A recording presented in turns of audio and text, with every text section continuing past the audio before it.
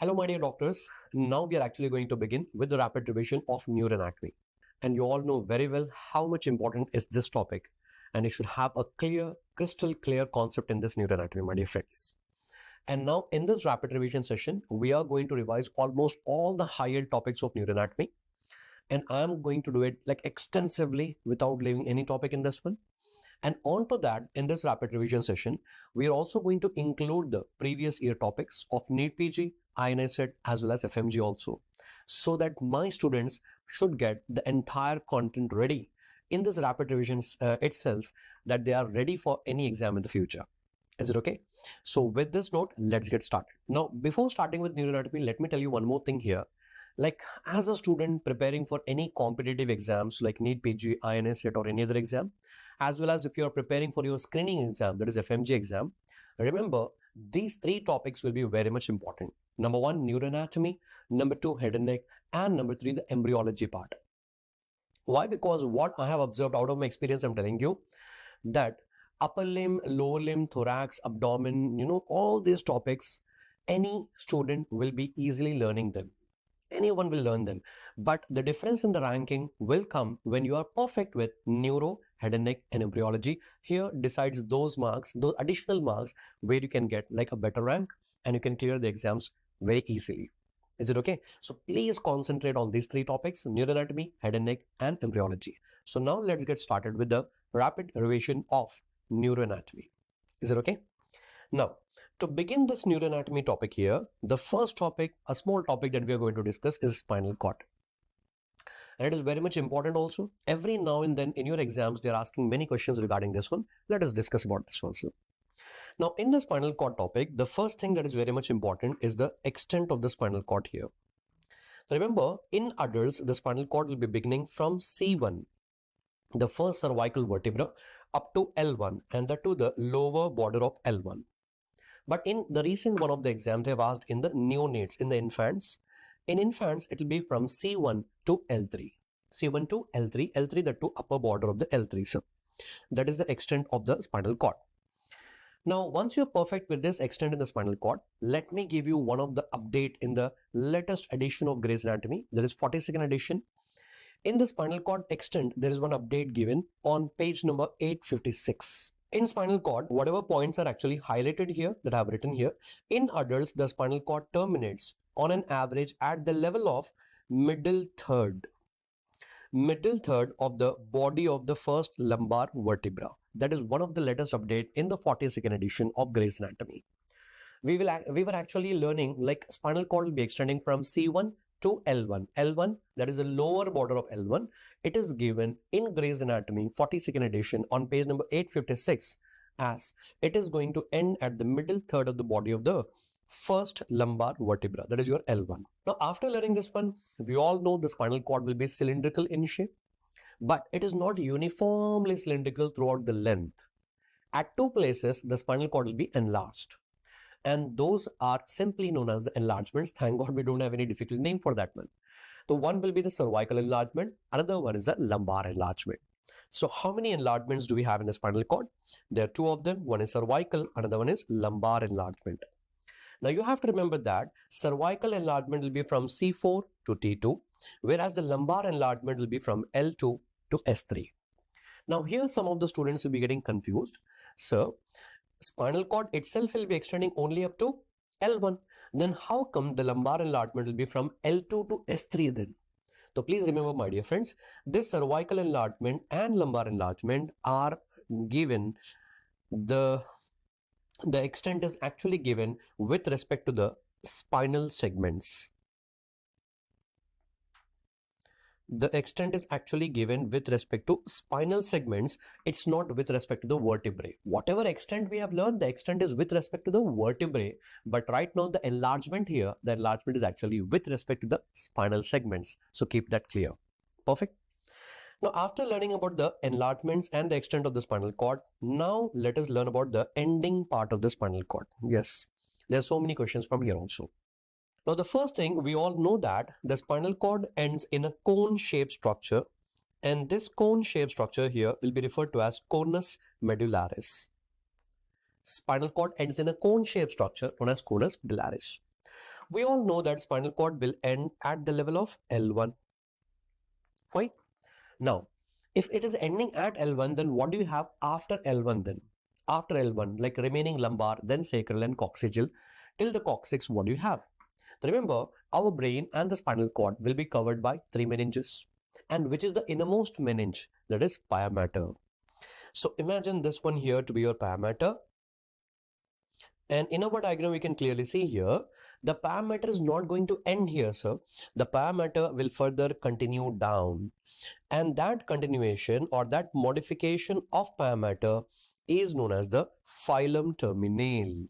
That is known as filum terminale. So remember, filum terminale is actually the modification of pia mater. Now, if this is pia mater, automatically the next question in our mind is, so where is arachnoid and dura mater then? So remember, arachnoid and dura mater is going to further descend down and they are going to meet the pia mater or merge with the pia mater at the level of S2, the lower border of S2. And even this question also has been asked in the exam. And further, what is going to happen? The dura mater will actually further continue down along with the pia mater.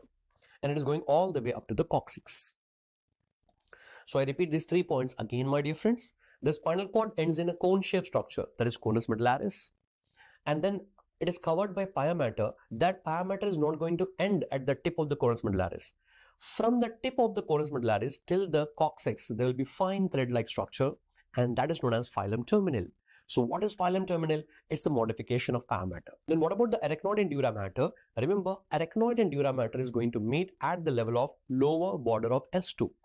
And finally, they're going to merge and travel all the way up to coccyx. Now we all know that between the arachnoid mater and the pia mater, the space will be the subarachnoid space. So therefore, one more question from here was, subarachnoid space ends at which level? Again, the same answer, it will be ending at S2 only. Now, what do you have in this subarachnoid space? Yes, of course, you'll be having the CSF. So because you're having the CSF over here, that is the reason why this is the right place, ideal place where you can do the lumbar puncture. So remember, lumbar puncture is actually done between L3 and L4. Lumbar puncture is done between L3 and L4. Even this has been asked in your exam, sir. So this ending part of the spinal cord is very much important, my dear friends. Many questions we are able to solve from here. Now, let us go a little bit in more depth. Remember, filum terminale is in turn divided into two parts here, sir. One will be the filum terminale internus and another one will be the filum terminale externus. Now, what do I mean by this one here? Now, this part of the filum terminale, this part here, it's actually known as the filum terminale internus. And you can very clearly see in the diagram there, the filum terminale internus is just made up of pia mater, whereas the filum terminale externus is actually the merger of all the three meninges together.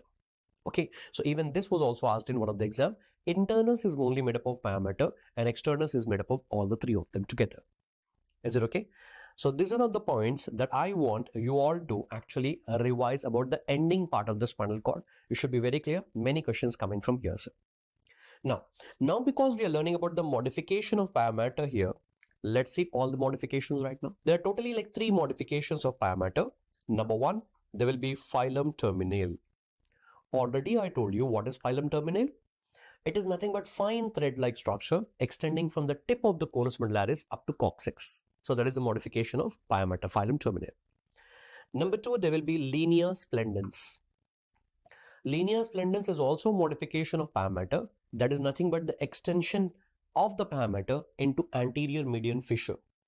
I hope all of you have learned the transverse section of spinal cord n number of times. When you see the transverse section of the spinal cord, anteriorly there will be an anterior median fissure. Now the pia mater is actually going to extend into that anterior median fissure, and that extension of the pia mater into anterior median fissure is known as the linea splendens. Linea splendens. And the third one here is ligamentum denticulatum, and this is very much important. Now from the name itself, you are able to understand that ligamentum denticulatum means what? Yes, the pia mater will be actually extending like the tooth-like structures on either side of the spinal cord. So in this diagram, you're able to appreciate the ligamentum denticulatum over here. So pia mater is actually going to extend like tooth-like projections on either side of the spinal cord. that is known as ligamentum denticulum. Now the question here is that in total, how many ligamentum denticulum do we have? Now in the offline classes, when we are in the classes interacting with the students, they'll be answering n number of things like 31 pairs, 40 pairs, something. Please remember, there'll be only and only two ligamentum denticulum. One on the right side, another one will be on the left side. That's all. So there are only two ligamentum denticulum. Now the important thing here is that in that two ligamentum denticulum, you will be having 21 projections on each side. So please have a clarity. If they ask you the question, how many ligamentum denticulum do we have? We have only two of them, one on the right, one on the left. But that will be with 21 projections on each side. With 21 projections on each side, sir. On each side. So in total, how many will be there? In total, we'll be having approximately 42 to 44 projections together, collectively. Is it okay? So that was the main important thing which I wanted to learn in the modifications of pia mater. So in total, how many modifications are there in the pia mater? Remember, there are three of them. Number one, filum terminale. Number two, the linea splendens. And number three will be the ligamentum denticulum, sir. Perfectly done. And by this, in the very beginning of the neuroanatomy rapid revision, we are actually done with one small topic, that is spinal cord. But yes, remember, it's important. Now moving on to the next one, next section. Now, my dear friends, I will tell you the trick how to do the rapid revision of neuroanatomy in very less number of hours, or you can say in very less time, how to complete the entire neuroanatomy. The best way to revise neuroanatomy is by learning the sections of the brain. So on the screen here, you're able to see the three sections of the brain. Number one, the coronal section of the brain. Number two, the sagittal section of the brain, where we're going to cut exactly in the middle. And number three will be the transverse section of the brain. So we are going to learn one section in such a way that we are going to complete every topic related to that particular section. So in this, what will happen is maximum of your neuroanatomy will be actually completed, sir. So in the regular videos, in the regular classes, we have learned the neuroanatomy in a different style, different fashion. But here in rapid revision, this is the best way out of my experience. I'm telling you, learn the three sections of brain. Now, why I'm telling you this one here is why? Because exam will not be completed without the sections of the brain. Mark my words, in every exam, they'll definitely give you any one section of the brain, definitely in the exam, sir. Whether it is anatomical image or radiological image, sections of the brain are very much important. So with this, let's get started with the first one, that is coronal section of the brain. Now, in the coronal section of the brain, simultaneously, we are also going to learn the boundaries of the lateral ventricle. Come on, let's do it together. Now, in this diagram, first you'll be able to appreciate this is the lateral ventricle here, and this one will be the lateral ventricle here. There will be two lateral ventricles, and they are present in telencephalon, that is in cerebral hemispheres. And both the lateral ventricles are going to open into the third ventricle, that is the third ventricle, and they are going to be connected with the help of foramen, which is very famously known as foramen of Monro. So the two lateral ventricles are connected to the third ventricle via foramen of Monro. Now after this, you are able to appreciate here that this is the bundle of fibers connecting the right half of the brain with the left half. This is the bundle of fibers connecting the right half of the brain with the left half. Now we all know very well, the white matter fibers connecting the right half and the left half is known as commissural fibers. Now, out of all the commissural fiber, the largest commissural fiber will be corpus callosum. And yes, of course, this one here will be the corpus callosum. So this is corpus callosum. Okay. So it is a commissural fiber connecting the right and left half, that is corpus callosum. And in our diagram, you can clearly appreciate that it is going to form the roof of the lateral ventricle. So corpus callosum is the one which is going to form the roof of the lateral ventricle. So as I promised you, simultaneously in the coronal section, we are also going to learn the boundaries of the lateral ventricles. Now after learning this, between the two lateral ventricles, we are able to appreciate one septum here. And this septum is known as the septum pellucidum. This is septum pellucidum, sir. Perfect. And just beneath the septum pellucidum, you'll be able to appreciate this is fornix. Fornix. It is very, very much important, sir. You should be able to identify fornix in every section, my dear friends. Okay. So now let me tell you here. For example, if this is the corpus callosum here, the bundle of fibers connecting the right half and left half, just beneath the corpus callosum, there will be a septum in the middle, and this septum here will be the septum pellucidum. So you just imagine my hand here is like septum pellucidum. There is a lateral ventricle here and the lateral ventricle here. Now in the septum pellucidum, the lower margin of this lower margin will be attached to the two fornix. Later on, I'll show you the complete structure of fornix. Don't worry about that. So the two fornix are actually coming forward here like this, but we are saying in this section right now, so coronal section. So in the coronal section, you're not able to appreciate the complete fornix. You're only able to see this part of the fornix here, sir. So please remember that septum pellucidum, the lower margin of that one will be attached to the fornix there. And these two, that is your septum pellucidum and the fornix, together they are going to form which wall? This is going to form the medial wall of lateral ventricle. It is going to form the medial wall of the lateral ventricle. After this, what is going to form the floor of this one, sir? In the floor, you will be able to appreciate one nucleus here. This nucleus here will be the caudate nucleus. Perfect. And then after this, you'll be able to appreciate one vein here. This vein here will be the thalamostriate vein. So this vein here will be the thalamostriate vein. And then beneath this, you'll be able to appreciate this one here will be actually the thalamus. So this part here will be the thalamus part. Perfect. And then inside here, inside the lateral ventricle, you'll be able to find the choroid plexus also. So this one here will be the choroid plexus.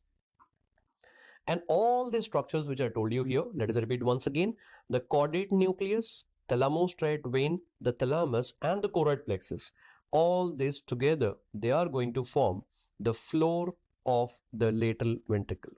That is going to form the floor of the lateral ventricle, my dear friends. Please remember the very famous thing in anatomy here, lateral ventricle does not have lateral wall. Lateral ventricle does not have lateral wall. So you can see that the lateral ventricle will have the roof there. There is a medial wall and the floor, but there is no lateral wall. Perfect. So let us just revise this once more here.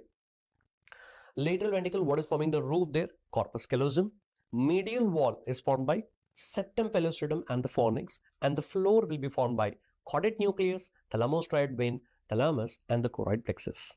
Perfectly done, sir. Now, after this, I hope all my student knows very well, if this is the caudate nucleus here, and this here will be the thalamus, of course, this one here will be the lentiform nucleus, and then passing in between this will be the internal capsule.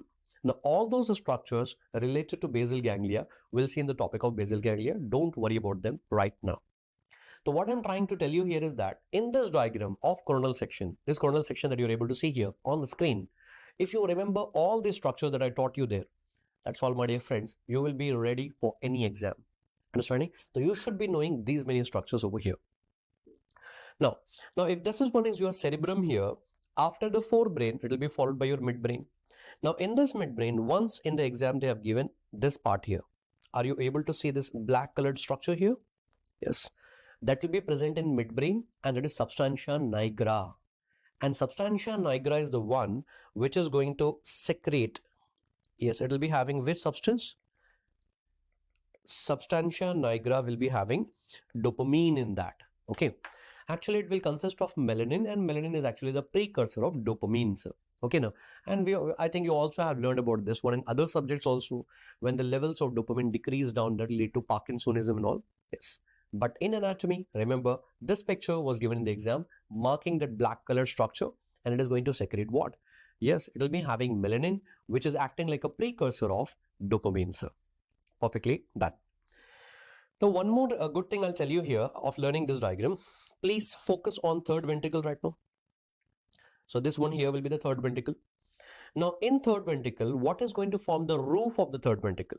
So please remember, if this is the third ventricle, the roof will be formed by choroid plexus as well as the fornix. The roof will be formed by choroid plexus and the fornix. And what is forming the lateral wall? The lateral wall will be formed by thalamus here, and below the thalamus there will be hypothalamus. So what I'm trying to tell you is, from this diagram itself we can learn the two boundaries of third ventricle also. Okay, so I repeat again, a roof will be formed by choroid plexus and the fornix, and the lateral wall is formed by thalamus and the hypothalamus. So these are all the things that you have to know in the coronal section of the lateral ventricle. Okay, now once you are done with this coronal section diagram here, let us move on to some more details about the lateral ventricle. See, lateral ventricle just now we have seen in which section? Coronal section. But if you see the entire lateral ventricle, you'll be able to appreciate here that the lateral ventricle will have anterior horn here. There is an anterior horn, and then there will be superior horn, and then there is posterior horn here. Please correct that one. It is posterior horn, and then this one here will be the inferior horn. So the lateral ventricle actually has got like 4 horns: anterior horn, superior horn, the posterior horn, and the inferior horn. Now this lateral ventricle is actually connected to the third ventricle, sir. So this one here will be the third ventricle. And you can clearly see these two are connected with the help of foramen of Monro. Foramen of Monro, sir. Now this third ventricle is further connected to the fourth ventricle via aqueduct of Sylvius. And finally, this one here is the fourth ventricle, and that will further continue down into the central canal of the spinal cord. Now, I just want to tell you like few points regarding the lateral ventricle. Coming back to our topic of lateral ventricle. Now, as I told you, it will be having like 4 horns. In this diagram, you're able to appreciate here, this one here will be the inferior horns. Okay, so this will be actually the cavity of the inferior horn. Now, in this inferior horn, I just want you to remember like 2 points here. What is going to form the roof? The roof will be formed by the tail of caudate nucleus. Now, you might be wondering here, sir, how come caudate nucleus is forming the roof here? Please recall in the basal ganglia topic, we learned about the caudate nucleus. Caudate nucleus will be a C-shaped nucleus. Fine. Now, in the C-shaped nucleus, there will be a head, and then there will be body and the tail. And the tail of the caudate nucleus is present at the roof of which horn? Inferior horn. The tail of the caudate nucleus is going to form the roof of the inferior horn of the lateral ventricle. Then what is forming the floor of this one? You can clearly see here. In the floor, you'll be able to appreciate the hippocampus. So in this inferior horn, above you'll be having the tail of the caudate nucleus, and below there will be hippocampus here. I repeat again, the roof will be formed by the tail of the caudate nucleus, floor is formed by the hippocampus. Now in this diagram, this one here will be the posterior horn here, sir. So this is the cavity of the posterior horn. Now in this, we can very clearly see the roof as well as the lateral wall is formed by the tapetum fibers. The roof and the lateral wall is formed by tapetum fibers. Now, where did we come across this tapetum fibers? So remember, when you learn about the corpus callosum, it will have rostrum, genu, body, and the splenium. There are 4 parts in the corpus callosum. Now, the genu part in the front will be connected to the frontal lobe. Genu part will be connected to frontal lobe, forceps minor. Splenium part is connected to occipital lobe with the help of forceps major. And the body will be sending the fibers laterally, and those fibers will be the tapetum fibers.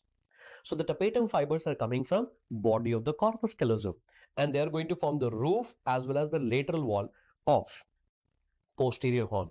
Okay, so they are going to form the roof and the lateral wall of posterior horn, sir. Now the most important thing here, which was also asked in the exam, was, yes, in this posterior horn, you're able to appreciate here the 2 elevations here, sir. Now in these 2 elevations here, number 1 elevation is formed because of the fibers of forceps major. One of the elevation is formed by the fibers of forceps major, and that is actually referred to as the bulb of the posterior horn. I hope you're able to see that one here. The bulb of the posterior horn, this one here.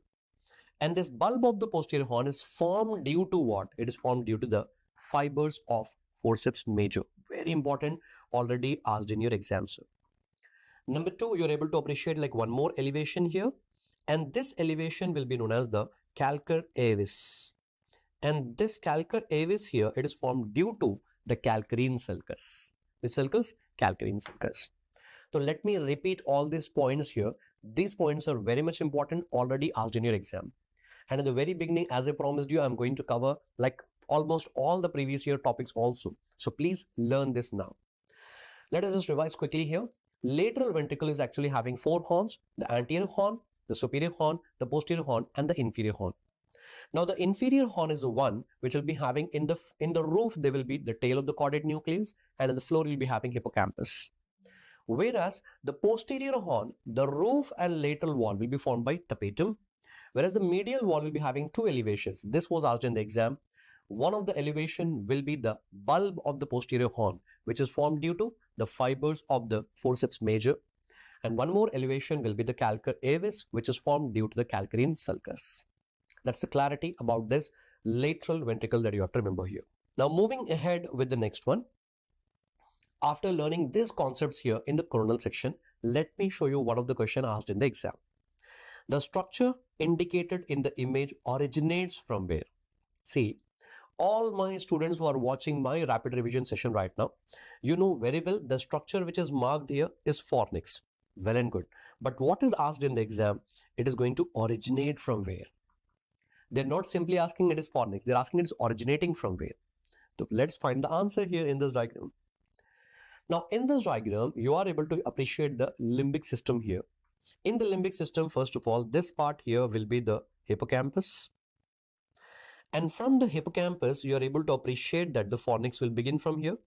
And fornix is going all the way here and going and joining with the mammillary body. So hippocampus, and from the hippocampus begins the fornix. And then it is going and joining with the mammillary body. Perfect. So my dear doctors, from here, what do you understand? So if this is present on one side of the brain, similarly it is there on the other side also, right? So now please look here very carefully and try to imagine in your mind. For example, our brain, we are seeing from the top view, we are seeing from above. So when you're looking at your brain from the above, the cerebral hemisphere, hippocampus and hippocampus, from both the hippocampus begins your fornix and fornix. Now this fornix will come closer, travel forwards, then separate apart, join with the mammillary body and mammillary body on either side. So just look at my hands here right now. Let me repeat once more. Hippocampus, hippocampus, then fornix and fornix, then moving forward, then going and joining with the mammillary body and mammillary body. Understanding? Now, the fornix on one side and the fornix on the other side are joined together with the help of certain fibers in the middle. Now, please don't forget the basics I told you very clearly. The fornix on one side and the fornix on the other side are joined together by commissural fiber. Anything connecting the right and left half, commissural fiber. And this commissural fiber will be the hippocampal commissure. Hippocampal commissure. Okay. So let me just draw a simple diagram over here. For example, if this one here is the hippocampus going and joining with the mammillary body, this is the hippocampus, and then fornix going and joining with the mammillary body. Hippocampus here, fornix here, and this one will be the mammillary body here. Now remember, the fornix on one side and the fornix on other side are connected. Of course, that should be the commissure. And this commissural fiber here will be the hippocampal commissure. Hippocampal commissure. Okay. Now the most important thing about this one is hippocampal commissure connects what? I'm writing in capital letters. Please remember carefully. It connects fornix. Please don't answer in the exam as hippocampus. No. Hippocampal commissure connects what, sir? Fornix. Number one. Number two, the second thing is fornix is going to begin from hippocampus and it is going towards the mammillary body. It's beginning from hippocampus and going towards the mammillary body. So here we get the answer for our question here, my dear friends. The structure indicated in the given image is fornix, but it is going to begin from where? It's going to originate from the hippocampus. That's the right answer. Now moving ahead, I hope this concept is also very clear. Now moving ahead, one more question which is asked in your exam. Which pathway provides afferent fibers to the mammillary body? A structure which is located beneath the brain surface. Now it is telling about the afferent fibers to mammillary body. So just now we have seen that the fornix begins from hippocampus and it is going to mammillary body. It's taking the information to the mammillary body. So which one will be the afferent to the mammillary body? The answer should be the fornix. Are you understanding the different ways how they're asking the question in the exam? So fornix is very, very much important question, sir. So I'm trying to include all the questions regarding the phonics here so that you don't have to worry.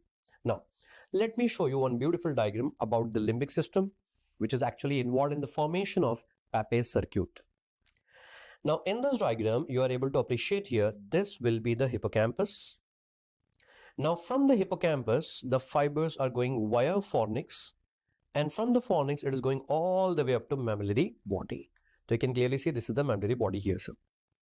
Now, from the mammillary body, what is going to happen? These fibers or this information will be carried to the anterior nucleus of thalamus.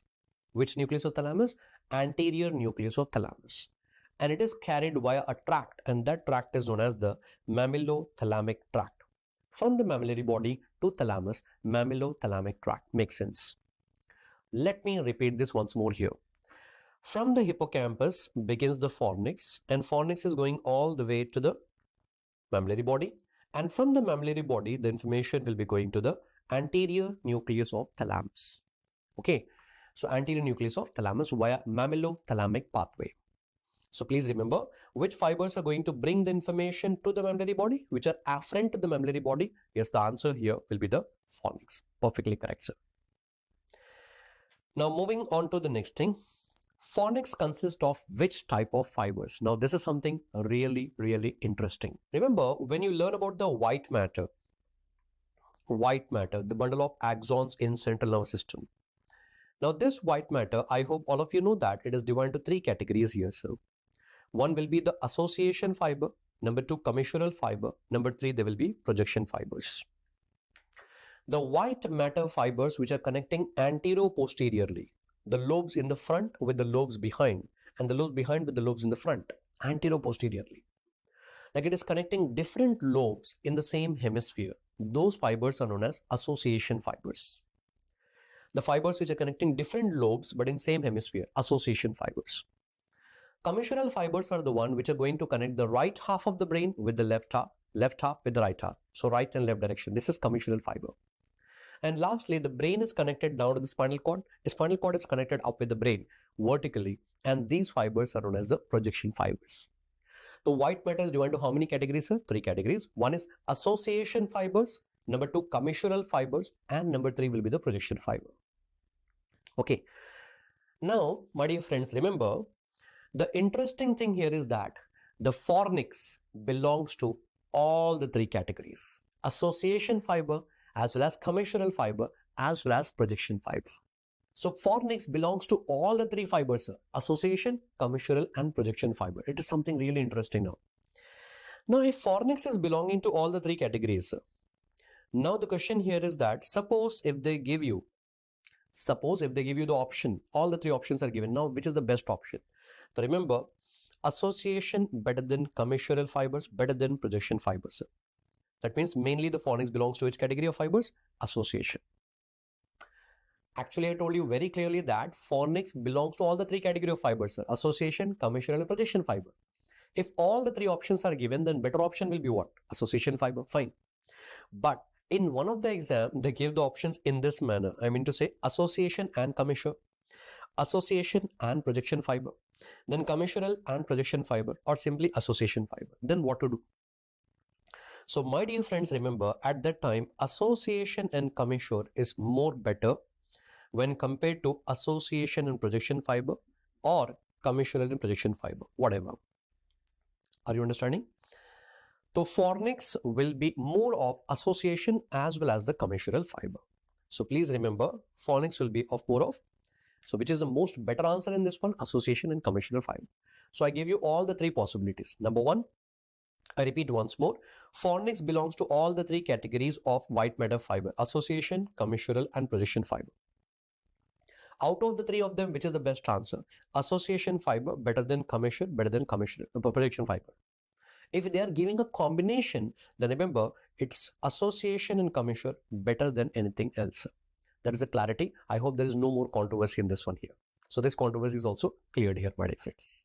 Okay. So by this, my dear friends, we are done with each and everything related to the coronal section of the brain. I hope you did not forget our planning. I told you the best way to revise neuroanatomy will be by sections. So now we are done with the coronal section. In the coronal section, we are also done with the lateral ventricle, all the boundaries and all. And along with that, I told you each and every possible thing regarding the fornix. Now let us move on to the next section, that is sagittal section of the brain. So I'm going to cut the brain exactly in the middle, dividing into right half and left half. Then one half, let us remove and throw it off. Then let us see in the sagittal section from one side. So if you look at the brain in sagittal section, it will look like this here. Now in this sagittal section, we are going to mainly concentrate on the third ventricle. I hope you are able to very clearly see here. This ventricle here will be actually the third ventricle here, sir. So this ventricle over here will be the third ventricle. And the third ventricle will be connected to the fourth ventricle with the help of aqueduct of Sylvius. Perfect. Now, if you recall, when I taught you about the coronal section of the brain, there itself I taught you the two boundaries of the third ventricle. So third ventricle is just like a slit-like ventricle, so it's like a slit. So what is forming the roof of the third ventricle? Choroid plexus and the fornix. And what is there on the lateral side? We'll be having the thalamus and the hypothalamus. So in this diagram, you can very clearly appreciate here, this one will be the thalamus here, and below the thalamus, this here will be the hypothalamus. So thalamus and hypothalamus, these two are going to form the lateral wall of the third ventricle. They are forming the lateral wall, very much important. Thalamus and hypothalamus. After that, what is going to form the roof of the third ventricle? So remember, this here will be the choroid plexus. And just above the choroid plexus, you are able to appreciate the fornix here, sir. So fornix and choroid plexus, these two are going to form the roof of third ventricle. Roof of the third ventricle.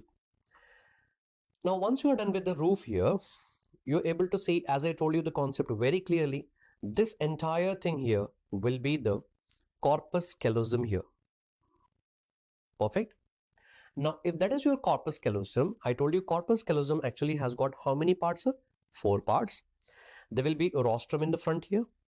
Then this bent here will be genu. Then there is a body and the splenium here, sir. Corpus callosum has got 4 parts: rostrum, genu, body and the splenium. And just now I told you, just below the corpus callosum, there will be a septum which is separating the lateral ventricles. That septum here will be the septum pellucidum. And attached to the lower margin of septum pellucidum will be the fornix. Perfectly crystal clear concept. Okay. So there will be corpus callosum. Below that there will be septum pellucidum. And attached to the lower margin of that will be having the fornix. Now, just below the rostrum there will be one commissure here. And this commissural fiber here will be the anterior commissure. This is anterior commissure here. And below the anterior commissure, you are able to appreciate one lamina. And this lamina here will be known as the lamina terminalis or lamina terminalis. So there is anterior commissure. Below that anterior commissure, there will be lamina terminalis. Now, I want you to remember 2 points regarding this lamina terminalis. This is the place where you don't have any blood-brain barrier. There is no blood-brain barrier. If there is no blood-brain barrier, that means lamina terminalis is one of the examples of circumventricular organs. Circumventricular organs, where you don't find the blood-brain barrier. Okay. Number 2, remember, lamina terminalis is representing as the remnant of the anterior neuropore or the cranial neuropore. So lamina terminalis is representing the remnant of the anterior neuropore. Now, what is this anterior neuropore, sir? When we discussed in embryology about the neural tube formation, a neural tube will have 2 openings. There will be a cranial neuropore and there will be a caudal neuropore. Out of those 2, the cranial neuropore, or it is also known as anterior neuropore, also known as the rostral neuropore, that neuropore, remnant of that one is nothing but lamina terminalis. Okay, so these 2 points are very important about this one. And coming back to our concept here, if this one here will be your third ventricle here, my dear friends, of course, these 2 are going to form which wall of the third ventricle? These 2 are going to form the anterior wall of the third ventricle. anterior commissure as well as the lamina terminalis, it is going to form the anterior wall of the third ventricle. So therefore, the anterior wall of the third ventricle will be formed by the anterior commissure and lamina terminalis. Now after this, let us go to the posterior wall right now. Now in posterior wall, how to identify all the structures? First, you identify the splenium, and below the splenium of the corpus callosum, you will be able to appreciate one gland here. And this gland here will be the pineal gland, sir. So this gland here will be the pineal gland. Now just below the pineal gland, you'll be having one commissure. That commissure will be the posterior commissure. Above the pineal gland, there will be one commissure. This is habenular commissure. So this is habenular commissure. The best way to identify here, first you identify the pineal gland. Above the pineal gland, there will be habenular commissure, and below the pineal gland, there will be posterior commissure. So now this duct here will be the aqueduct of Sylvius or cerebral aqueduct. So all these structures together, they are going to form the posterior wall of the third ventricle. Make sense? It's very simple now. So I told you how to identify. First, what you're going to do, below the splenium, there will be pineal gland. And below the pineal gland, there will be posterior commissure. Above the pineal gland, there will be habenular commissure. And then that duct will be the aqueduct. Altogether, it is going to form the posterior wall of the third ventricle. Now, after the posterior wall, we are now just left out with the floor. And yes, my dear friends, remember, in every ventricle, the floor is very much important. Whether it is lateral ventricle or third ventricle or fourth ventricle, the floor of the ventricles is very much important. Now, the floor of the third ventricle here, it is formed by this crossing here. This crossing here will be optic chiasma. So optic nerve and optic nerve will be crossing their optic chiasma. And then from the optic chiasm, there will be actually optic tract. So optic tract on one side and the optic tract on the other side. Between the two optic tracts, you will be able to appreciate the infundibulum here. That is infundibulum or pituitary stalk that is getting attached to the pituitary gland. So this one here will be the infundibulum. I'm just writing here as I, infundibulum. Along with the infundibulum, this part here, this thicker part, you're able to appreciate there, that is tuber cinereum. Tuber cinereum. Then just behind that, you'll be able to appreciate a body, and this body here will be the mammillary body. Then there will be perforated substance, that is posterior perforated substance. Posterior perforated substance.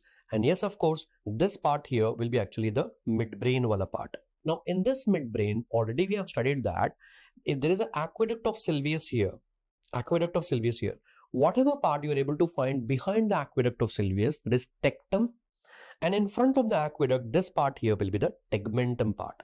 So, my dear friends, this part here is tegmentum. So, it is tegmentum part of the midbrain. Now, all these structures together, I mean to say optic chiasma, infundibulum, tuber cinereum, mammillary body, posterior perforated substance, as well as tegmentum, all this together is going to form the floor of the third ventricle. It is going to form the floor of the third ventricle. So in this manner, my dear friends, if you are learning the sagittal section of the brain, simultaneously we are also done with the third ventricle boundaries also. Okay. And of course, I'm done with the roof, the floor, anterior wall and the posterior wall. And I told you already what is going to form the lateral wall of the third ventricle, that is formed by thalamus and the hypothalamus. Thalamus and the hypothalamus. So therefore, in the sagittal section, if you know these many structures over here, yes, my dear friends, you can anytime answer any question if this image is given. Likewise, recently in one of the exams, they have given the radiological image. Nowadays, you know very well, it's all like integrated questions coming. Like anatomy integrated with the radiology also. Image will be the radiological image, but the question will be actually from anatomy. Now in this diagram, you can clearly appreciate here, this is the corpus callosum, the largest commissure. And corpus callosum will be having like 4 parts, the rostrum, genu, and the body and the splenium. Below the corpus callosum, there will be that septum, septum pellucidum. And in the lower margin of septum pellucidum, we'll be having fornix, that is a fornix. And of course, this one here will be the third ventricle here. This will be the aqueduct of Sylvius, and this is the fourth ventricle here. Now, you also are able to identify like the small structures over here, my dear friends.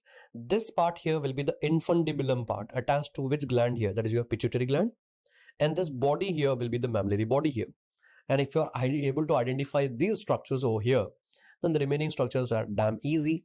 This one here will be the midbrain, then the pons, and this one is medulla oblongata, and this is your cerebellum here, followed by, the spinal cord and all, that you can easily identify. So in this manner, if you learn the anatomy part very clearly, I hope it will help you a lot in the radiology also. Okay, now moving on to the next thing. Let us see the MCQs right now.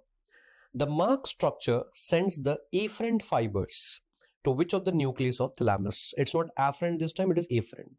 Now what is the mark structure here? Yes, we are able to identify it is mammillary body. And mammillary body is further sending the fibers to, I told you very, very clearly in this diagram. From the hippocampus, the fibers will be going via the fornix to the mammillary body. And from the mammillary body, the fibers will be further going to the anterior nucleus of thalamus via mammillothalamic tract. So the efferent fibers from the mammillary body are going to the anterior nucleus of thalamus. Which nucleus of thalamus? Anterior nucleus of thalamus. Crystal clear concept.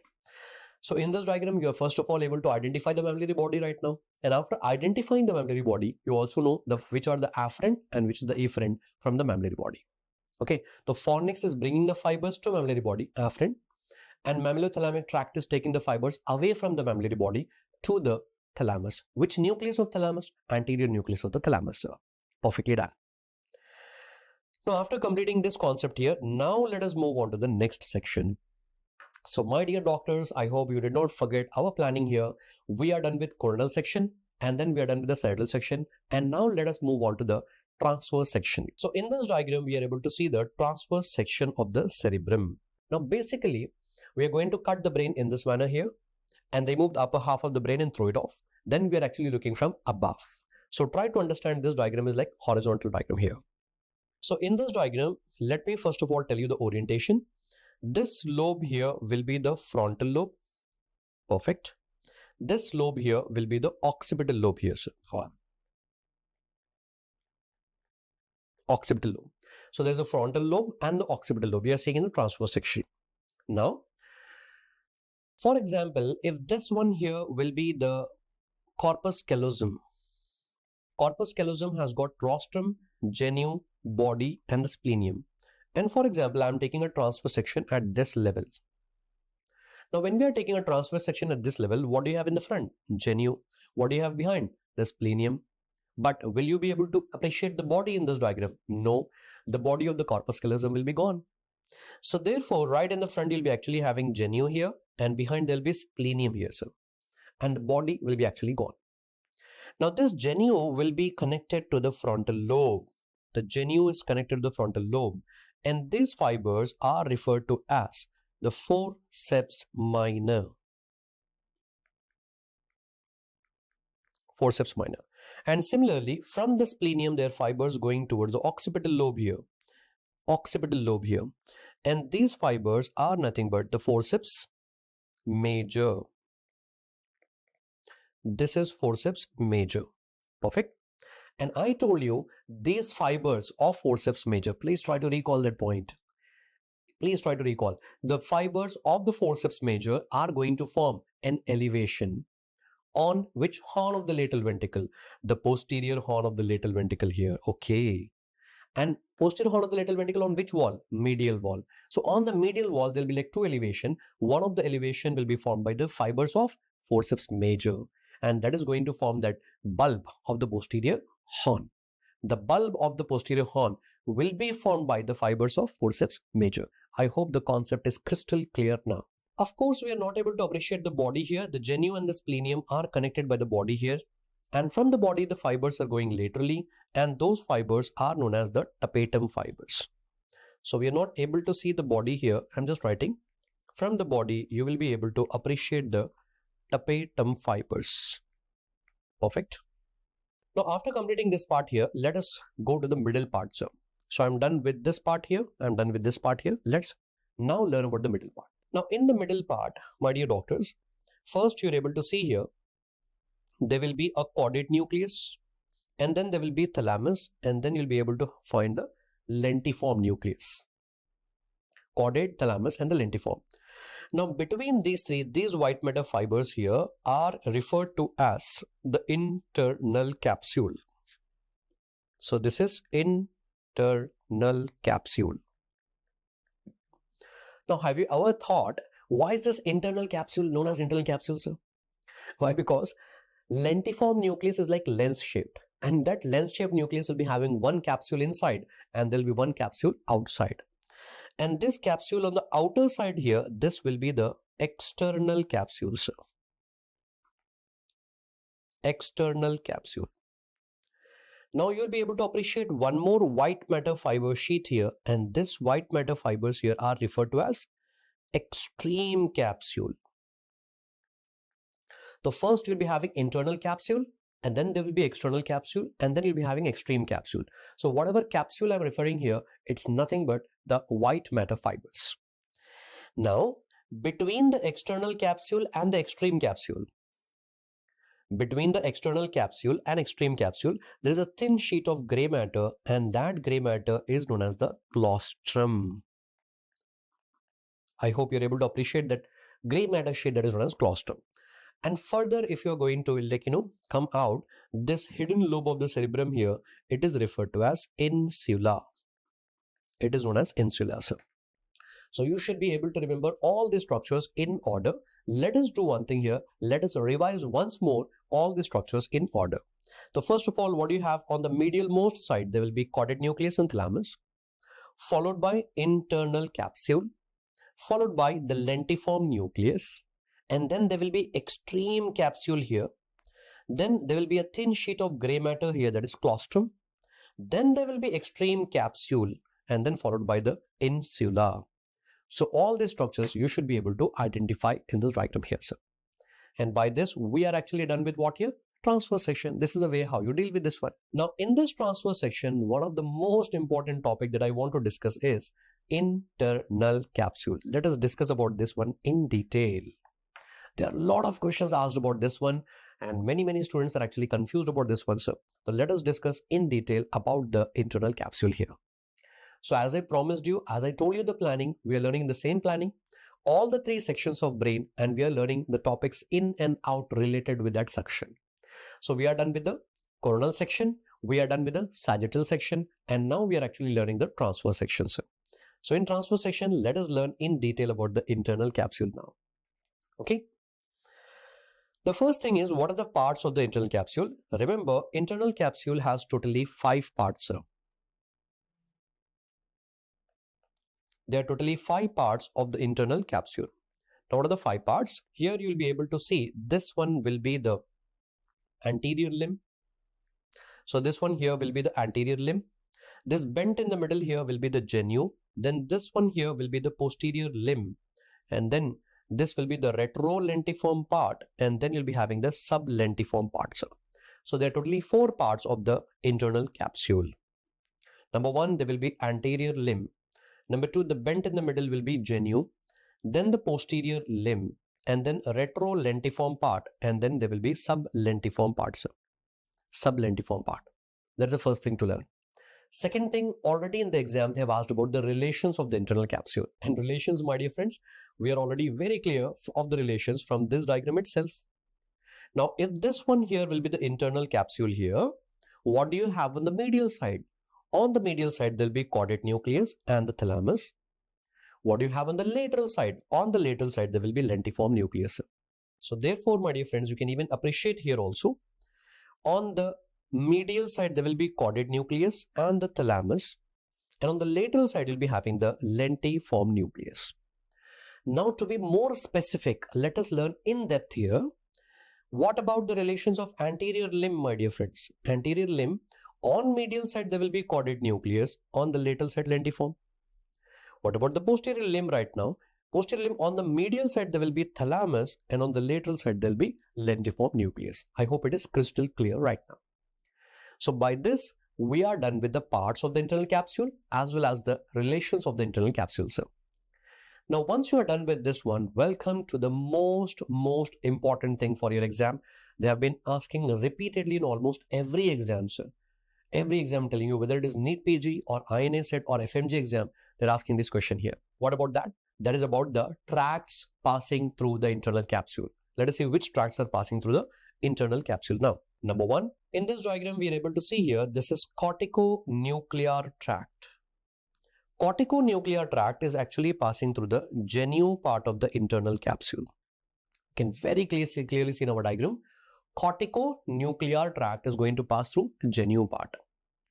What is the name indicating? It is beginning from the cortex and going to the nuclei. Which nuclei? The cranial nerve nuclei. Corticonuclear tract. Then the corticospinal tract, the very famous one. You might be knowing that with the name of pyramidal tract, sir. So remember, the corticospinal tract is going to pass through which limb? You can very clearly see in this diagram, it is passing through the posterior limb. But in the exam, there were like 4 options. Anterior 1/3 of the posterior limb, anterior 2/3 of the posterior limb, posterior 1/3 of the posterior limb, posterior 2/3 of the posterior limb. So please remember, posterior limb everyone knows, but you have to know it is passing exactly from where? In the posterior limb. So remember, my dear friends, the corticospinal tract is going to pass from the anterior 2/3 of posterior limb. Anterior 2/3 of the posterior limb. So I repeat once more here, corticonuclear tract is passing from the genu part, whereas the corticospinal tract is passing from the anterior 2/3 of the posterior limb, sir. Anterior 2/3 of the posterior limb. Perfect. Now, after this, let us learn about the geniculate bodies here. Actually, there are 2 geniculate bodies. One is medial, another one is the lateral geniculate body. Okay. Now, medial geniculate body, it is a part of your auditory pathways. Medial geniculate body is a part of your auditory pathway. And lateral geniculate body is a part of your visual pathway. So how do we remember this one? There's one beautiful mnemonic for this one. Remember, M for medial geniculate body, M for music. So remember, medial geniculate body is involved in auditory pathway, music. And then L for lateral geniculate body, L for light, and that is involved in visual pathway. Okay, no confusion at all. So therefore, what is going to happen from the medial geniculate body, M for medial geniculate body, M for music, it comes in auditory pathway. Now from the medial geniculate body, obviously begins the auditory radiations. And these auditory radiations, you can very clearly see, they are going below which nucleus here? This is your lentiform nucleus. That's the reason why auditory radiations are nothing but your sublentiform fibers. So we can say that the sublentiform fibers are passing through which radiations? Auditory radiation. Whereas lateral geniculate body belongs to visual pathway. Okay, L for light, L for lateral, visual pathway. So therefore, from the lateral geniculate body begins the optic radiations. And these optic radiations, you can see it's going to pass behind the lentiform nucleus. It's not below. Don't look at this diagram like a vertical diagram here. I told you the orientation very clearly. The diagram is like transverse section. So when it is transverse section, this is lentiform nucleus. So it is actually present behind, not below. So remember, my dear friends, it's actually present behind. So therefore, optic radiations are, which is the one from where retrolentiform fibers are going to pass. Crystal clear concept. Okay. Sublentiform fibers are passing through the auditory radiation, whereas the retrolentiform fibers are going to pass through the optic radiation. Optic radiation. Perfect. Now, similarly, one more name you can actually give with respect to the thalamus also. Sublentiform, they're actually below, right? Below. So therefore, they're also known as inferior thalamic radiation. And retrolentiform is actually behind. So therefore, it is posterior thalamic radiation. Posterior thalamic radiation. So don't get confused with the name. One of the name is with respect to the lentiform. Another name is with respect to the thalamus. So please remember, sublentiform below, it is inferior thalamic radiation. Retrolentiform behind, that is actually posterior thalamic radiation. So I'm done with all the tracts, all the fibers passing from where. Let us repeat very quickly once here, sir. Number one, corticonuclear fibers are going to pass from genu part. Very clear. Corticospinal tract is passing from anterior 2/3 of the posterior limb. Very clear. Sublentiform fibers are going to pass through auditory radiation. Very clear, sir. And then retrolentiform fibers are passing through optic radiation. So all the tracts passing from where, it's crystal clear in the internal capsule. Okay. Now you might be wondering here why this is so much important, sir. What is the clinical importance of this one? Let me tell you the clinical importance here. Now, for example, if this one here will be the internal capsule, corticonuclear fibers are going to pass from genu part. Corticonuclear, what is the name indicating? It's going from the cortex to the nuclei. Which nuclei? The cranial nerve nuclei. And the cranial nerves are the one which are mainly supplying to your head and neck part itself. So this is the part which is actually representing your head and neck. Yeah. Corticonuclear fibers are going to the cranial nerve nuclei, and the cranial nerves are the one which are supplying to your head and neck part. So therefore that is representing head and neck, genu part. After that, corticospinal tract fibers, they are going from the cortex through the spinal cord, that pyramidal tract, descending tract, and supplying to your upper limb, and then the trunk and the lower limb. Upper limb and the trunk and the lower limb, they are arranged in the same sequence. So this part is representing the upper limb part here, then the trunk and the lower limb part here. Oh my God. You can clearly see here, our entire body is represented in the internal capsule here. So if there is any injury or any lesion in the internal capsule, then there will be a widespread effect in the entire body. Understanding? That is why the examiner wants to know whether you know like which tract is passing from where. Understanding? So that is the clinical importance of this one. I repeat once more here for the clarity. It's worth repeating, my dear friends. Which tract is passing from genu part?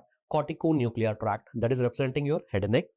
Which tract is passing from anterior 2/3 of the posterior limb? That is nothing but your corticospinal tract, and that is representing your upper limb, the trunk and the lower limb. In short, internal capsule represents your entire body. Any effect there will lead to the widespread effect in the entire body. Your entire body will be affected there. Perfectly done, sir. So now we are done with the parts of the internal capsule. Number 2, we are done with the relations of that one. And number 3, we are done with what are the tracts passing through the internal capsule. Now, once you are clear with all these things, let us go to the blood supply of internal capsule. Okay. Now, this is another big headache for the students, how to remember the blood supply.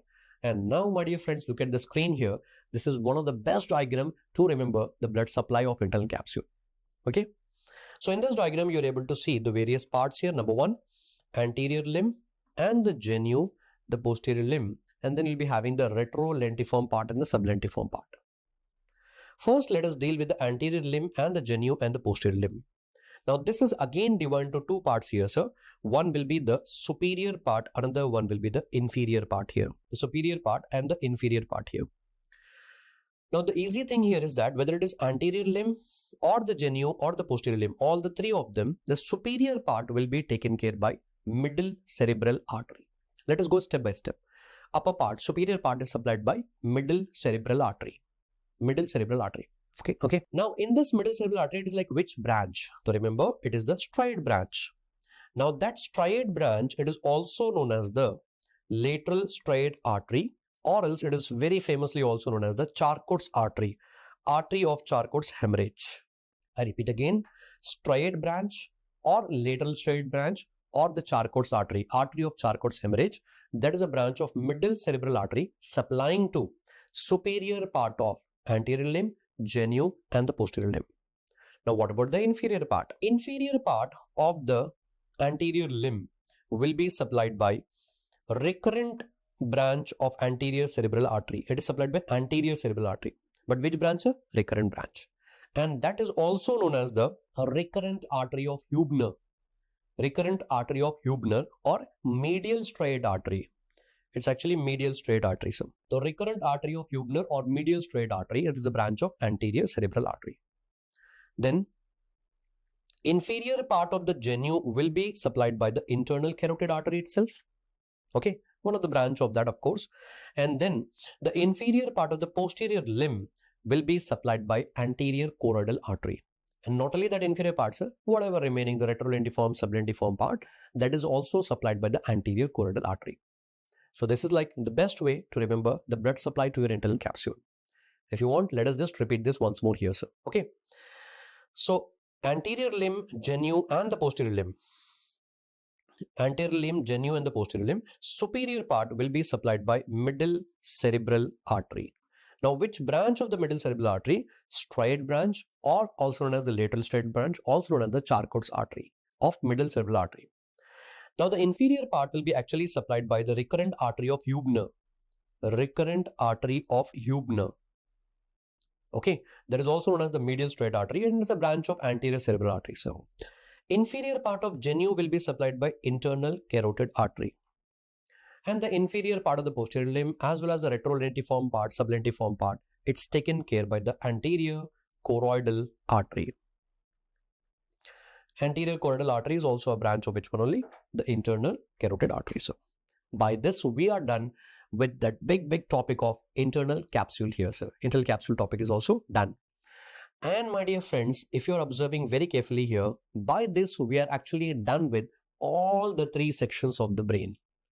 The coronal section, the sagittal section, and the transverse section. And that is what I told you, the best way of revising neuroanatomy. Once you are done with the main videos, now in the rapid revision, the best way of revising will be learn the three sections and related topics with that one. So here itself, very conceptually, very easily, all the topics will be revised. Okay. Now, once you are done with this one, let us just summarize here, sir. You all know very well, our brain will be actually divided into three parts here. That is your forebrain, midbrain, and the hindbrain, sir. Now, in the forebrain, again, you'll be having two parts. This is your big part here, that is cerebrum, which is also known as telencephalon. Located deep inside the cerebrum, there will be diencephalon. And diencephalon is made up of all the thalami parts. Thalamus, subthalamus, hypothalamus, all the thalami parts. Whatever it is, cerebrum and diencephalon, together it is forming your forebrain, which is also known as the prosencephalon. Prosencephalon or the forebrain. Then this part here in the middle, this is actually forming your midbrain. Midbrain is also known as mesencephalon. And thank God, midbrain is not further divided. If it is divided, again, we need to even learn that one also. It's not divided, thank God. Now, the hindbrain is actually made up of three parts. This is your pons here, followed by medulla oblongata, and behind will be actually having your cerebellum. Now, remember, the pons and cerebellum together, it is referred to as metencephalon. It is metencephalon. And medulla oblongata will be known as the myelencephalon. Myelencephalon. Whatever, metencephalon and myelencephalon together it is going to form your complete hindbrain, which is referred to as rhombencephalon. Rhombencephalon. Now, why I am making you familiar with all this terminology here, let me give you one simple diagram about the ventricles of the brain here, sir. I'm going to use the same diagram. Now, in this already I told you, please try to recall, lateral ventricles, there will be two in number, and these two lateral ventricles are present in telencephalon. They're present in telencephalon, the cerebral hemisphere. If there are two lateral ventricles, obviously the next one will be the third ventricle. And the third ventricle is present in diencephalon. It is the ventricle of diencephalon. And followed by the fourth ventricle. The fourth ventricle is obviously present in your entire hindbrain. There is nothing but rhombencephalon. Rhombencephalon. After learning the name of the ventricle and the location, let us now connect them together. Lateral ventricle is connected to third ventricle with the help of foramen of Monro. The third ventricle is connected to fourth ventricle with the help of aqueduct of Sylvius or cerebral aqueduct. And the fourth ventricle will further continue down into the central canal of the spinal cord. So that is the best way to summarize this one here, sir. Okay. So first you learn about the ventricles and then join them together. Now, what do you have inside these ventricles? Of course, there will be cerebrospinal fluid. Now, the cerebrospinal fluid will be formed in the choroid plexus. Majority of the CSF will be formed in the choroid plexus present in lateral ventricles. Now, from the lateral ventricle, the CSF is going via foramen of Monro into the third ventricle. Now, from the third ventricle, it will go via aqueduct. Then from there, it is going to the fourth ventricle. Now, in the fourth ventricle, the CSF will be going via foramen of Lashka. Remember, there are two foramen on the lateral side, foramen of Lashka. One foramen in the midline, that is foramen of Magendie. And it's very easy to remember, L for lateral, L for Lashka, M for midline, M for Magendie. Now, from here, what is going to happen? The CSF is going out of the brain. Now, our brain will be covered by the three meninges, dura mater, arachnoid mater, and the pia mater. Now, the CSF is actually going out into the subarachnoid space. And from the subarachnoid space, it will be actually drained by arachnoid granulation. Arachnoid granulations. And from there, the CSF will be finally drained by the dural venous sinuses. And majority of that is going to the superior sagittal sinus. I will tell you about these dural venous sinuses later on in the head and neck topics. Don't worry about that. Okay. So finally, it will be drained by the dural venous sinuses. Okay. Now what I'm trying to teach you here is, yes, the clinical correlation. This is like a very easy stuff. Everyone might be knowing this one. That is why I have revised it very quickly here. Now, sometimes what is going to happen, the defect here will be aqueductal stenosis. Stenosis, narrowing of the aqueduct. Aqueductal stenosis. If the aqueduct is narrowed, then what is going to happen? Of course, from my simple diagram, you are able to clearly understand that the CSF cannot be drained from there. So therefore, what will happen? The CSF will accumulate. Where it is accumulating? In which ventricle? Third ventricle. So therefore, the third ventricle will dilate. It will enlarge. And that condition is referred to as hydrocephalus condition. So accumulation of the CSF and then enlargement of the ventricle, that is hydrocephalus. And this is nothing but due to what? Aqueductal stenosis. So if the aqueduct will be narrowed, aqueductal stenosis, which ventricle is enlarged? Third ventricle. You don't have to mug up this one. You can remember very easily from my diagram here right now. Similarly, agar maan lo, just imagine that if this foramen of Lashka and the foramen of Magendie, it will undergo atresia. Then what is going to happen? The CSF will be accumulated in the fourth ventricle and the fourth ventricle will be enlarged there, and that will be observed in Dandy-Walker syndrome. So let me show you those two pictures here and then we'll wind up this topic here, sir. Aqueductal stenosis, which ventricle will be enlarged? It will be third ventricle which is dilated. And remember one more important point, the most common cause of congenital hydrocephalus. The most common cause of congenital hydrocephalus is congenital aqueductal stenosis. And you are able to see the images over here and you can clearly see this third ventricle is actually enlarged here. Now, similarly, in Dandy-Walker syndrome, what is going to happen? There will be atresia of foramen of Lashka and the foramen of Magendie. And that will lead to dilatation of which ventricle? The fourth ventricle, yes. So, in the normal, this one here will be the fourth ventricle. And you can clearly see, appreciate here, the fourth ventricle will be dilated here in the Dandy-Walker syndrome. Is it okay? So, by this, we are done with all the sections. And then we have seen the summary of the ventricles. And then we have seen the applied aspect of the clinical aspect of that one. Congenital hydrocephalus, that is aqueductal stenosis, very common, and Dandy-Walker syndrome. So, okay. And the next topic that we are going to begin is totally a new concept now, that is about the white matter and the gray matter. Now, white matter, we all know very well, it is bundle of axons. And this bundle of axons are actually divided into three categories, as I told you. The one which is connecting the different lobes in the same hemisphere, it is association fiber. And the one which is connecting the right half of the brain with the left half, right and left, that is commissural fiber. And the one which is connecting the brain down to the spinal cord and spinal cord up in the brain, that is projection fiber. So white matter fibers are again divided into three categories here, sir. Number one, association fiber, then commissural fiber, and then projection fiber. Projection fibers are in turn divided into number one, corona radiata, and then the internal capsule, and then the tracts. And it's very, very easy here, sir. Initially, when the fibers are going to begin, the fibers are dispersed like fan-shaped structure, that is corona radiata. And all the fibers will converge together and they're going to move. And that is nothing but your internal capsule, which we have already discussed. And then the fibers are going to move down into the spinal cord. That is nothing but your tracts. So tracts and the internal capsule and corona radiata, all this together, it is going to form your projection fibers. Now let us discuss all the important topics in this one, starting with the first one, that is association fibers.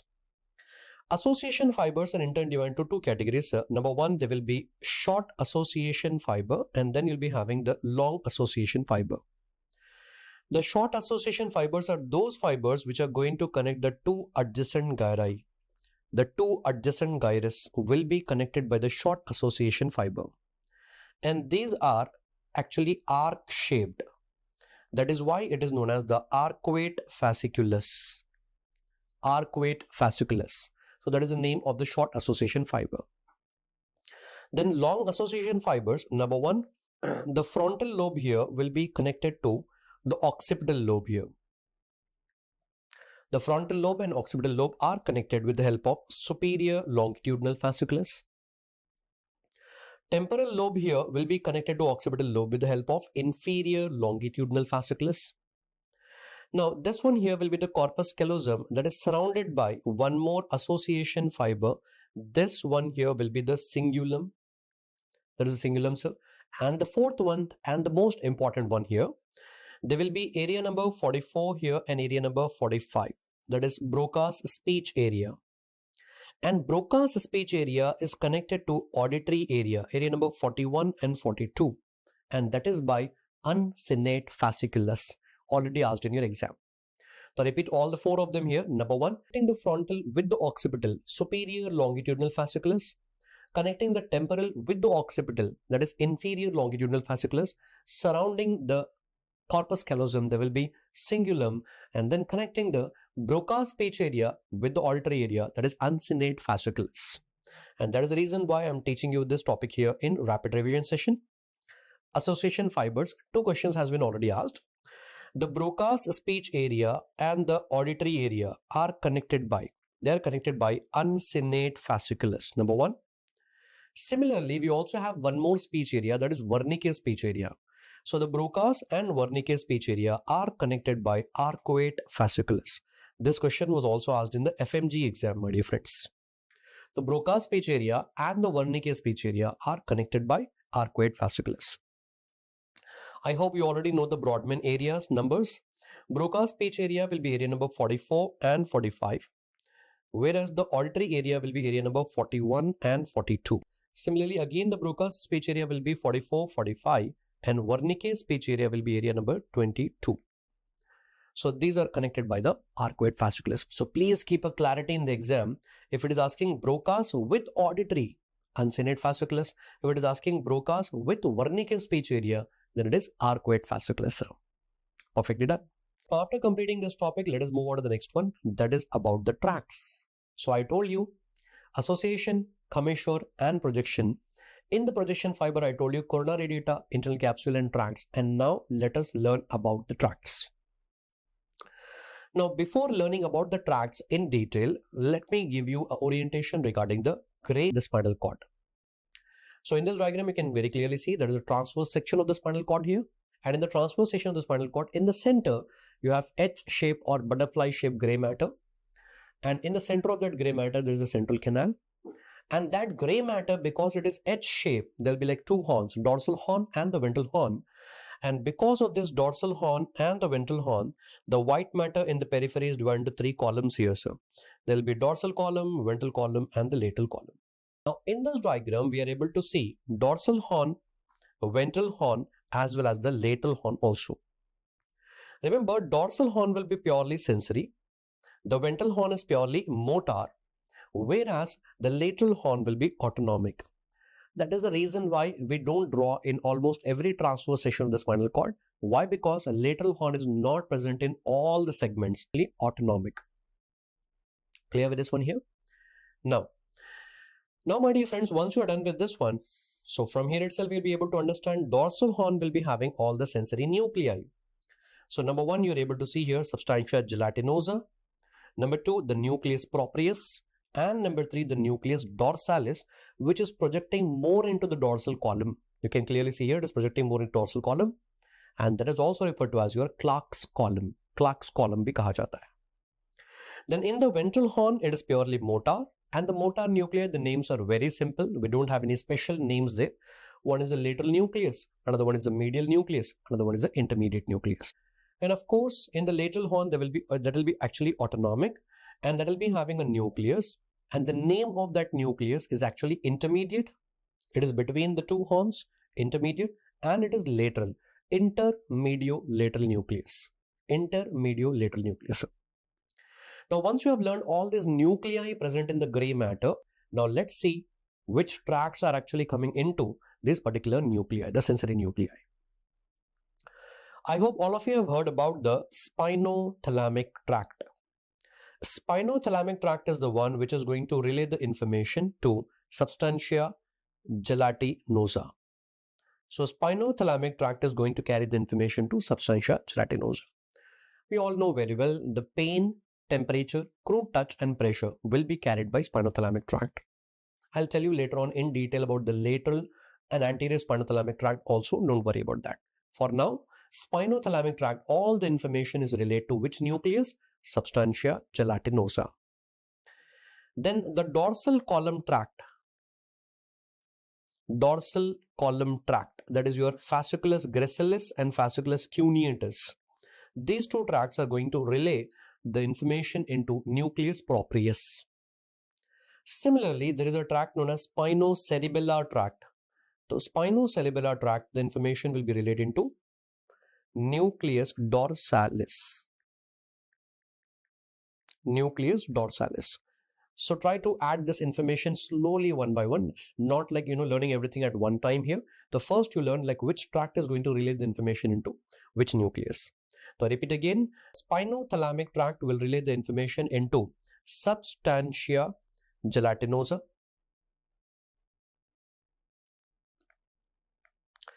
Spinothalamic tract is going to relay the information into substantia gelatinosa. And then after that, the dorsal column tract will be relaying the information into nucleus proprius, and spinocerebellar tract is going to relay the information into the, spinocerebellar tract is going to relay the information into nucleus dorsalis, also known as Clark's column. Now, after all that sensory information is coming in, now the motor information will be carried away from the ventral horn. And in the ventral horn, the motor nuclei, very simple name, lateral, medial, intermediate, and then middle nucleus. Lateral nucleus will carry the information to the limb muscles. The medial nucleus will be carrying the information to midline muscles. Actually, it should be axial muscle, but I'm writing there as midline muscle. I'll tell you the reason why. Remember, L for lateral nucleus, L for limb, M for medial nucleus, M for midline muscles or axial muscles. Now, intermediate nucleus, this nucleus is actually for only and only two nerves here. One will be the phrenic nerve. And you know very well, phrenic nerve will be originating from C3, C4 and C5. And then another one will be actually for the, spinal accessory nerve. Spinal accessory nerve. And spinal accessory nerve will be originating from C1 to C5. So basically we can say that intermediate nucleus is the one which will be present only in cervical region. If you take a section of this spinal cord in other segments, you will not be able to appreciate the intermediate nucleus. The intermediate nucleus is actually for phrenic nerve, which will be supplying to the muscles of diaphragm, and spinal accessory nerve, which will be supplying to two muscles. One is sternocleidomastoid, another one is the trapezius muscle. And both of them are present only and only in the cervical region. Next one, sir. Intermediate lateral nucleus, that is autonomic. Autonomic, yes, we know very well, autonomic nervous system will be having sympathetic and parasympathetic. Sympathetic will be thoracolumbar outflow. So it will be present in T1 to T12 and then L1 and L2, thoracolumbar. Parasympathetic will be craniosacral outflow. And yes, of course, the cranial nerves will be 3, 7, 9, 10 contributing for the parasympathetic nervous system. But that is not the case here. We are learning about spinal cord. So therefore, in parasympathetic nervous system, only the sacral component S2, S3 and S4. So these nuclei are present in these particular segments over here. So by this, my dear friends, you are able to understand the sensory nuclei and the motor nuclei as well as the autonomic nuclei present in the spinal cord. Now, once you are done with the gray matter of the spinal cord, let us go towards the white matter. I told you very clearly, in the gray matter, we'll be actually having this dorsal horn and the ventral horn. Because of the presence of these two horns, the white matter in the periphery will be divided to three parts. There will be ventral column, and then there will be dorsal column, and then there will be the lateral column. The white matter is actually referred to as columns there, or else it is also known as funiculus. The ventral column is also known as ventral funiculus. Dorsal column is also known as dorsal funiculus. Lateral column, it is also known as the lateral funiculus. So, perfectly done. Now, once you are done with this one here, let us first start with the pyramidal tract. We all know very well, pyramidal tract is nothing but your corticospinal tract. Pyramidal tract will be the corticospinal tract. Now, from the name itself, we are able to understand that the pyramidal tract is going to begin from the cortex and going down all the way to the spinal cord, corticospinal tract. Now, first, what is the origin of this one? See, when it comes to the origin, we can easily remember descending tracts will be your motor. Descending tracts will be carrying the motor information.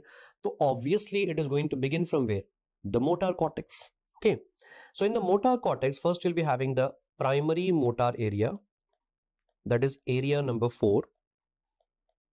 And then there will be the premotor area, that is area number 6. Area number 6.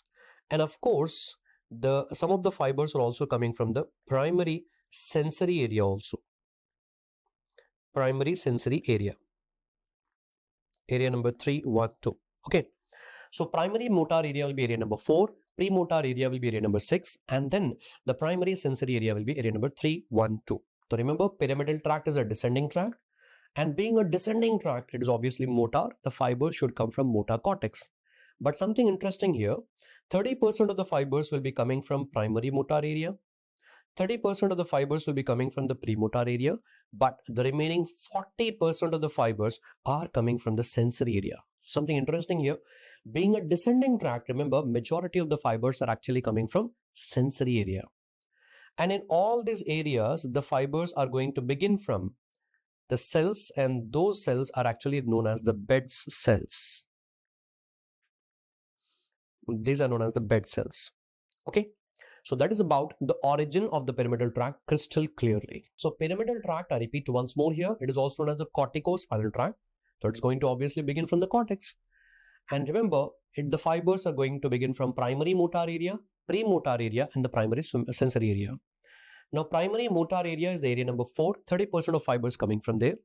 Premotor area is area number 6, again another 30% of the fibers coming from there. But majority of the fibers are coming from the primary sensory area. Area number 3, 1, 2. And from all these areas, the cells are known as the Bedd cells. The cells are known as the Bedd cells.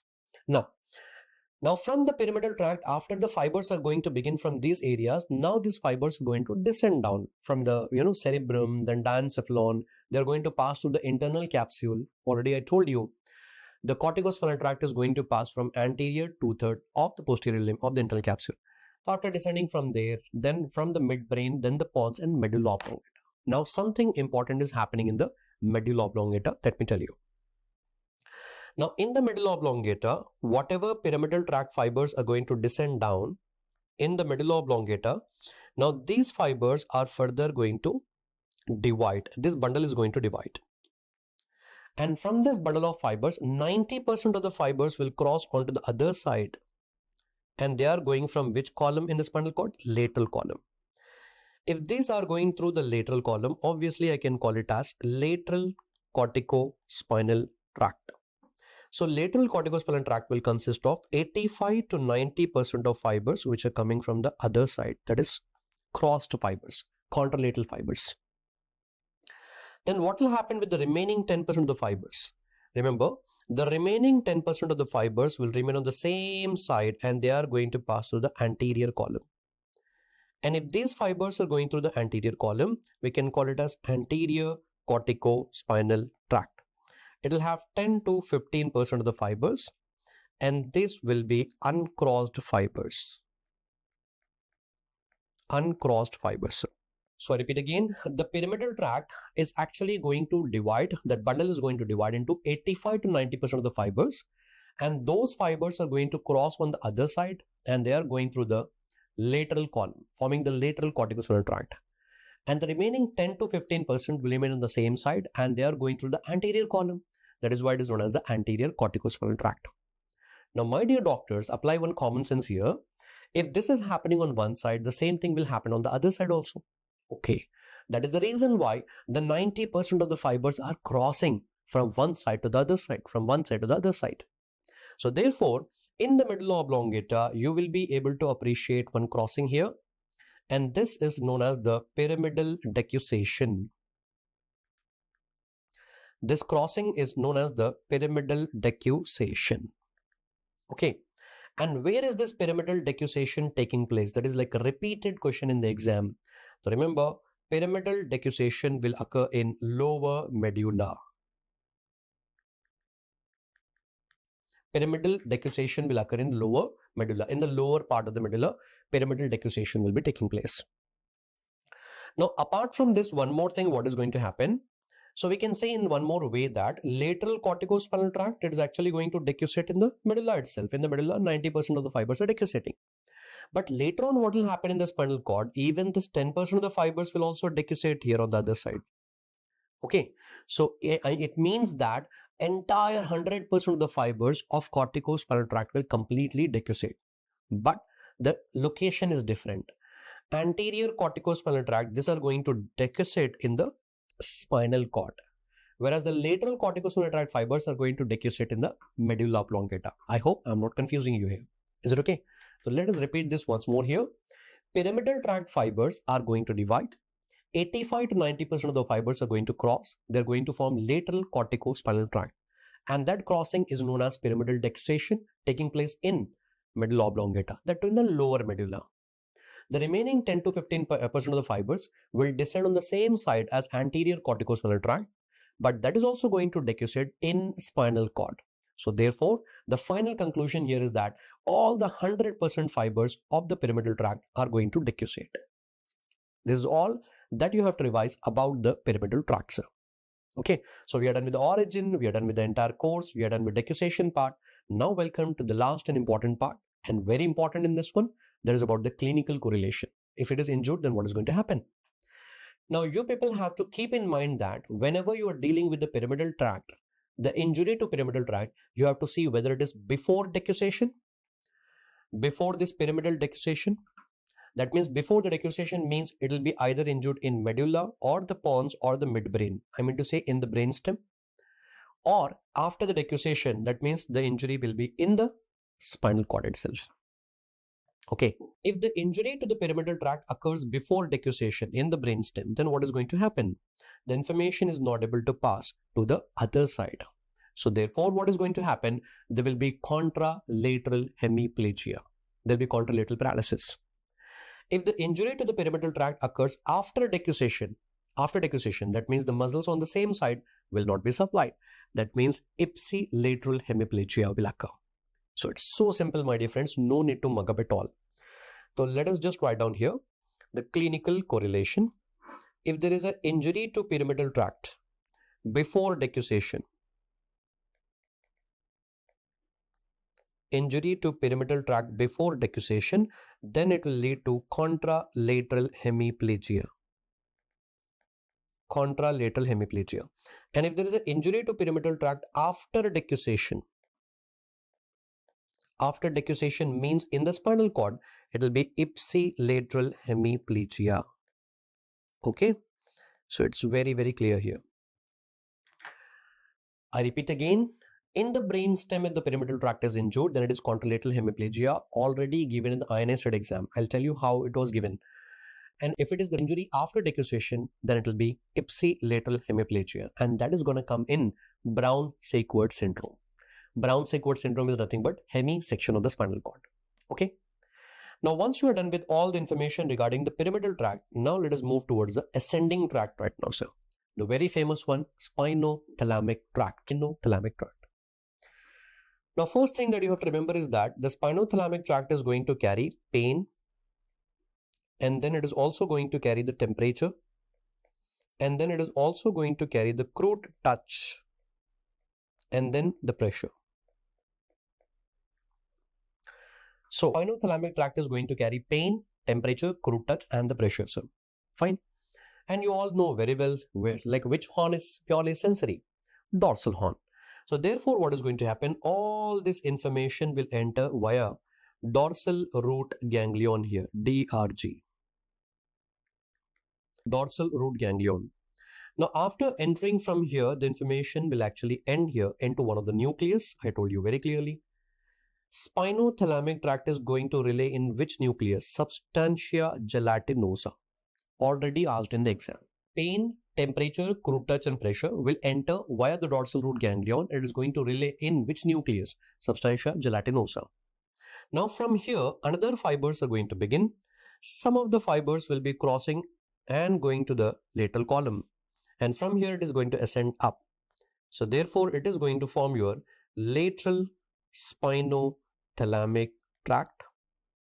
Then some of the fibers are going to the anterior column, and these are going to form your anterior spinothalamic tract. Makes sense. Okay. So now, my dear friends, remember that out of all these things, the pain and temperature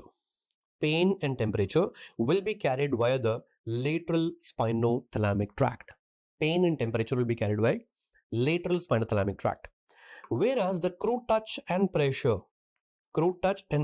will be carried by the anterior spinothalamic tract. So let me just tell you in another way here. So all the sensory information will enter from where only, sir? Dorsal root ganglion. There is no doubt about that one. But out of this, the pain and temperature will be carried via which one? The lateral spinothalamic tract. Whereas the crude touch and pressure will also enter from here only, but that will be carried by the anterior spinothalamic tract. Crystal clear concept. Now, once these tracts are going to ascend up from the spinal cord, they are going to enter into the brainstem. Now, what is going to happen? In the brainstem, they are, now going to continue as lemniscus. In the brainstem, they're going to continue as lemniscus. So please remember that the lateral spinothalamic tract will further continue as your spinal lemniscus. Spinal lemniscus, sir. So lateral spinothalamic tract will continue as spinal lemniscus, whereas the anterior spinothalamic tract will further continue and join. Remember, it's not forming, it's actually joining the medial lemniscus, sir. Joining the medial lemniscus. Okay. But please remember that whatever lemniscus I am telling you here, that is not in the spinal cord, that is actually in the brainstem. So I repeat again, lateral spinothalamic tract will continue as the spinal lemniscus, whereas the anterior spinothalamic tract will go and join the medial lemniscus. Whatever it is, both these lemnisci will go and end in thalamus. So it is ending in which nucleus of thalamus? That is VPL nucleus of thalamus. VPL nucleus of thalamus. Ventral posterolateral nucleus of thalamus. And from there, we don't have to worry about that. From here, the third order neuron, that is thalamic radiations, will be carrying the information to obviously the sensory area. It's an ascending tract. Ascending tract is going to carry all the sensory information. So that will be going to the sensory area. So these are all the important points that you have to remember here. So remember, pain and temperature will be carried by lateral spinothalamic tract, that is going to continue as spinal lemniscus. Then crude touch and pressure will be carried by anterior spinothalamic tract, and that will be continuing and going and joining to form the medial lemniscus. Okay, this is the information that you have to remember here about the spinothalamic tract. Now welcome to the dorsal column tract. In dorsal column tract, you'll be actually having two tracts here. So one is your fasciculus gracilis, another one is fasciculus cuneatus. The first and important thing that you have to remember that upper limb and the lower limb, sir. From the lower limb begins the fibers of fasciculus gracilis, and from the upper limb begins the fibers of fasciculus cuneatus. From the lower limb begins fasciculus gracilis fibers, and from the upper limb begins the fasciculus cuneatus. Okay. Now, for example, if the fibers are coming from the lower limb, again the same thing. They have to enter from the dorsal root ganglion here. And then after entering from here, what is going to happen, sir? This is going to continue as fasciculus gracilis. So whatever fibers are coming from the lower limb, they are going to definitely form fasciculus gracilis. Now some of the fibers which are coming from upper limb, they are going to enter here. And after entering here, dorsal root ganglion. And then from here, my dear friends, remember, they're going to form the fasciculus cuneatus. So the first thing that you have to remember is that upper limb and the lower limb, from the lower limb, whatever fibers are going to come, they are going to form fasciculus gracilis. And from the upper limb, whatever fibers are coming, they are going to form fasciculus cuneatus. Are they going to stop in the spinal cord? No, you can see very clearly. Are they crossing in the spinal cord here? No, you can see very clearly. Both of these will actually go and end in their respective nuclei. And thank God the name of the nucleus is very simple. Fasciculus cuneatus will end in cuneatus nucleus. Fasciculus gracilis will end in gracilis nucleus. And please remember, both these nuclei are present in medulla oblongata. This is important, already asked in the exam. Fasciculus cuneatus and fasciculus gracilis, both of them are going to end in the respective nuclei. Fasciculus cuneatus will end in cuneatus nucleus, gracilis will end in gracilis nucleus, and both of these nuclei are present in medulla oblongata. And here, my dear friends, in the medulla oblongata, another fibers are going to begin. I mean to say the second order neurons is going to begin, and they are going to cross and they are going to further ascend up. Oh, that means the crossing is taking place in medulla oblongata. Now, once they cross and ascend up, I told you very clearly, in the medulla and the pons and the midbrain, that means in the brain stem when it is ascending up, it is referred to as lemniscus. And this one here will be the medial lemniscus. It is medial lemniscus. Okay. I told you very clearly in the previous topic. Anterior spinothalamic tract is the one which is coming and joining with the medial lemniscus. And now you can very clearly see here, yes, medial lemniscus will be formed from the dorsal column tract. So dorsal column tracts are the one which is going to form your medial lemniscus. And if it is medial lemniscus, the remaining story is absolutely the same. It will go and end in thalamus. Which nucleus? VPL nucleus of thalamus. And from there will be thalamic radiation, and they will carry the information to the cerebral cortex, the sensory area. I hope it is very, very clear here. Okay. So in this manner, we are able to recall or revise all the tracts. In the descending tracts, you have to learn in detail about the pyramidal tract. In ascending tracts, you have to learn in detail about at least about the spinothalamic tract and then the dorsal column tract. So in short span of time, we have revised all the tracts which are required for your exams. Now, once you are very clear about these tracts here, my dear friends, welcome to the Brown-Sequard syndrome.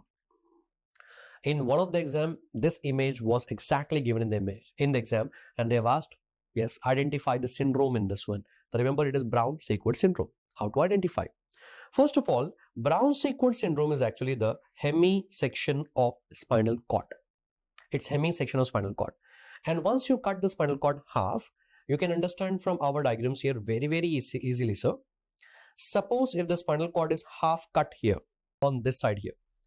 If the spinal cord is half cut here, that means I'm not able to carry the information which is carried by fasciculus gracilis and cuneatus. What is the information carried by these two tracts? Yes, of course. They are the one which is going to carry fine touch. Okay, now everything regarding the fine touch, the tactile localization, the tactile discrimination, the 2-point discrimination, everything. Along with that, they're also going to carry the vibration sensation.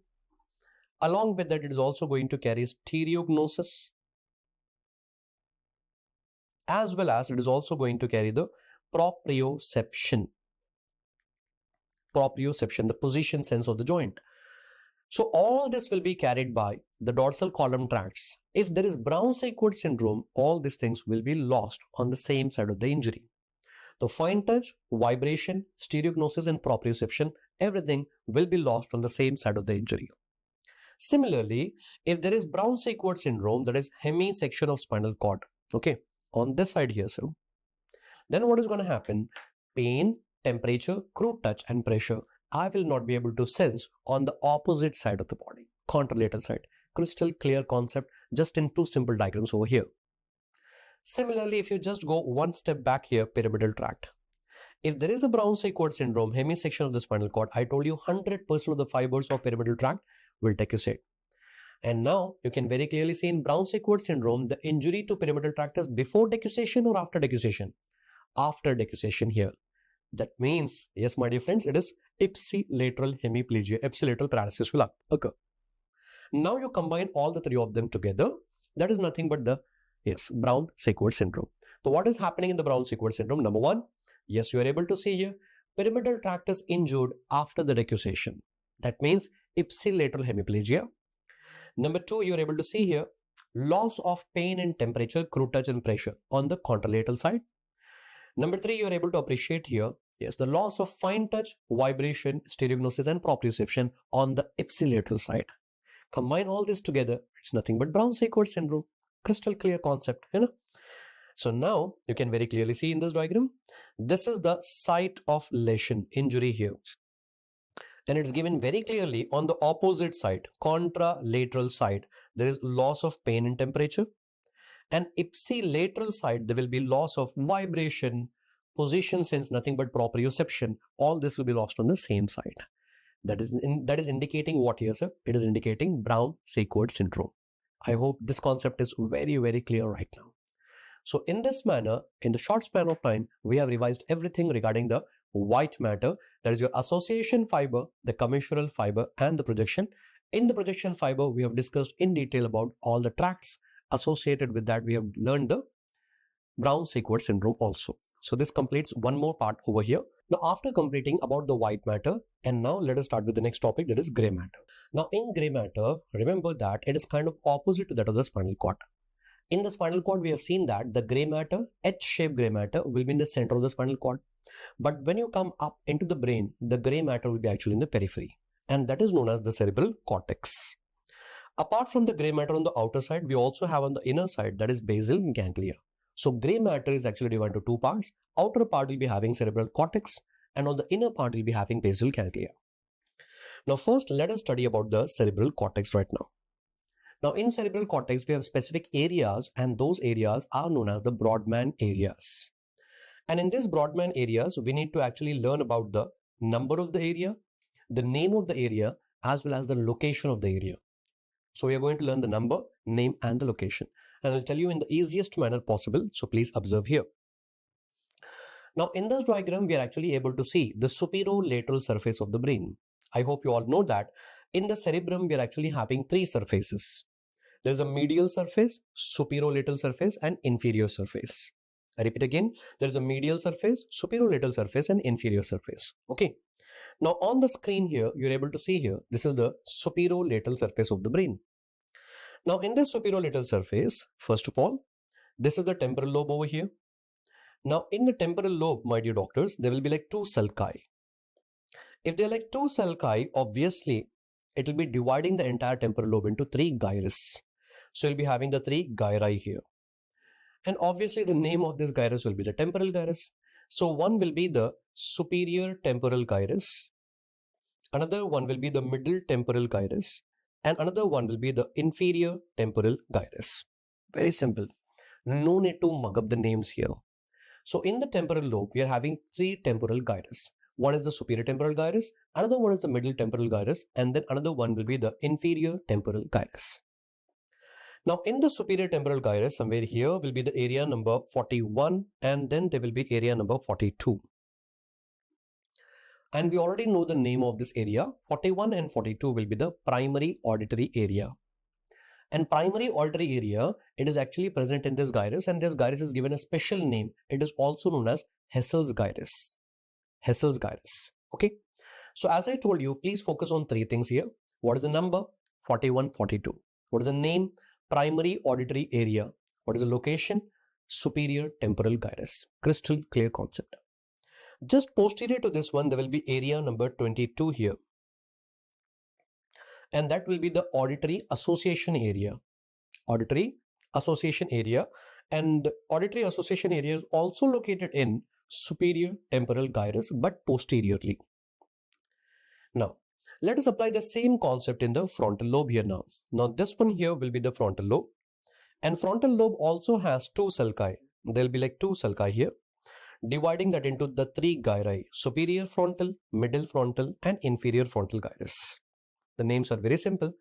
Superior frontal gyrus, the middle frontal gyrus, and then the inferior frontal gyrus here.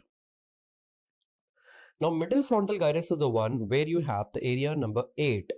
And area number 8 is concerned with the horizontal gaze. The horizontal gaze here, that is why it is actually known as the frontal eye field area. So number 8, name frontal eye field, concerned with the horizontal gaze, and location will be in the middle frontal gyrus. Now, after completing this one, yes, the most prominent sulcus here in the middle, that is central sulcus. The central sulcus of Rolando. And yes, of course, if there is a sulcus here, there should be a gyrus in the front here. Now this will be the pre-central gyrus, and behind that it will be the post-central gyrus. This one here will be the post-central gyrus. Now in the pre-central gyrus, we'll be having area number 4, that is a primary motor area. And right in front of that one, there'll be area number 6, that is a premotor area. So I repeat again, number 4 will be the primary motor area located in pre-central gyrus, whereas area number 6 will be the is premotor area. The premotor area number 6, and that will be actually located in all the 3 frontal gyruses. There is a superior frontal, middle frontal and inferior frontal, but the posterior part of that one only will have area number 6. Then in the inferior frontal gyrus, you'll be having area number 44, and then there will be area number 45, that is Broca's speech area. Broca's speech area will be area number 44, 45. And here you'll be actually having area number 22, then 39, and then 40. The area number 40 will be present in supramarginal gyrus here, and area number 39 will be actually in the angular gyrus here. And these two are also concerned with the speech. So area number 22, 39, 40, together they are going to form the Wernicke speech area. So let me tell you like more clearly here. Area number 44 and 45 will be the Broca speech area. Then 22, 39 and 40 will be the Wernicke speech area. Now why do we have like two speech areas here? Remember, out of these two, Broca's will be actually the motor speech area, whereas Wernicke speech area will be the sensory area, sensory speech area. Now, after this, in the post-central gyrus, there will be area number 3, 1, 2. That is a primary somatosensory area, the primary sensory area. Now, after completing the temporal lobe and the frontal lobe, welcome to the parietal lobe here. Now, parietal lobe, very simple, you'll be having only one sulcus here. If you're having only one sulcus there, of course, it will be divided into 2 gyri. The above one here will be the superior parietal, and below one will be the inferior parietal. Now this superior parietal lobule, it will be known as superior parietal lobule. Why? Because it's not smaller. If the gyrus is like more larger, it is not known as gyrus, it is known as lobule. So superior parietal lobule. And here you'll be having area number 5 and 7. Area number 5 and 7. And area number 5 and 7, that is the somatosensory association area. Somatosensory association area, sir. Now, one important thing here is inferior parietal lobule, this one here, it doesn't have any number. Inferior parietal lobule, I repeat again, doesn't have any number over there. But remember the function that was asked in the exam. It is concerned with hand-eye coordination. Hand and eye movement coordination. That is the inferior parietal lobule, but the number is not there. Now welcome to the last one here. There will be actually one more sulcus here, and this sulcus will be known as the calcarine sulcus. So this one here will be the calcarine sulcus. Around the calcarine sulcus will be having area number 17, and that will be surrounded by 18, and that will be further surrounded by 19. Okay, so area number 17, 18 and 19, they are like concentric circles. They are like concentric circles around the calcarine sulcus. So calcarine sulcus will be like an axis there, 17, then around that it will be 18, then around that will be 19. So 17, 18 and 19 will be like concentric circles around the calcarine sulcus. And of course, 17 will be the primary visual area, 18 and 19 will be the visual association area. We know that very well. Perfect. So these are all the areas that you have to know in the superolateral surface. Superolateral surface completed here. Now one of the most important application is actually about the Broca speech area and the Wernicke speech area, sir. I told you very clearly, Wernicke will be sensory speech area, Broca's will be the motor one. And these two, when there is a lesion in this area, if there is a lesion in this area, it will lead to aphasia. So let's see what is going to happen here. Now Wernicke speech area, area number 22, will be located in posteriorly to the superior temporal gyrus. So area number 22 is located in superior temporal gyrus, but remember it is present posteriorly, sir. That is Wernicke speech area, and it is a sensory area. So therefore, if there is a lesion in this one, it will be known as what? Wernicke aphasia, or else it is also known as receptive aphasia, or else it is also known as the fluent aphasia. So in this, what is going to happen? Because it is sensory area, the person will not be losing the comprehension part. He will be able to speak, but the problem is that he is not able to understand the spoken language, not even able to understand the written language also. He is not able to understand the language. Broca's is perfect, motor is perfect, he is able to speak.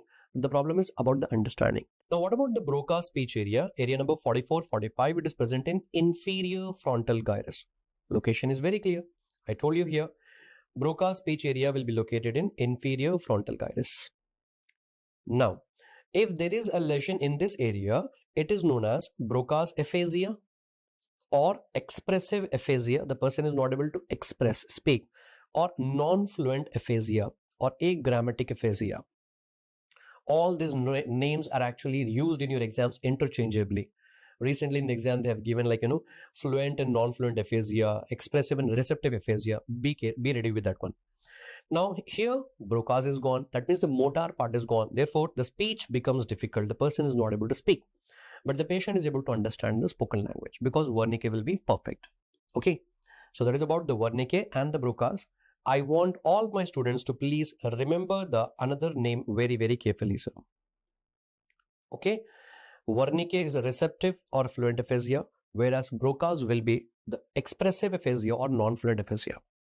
Now, what is going to connect these two, Broca's and Wernicke speech area? I told you already in the association fiber. The Broca's and Wernicke, these two are connected by arcuate fasciculus. Don't get confused with the uncinate fasciculus. Broca's and auditory will be connected by uncinate fasciculus.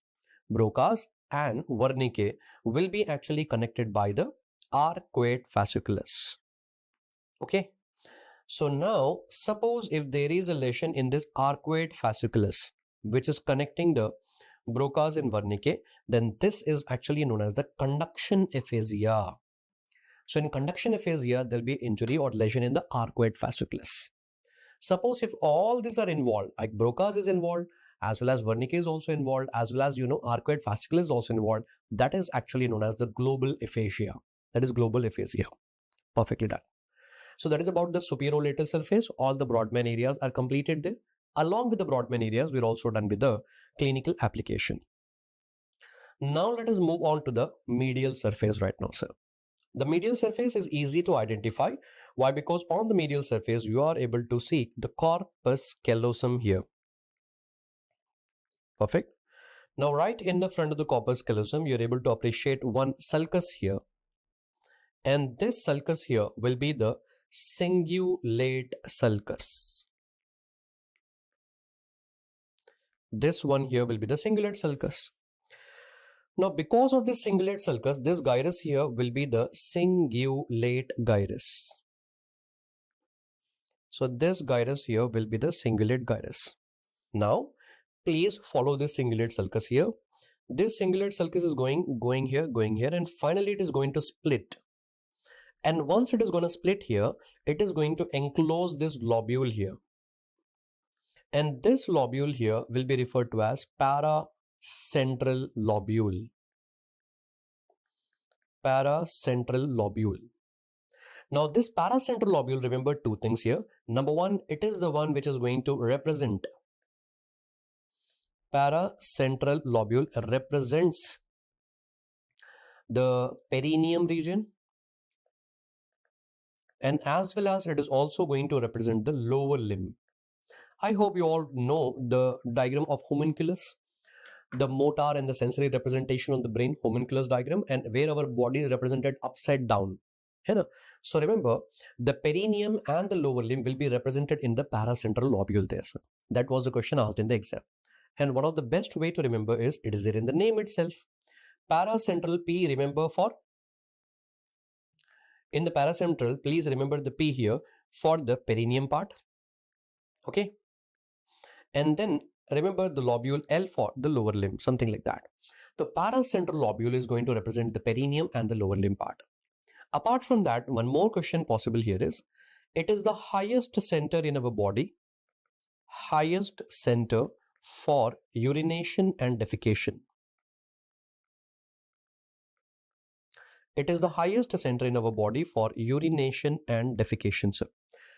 So urination and defecation is controlled by which lobule? Paracentral lobule. So it's very much important nowadays in your exam.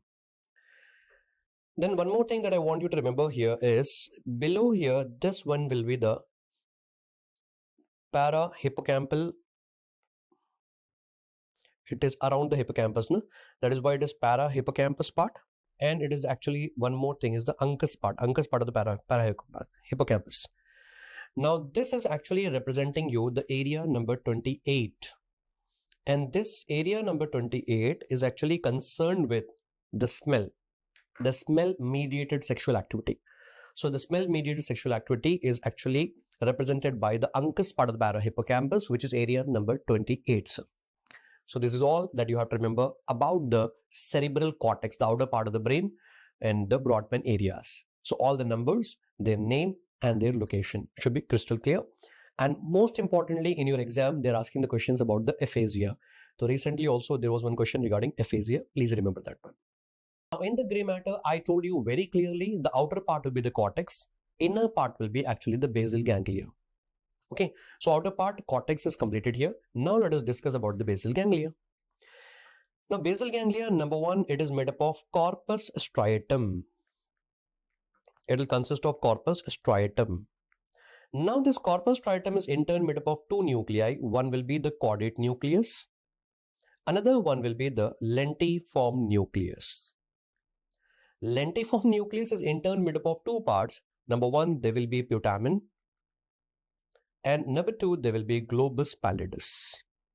Now this globus pallidus is actually in turn made up of two parts. So one is the internus and the externus part.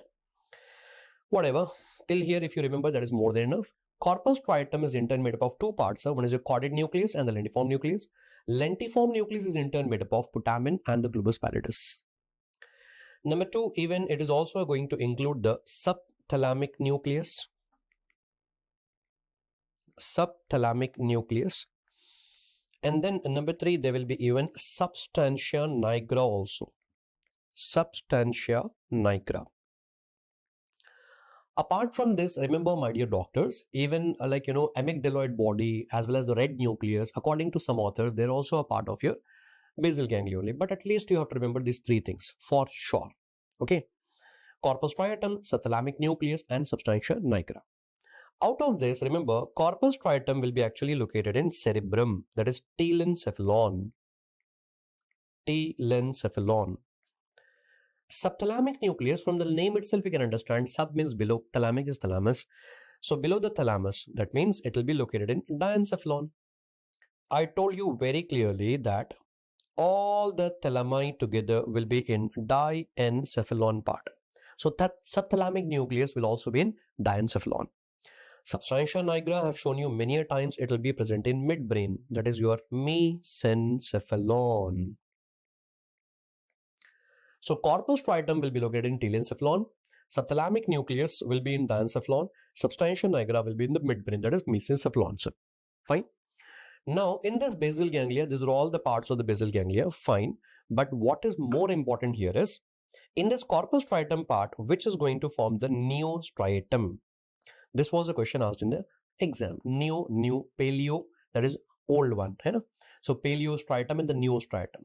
So which part is going to form the neostriatum part? Remember the caudate nucleus and the putamen. I repeat again, the caudate nucleus and the putamen, these two are going to be the part of your neostriatum. Neostriatum. Now, apart from this, my dear friends, remember one more thing. Whenever there will be a lesion to these parts of the basal ganglia, what it will lead to? This is also another very important question asked multiple times in the exam. If there is a lesion to a specific part of the basal ganglia, what is going to happen? See, I hope you also have learned about basal ganglion physiology also. It is the one which will be having that neurotransmitter, dopamine. And you'll be learning about that direct pathway, indirect pathway in the physiology. And these are the one which are concerned with, the planning of the movements and all. So therefore, always what is going to happen, if there is a lesion in these areas, the movements will be actually affected. So number one, suppose if there is a lesion in globus pallidus, it will lead to athetosis. Suppose if there is a lesion in putamen, it will lead to chorea. If there is a lesion in substantia nigra, we know very well, substantia nigra is the one which is going to secrete dopamine. It will have that neurotransmitter dopamine. If that is decreasing, it will lead to Parkinson's disease. And if there is a lesion in subthalamus part, then it will lead to hemibalismus.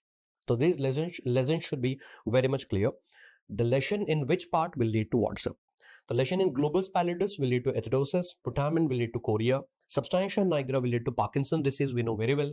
And apart from that, if there is a lesion in subthalamus, it will lead to hemibalismus. Clear? Now, once you are done with the basal ganglia here, by this we are actually done with the gray matter. And not only gray matter, we are done with the white matter as well as the gray matter. Both the parts are completed. So my dear doctors, I hope you are understanding how to revise the neuroanatomy rapidly here. First thing, follow my method of learning or revising with the help of sections. We are done with all the 3 sections of brain. And the second thing, we are done with the white matter and the gray matter. Now after this, welcome to the most important part in neuroanatomy, from where the question will be definitely coming in the exam, sir. At least one question will be surely there from here. Okay, that is your brainstem part. Okay, so brainstem, one question will definitely come in the exams. Please take care about that one. Okay, so let us discuss about the anatomy part first of all.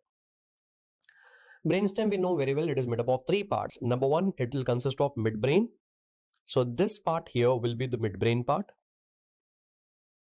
Number 2, this big bridge-like structure here will be the pons, and this part here will be the medulla oblongata. So midbrain, pons, and medulla, these 3 together, they are going to form your brainstem.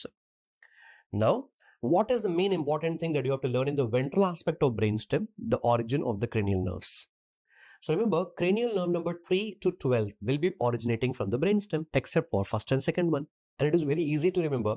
Remember, the cranial nerve number 1 will be olfactory, beginning from your nose, passing through cribriform plate, entering into the brain. So number 1 from here. Cranial nerve number 2 will be the optic nerve beginning from your eyeball here. So leaving this 1 and 2 here, remember all the remaining cranial nerves 3 to 12 will be originating from the brainstem, 3 to 12. So now let us see all the 3 of them, all the cranial nerves now. Out of that 3 to 12, remember the cranial nerve number 3 and the cranial nerve number 4, these 2 cranial nerves are going to originate from the midbrain. 3rd and 4th will originate from the midbrain. Now out of these 2, my dear friends, remember the cranial nerve number 4, they're asking a lot of questions nowadays in your exams. Number 1, it is the smallest cranial nerve. Point number 2, it is the thinnest cranial nerve. And in one of the exams, they have given the word as it is the slendermost cranial nerve. And the most important thing, which was recently even asked as an image-based question in INA SET exam, out of all the cranial nerve, 4th cranial nerve is the only one which will be having dorsal origin. Even in our diagram also, you can clearly appreciate the 4th nerve is actually coming from behind. It is the one which is having dorsal origin. It's going to take a turn and then come in the front. So which is the only cranial nerve which will be having dorsal origin? That is your 4th nerve. That is the reason why, because of this, it will be having longest intracranial course. Remember, 4th nerve is the one which will be having the longest intracranial course. So inside the cranium, it is actually originating dorsally, then taking a turn, then coming in the front. So longest intracranial course. Apart from that, which was asked in the NEET PG exam, it will be having internal decussation. Decussation, crossing internal inside the midbrain itself. It's not like after coming outside, it is actually crossing inside the midbrain itself. That is internal decussation. Clear?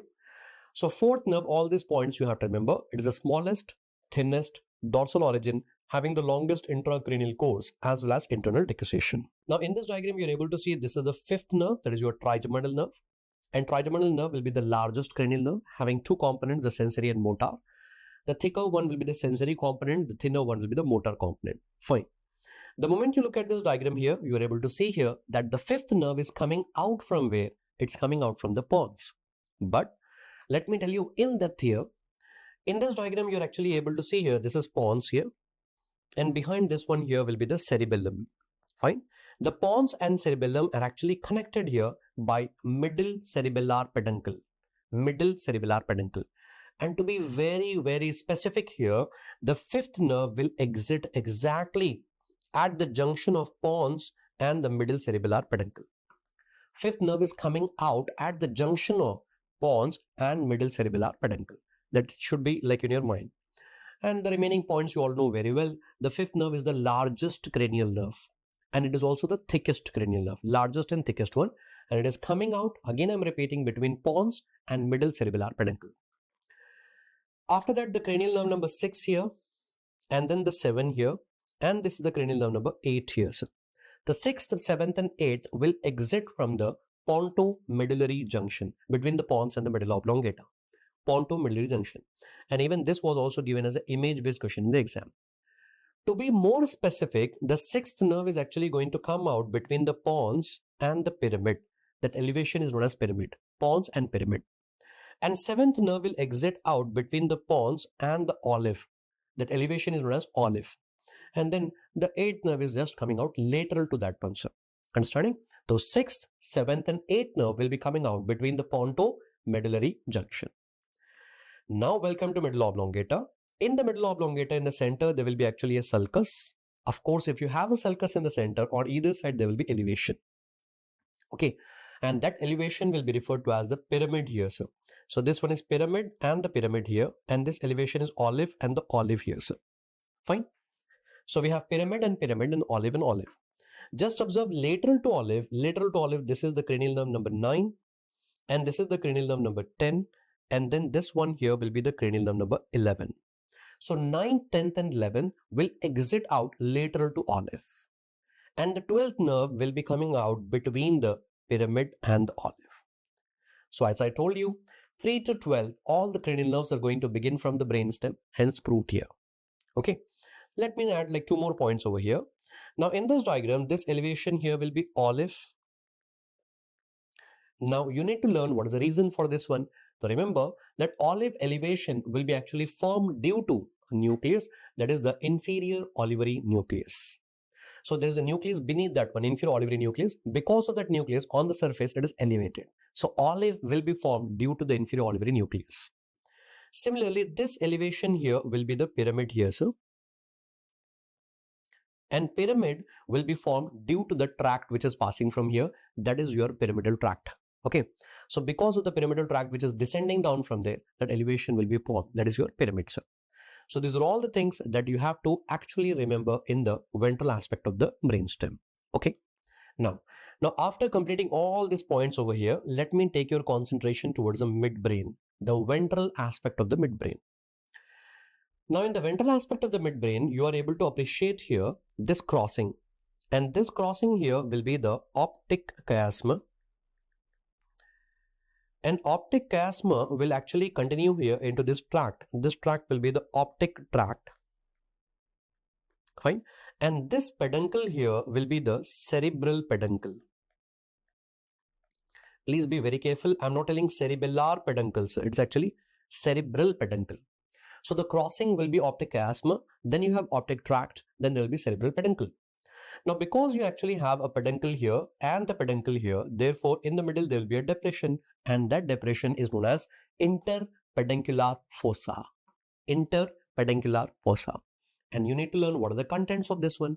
And the contents of interpeduncular fossa are damn easy for us after learning about the third ventricle. We learned all these structures in the floor of the third ventricle. Number 1. In between the two optic tracts, are you able to appreciate the infundibulum here? Yes, that's your infundibulum attached to pituitary gland. But in this diagram, we have actually removed the pituitary gland. And that infundibulum is along with that structure which is known as tuber cinereum. Behind this, are you all able to appreciate the mammillary body here and mammillary body here? Yes, of course, we do have mammillary body. Behind that mammillary body, there will be a perforated substance here. That will be the posterior perforated substance. And then of course, this nerve, just now we have learned, that is the cranial nerve number 3. So all this will be the contents of interpeduncular fossa. So in one diagram, we are actually done with the boundaries as well as the content of interpeduncular fossa. So I repeat the contents once more here. There are like totally 4 of them. Number 1, infundibulum and tuber cinereum. Number 2, the mammillary bodies. Number 3, the posterior perforated substance. And number 4, the cranial nerve number 3, oculomotor nerve, is also the content. And by this, my dear friends, if you now look at the diagram of the ventral aspect of brainstem, we are done with each and every point in that one. So my students who are watching this rapid revision session right now, if this ventral aspect is given in any exam, sir, NEET PG, INSET or FMG, you will be able to identify every structure here. Okay. Now after completing the ventral aspect, let us go ahead with the dorsal aspect of the brainstem. Now before going ahead with the dorsal aspect of the brainstem, let us see one MCQ, sir. One interesting MCQ here. Now in this diagram, if there is an injury at the arrow mark structure, it will lead to what? Now to solve this question, first of all, you should know that this arrow mark structure here will be the pyramid. Perfect. Now this pyramid is actually formed due to which tract here? It is formed due to the pyramidal tract. Now already we have discussed about the pyramidal tract. Pyramidal tract is actually a descending tract. So it is going to descend down, descend down, descend down, and the lower part of middle oblongata, almost 90% of the fibers are going to cross and go on the other side. So that's the reason why you are clearly able to see in this diagram the crossing. That crossing will be the pyramidal decussation. Perfect. So pyramidal tract is going to descend down and then cross, then further continue down. And the fibers which are actually going to cross, they are going to form lateral corticospinal tract.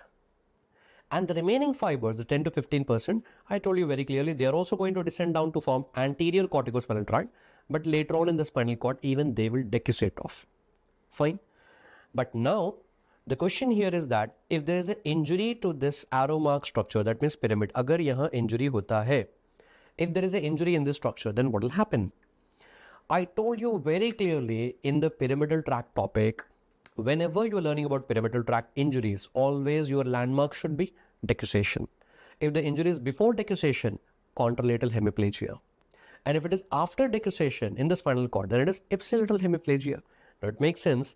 If the injury is in the middle oblongata here, it will be contralateral hemiplegia. Now just you see here, my dear friends, the way you're following my rapid revision in the same order, you please revise them.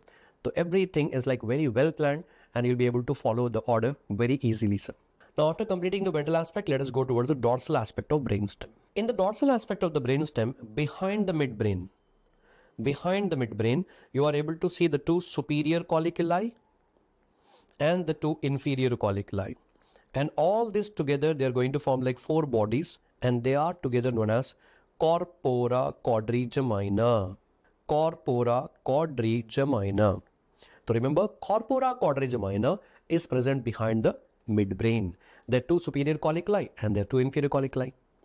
And out of these two, remember, the superior colliculi are concerned with vision, that is visual pathway, and the inferior colliculi will come into the auditory pathway. Easy to remember here. Don't get confused between the superior and inferior.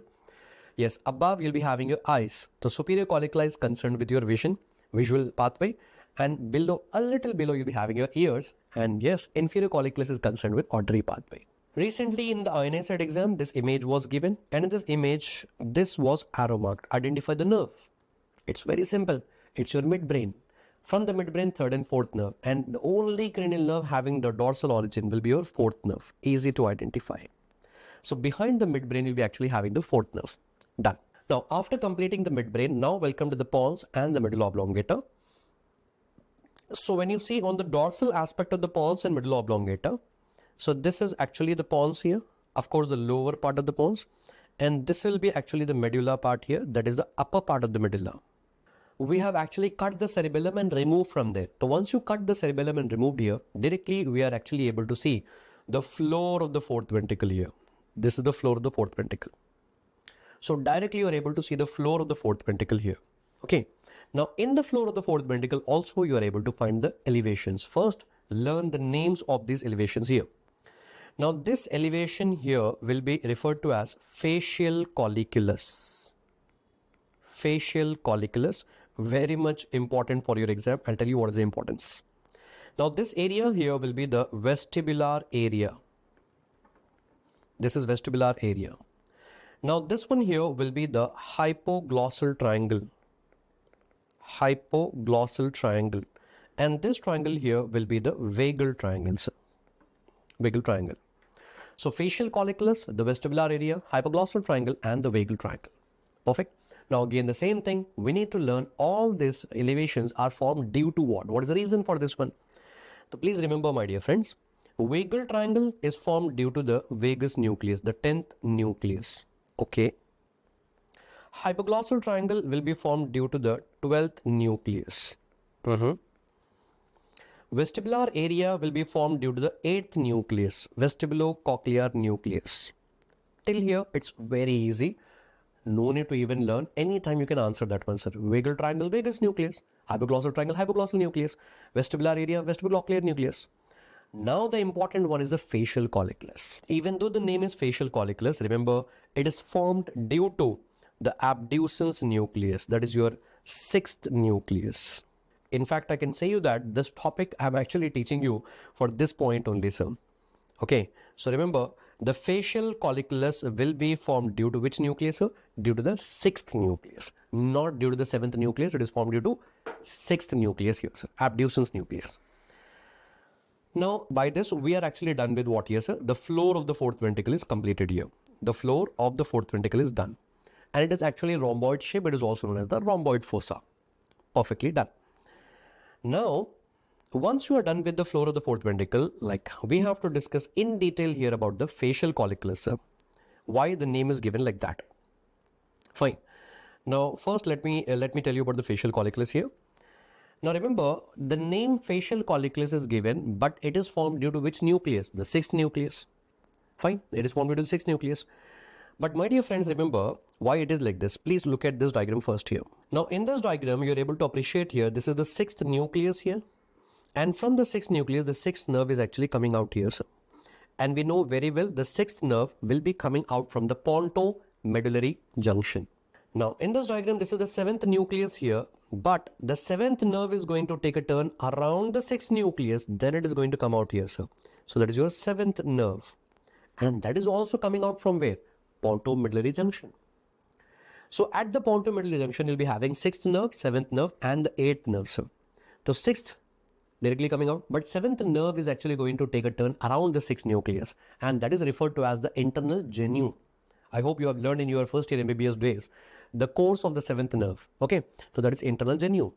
Okay, now because of this seventh nerve, it is taking a turn here. That is why on the dorsal aspect of the pons, so this big structure here is nothing but your pons here, you know? So dorsal aspect of the pons, you are able to see that elevation, and that elevation will be due to the seventh nerve.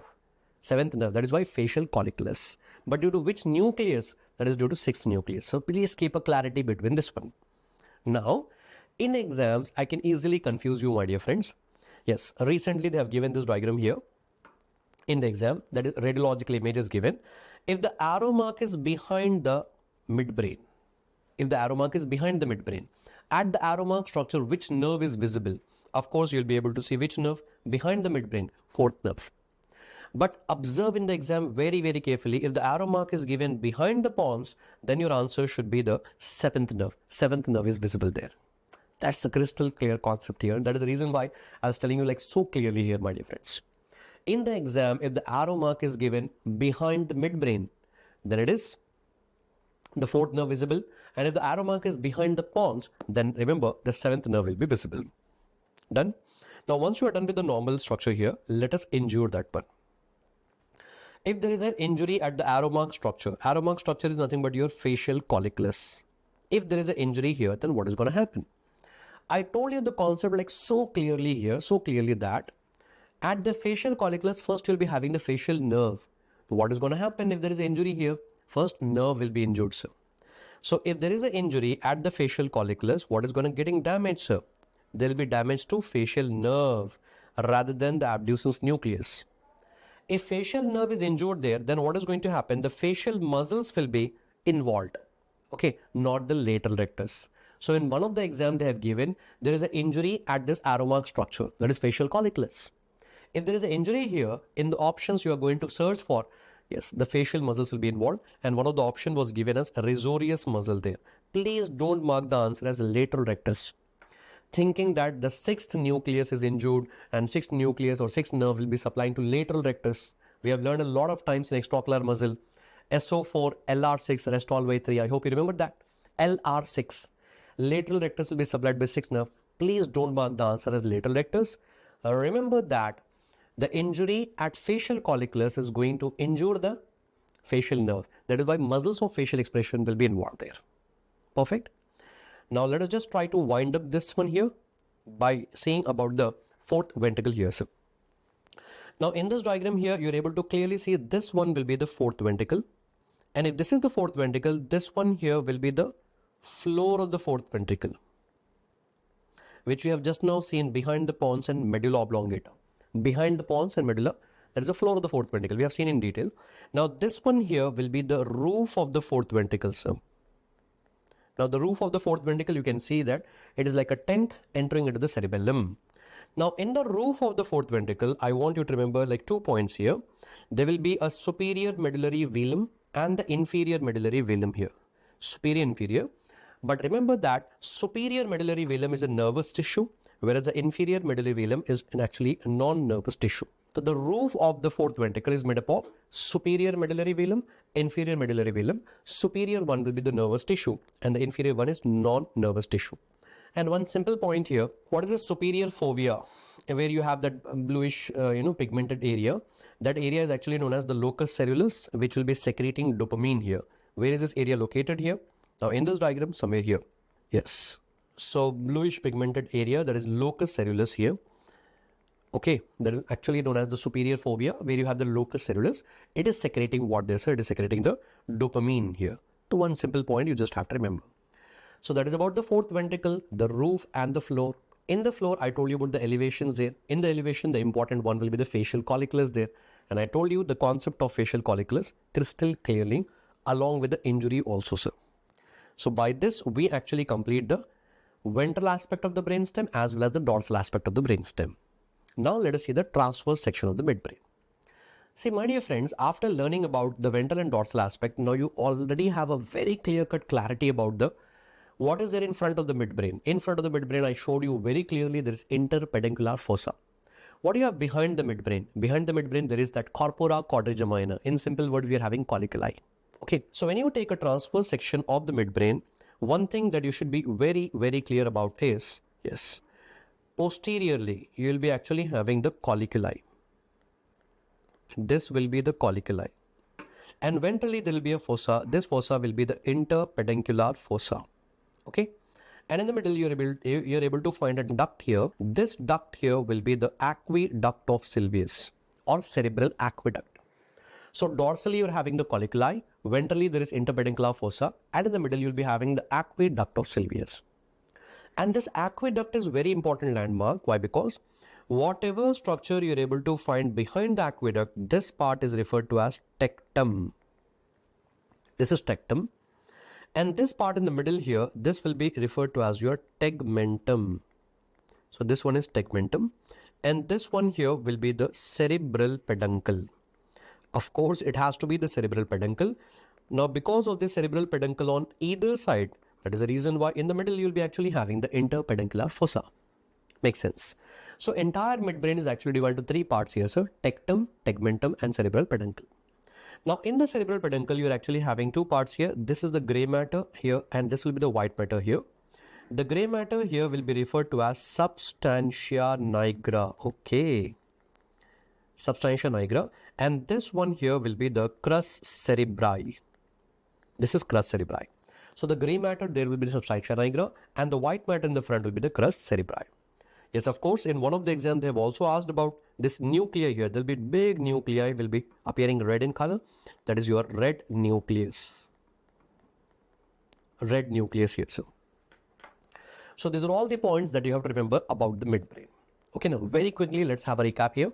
When you take a transverse section of the midbrain, behind the tectum, behind the aqueduct, the area that is present there, it is known as tectum. The part in the middle is tegmentum, and in the front you will be having cerebral peduncle. Now in the cerebral peduncle, the gray matter, substantia nigra, and the white matter, there will be the crus cerebri. And of course, red nucleus is also located there. Fine. Now let us take the transverse section of midbrain at the level of superior colliculi and at the level of inferior colliculi. Now why? What is the reason for this one here? Please remember that from the midbrain, third nerve and fourth nerve is going to begin. Fine. But remember, out of that also, third nerve will be originating at the level of superior colliculus. So at the level of superior colliculus, the third nerve, oculomotor nerve, is going to begin. And of course, the third nerve will be having the ventral origin. The third nerve will be having the ventral origin. And I also told you that third nerve is actually a content of interpeduncular fossa. Then at the level of superior colliculus, one more thing is you will also appreciate the presence of red nucleus here, sir. Okay, so these 2 points are very much important. You have to remember them, sir. Then similarly, at the level of inferior colliculus, you'll be able to appreciate the fourth nerve. But remember, my dear friends, Can you please recall the 2 points? Fourth nerve will have ventral origin or dorsal origin? Dorsal origin. And second point to remember that it is also having internal decussation. So fourth nerve from here will be going on the other side. The fourth nerve from here will be going on the other side. Yes, you can clearly appreciate in the diagram here, it's crossing, and that too it is crossing inside the midbrain. Internal decussation, sir. Internal decussation. I hope it is very, very clear with this one. Okay, so it is having dorsal origin as well as internal decussation. And remember, the fourth nerve is given at the level of inferior colliculus, sir. Now, after learning this one, please look at this question here. How they are asking the question here. See how they are linking like many concepts at one place here. At which level does the nerve supply for the mark structure will arise? First of all, in this diagram, the mark structure, arrow mark structure here, of course, it is the extraocular muscle. And in this diagram, which extraocular muscle? That is your rectus. That is medial rectus. On the medial side, it is medial rectus. Now, we all know the very famous formula, SO4. The superior oblique is supplied by fourth nerve, trochlear nerve. LR6. Lateral rectus will be supplied by abducens nerve. Rest all will be supplied by the third nerve. So, medial rectus will be supplied by third nerve, oculomotor nerve. And third nerve will be originating from where? It will be originating from the midbrain, third and fourth one. But at the level of what? At the level of superior colliculi. And I told you very, very clearly, at the level of superior colliculi, you will be able to find the red nucleus. So answer is red nucleus. Are you understanding the link here? How to answer these type of questions? Now, let us see one more question over here.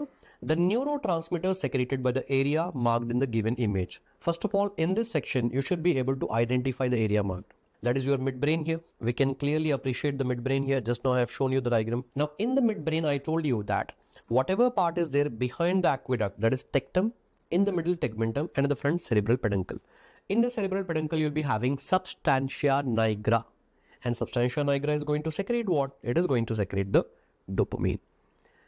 So basically they are testing everything there. See, the diagram which is given here is a radiological image here. In that you should be able to identify the midbrain. In midbrain you should know the parts, and then substantia nigra secreting what? Dopamine. Now moving ahead with the next concept, that is transverse section of medulla oblongata. I have just included this picture here in the rapid revision because in one of the FMG exam this image was given and they have just asked to identify. I hope it's very easy to identify. When you take a transverse section of medulla oblongata, what do you have behind the medulla? I just not told you. Behind the pons and medulla, this will be the rhomboid fossa, the fourth ventricle. You're able to appreciate the floor of the fourth ventricle here, sir. Perfect. And what do you have in front of the medulla oblongata? In front of the medulla oblongata, this elevation here will be the pyramid. You'll be having the pyramid and pyramid on either side. And this elevation here will be the olive. And you can very clearly see in this diagram here, the olive will be actually formed due to this nucleus here. This will be the inferior olivary nucleus. This nucleus here will be the inferior olivary nucleus. The shape of the inferior olivary nucleus will be crumpled paper bag shape. In our body, we have one more nucleus with the same shape, that is dentate nucleus. We are going to learn about that in the cerebellum part. Okay. So just if you observe these structures, you can easily identify, yes sir, this is the transverse section of medulla oblongata. Already we have discussed. So I'm just showing you this picture so that you'll be actually sensitized with this one. You'll be ready with this one. Okay, the moment you see, you'll be able to identify. Now, after completing about the brainstem, my dear friends, one of the most important topic is completed, brainstem, ventral aspect, dorsal aspect, the transverse section. Along with that, I told you all the questions possible there. And now let us move towards another topic, that is cerebellum. So we are almost coming to the end of the rapid revision of neuroanatomy here. I know it is like very much extensive, but yes, of course, we can't take any risk over here. We can't take any chances. We need to discuss like every topic here. That is the reason why I'm taking this neuroanatomy like very extensively. Of course, if you're preparing for any competitive exam, I told you very clearly in the very beginning, neuroanatomy, head and neck and embryology has to be perfect. There, it will be like decided between the good doctor and an excellent doctor. Okay, so let's go ahead. First, the cerebellar cortex. Always in your exams, the same picture will be given, histology image. Cerebellar cortex is totally divided into 3 layers. And in these 3 layers, we are having 5 different types of cells. Now, the outermost layer, this one here will be the molecular layer. And this will be the Purkinje layer. And this one here will be the granular layer. First, remember the names of this one. The outermost layer will be molecular layer, then Purkinje and the granular layers. Okay. In the molecular layer, you'll be having the stellate cells, and the basket cells. In the Purkinje layer, you'll be just having the Purkinje cells. And the granular layer will actually have granular cells. Along with that, there will be Golgi cells. The names are like very easy to remember. Remember the stellate star-shaped cells. They are actually present high in the sky, outermost layer. Remember like that. The stellate and basket are present in the outermost layer, molecular layer. Purkinje cells. And innermost layer, everything starts with G. The granular layer will have granular cells and the Golgi cells. Now, the first thing that you have to remember, out of all these cells, which is the largest one, Purkinje, and Purkinje cells will be flask-shaped cells. You can very, very clearly see in this diagram here. These are actually the flask-shaped cells here like this. They're flask-shaped. Okay, and they are the largest one out of all the cells. And my dear doctors, always I'm observing in all the exams, whether it is NEET PG, INSET or FMG, same histology image will be given to you, and always they'll be marking, yes, identify the arrow marked cells, because there is only one that you can easily identify over there, Purkinje cells. Okay, next one. Out of all these 5 different types of cells, stellate cells are inhibitory, basket cells are inhibitory, Purkinje cells are also inhibitory cells, and even Golgi cells are also inhibitory. The only cells which are excitatory will be granular cells. That is why one statement that we can learn from here is cerebellar cortex will be the largest collection of inhibitory neurons. All the neurons will be inhibitory. It is the largest collection of inhibitory neurons. The only one which is excitatory will be granular cells. After learning about the cerebellar cortex, now let us see the afferents and efferents of the cerebellum. What doctors have done here is they have actually divided the afferents of cerebellum, all the afferents of cerebellum, into 2 categories. One will be the climbing fibers and another one will be the mossy fibers. The afferents are divided into 2 categories, sir, the climbing fibers and the mossy fibers. So you can appreciate with the similar colors here, the mossy and the climbing fibers. Now, why the name is given like this? Why? Because it's very simple. Climbing fibers are able to climb all the way up to the outermost layer, that is a molecular layer, whereas the mossy fibers are just going up to granular layer, up to the granular layer. That is why the name is given like that. Now, out of all the tracts which are coming into cerebellum, we have divided the tracts into 2 categories. There is a climbing fibers and mossy fibers. So which tracts will come under the category of climbing and which will be coming under the category of mossy fibers? So please look here. Climbing fibers will be including the olivocerebellar tract and the para-olivocerebellar tract. Any other tract that comes under the mossy fibers. Simple, afferents completed. Afferents are completed here, sir. Now, after this, one more point I want to tell you here is that mossy fibers are bringing the information up to the granular cells. I told you very clearly, granular cells are the only one which are excitatory. That is the reason why from here the information will be further carried up to the molecular layer. That makes sense. Fine. But here what is going to happen? The mossy fibers and the granular. The mossy fibers and this granular cells here, together they are actually going to form the cerebelloglomeruli. It is together known as the glomeruli, cerebelloglomeruli. It is formed by the mossy and the granular ones. Perfect. Now once the information is coming in, now the information has to go out, and finally the information is going out from the Purkinje cells. After coming in here, so from here the Purkinje cells, the information is actually going out to the deep nuclei of cerebellum, and from the deep nuclei the information is going out of the cerebellum here. Now here be very, very careful with 2 questions. Which one will be the efferent from cerebellum, from the entire cerebellum, which is going to take the information out? Answer should be the deep nuclei. And if the question is which is the efferent from cerebellar cortex, then your answer should be the Purkinje cells. Please be very careful. From the entire cerebellum, the efferent will be deep nuclei. From the cerebellar cortex, it will be the Purkinje cells. Cerebellar cortex, it will be Purkinje cell. Achha, by the way, Purkinje cells, I told you, they are inhibitory only. So from here we can easily remember, Purkinje cells are going to inhibit the deep nuclei of the cerebellum. Purkinje cells are going to inhibit the deep nuclei of cerebellum via GABA. Are you understanding here? I told you very clearly all the cells are inhibitory except for the granular. Granular cells are actually excitatory. Clear? So this is all the information about the afferents and efferents of cerebellum here. Now, after completing this one here, let us go ahead with one of the important questions given in the exam here. Fibers from the marked structure terminate at which of the following? See, in this diagram, this is your cerebellum here, very clear. Now, cerebellum is actually connected to midbrain and the pons and the medulla oblongata.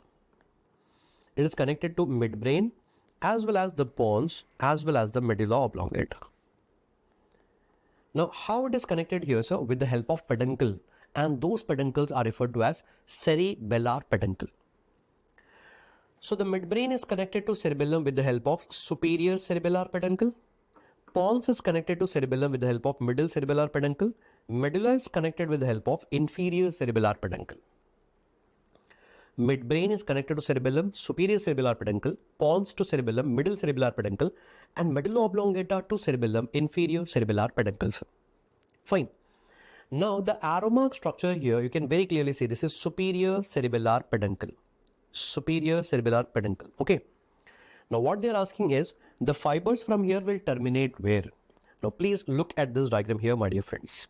Inside the cerebellum, you'll be having the deep nuclei. I will tell you about all the deep nuclei just now within few minutes. Don't worry about that. In the deep nuclei, you'll be having dentate nucleus, an interpositus nucleus, which will be your emboliform and globose nucleus, and then the fastigial, whatever. For now, you just remember deep nuclei.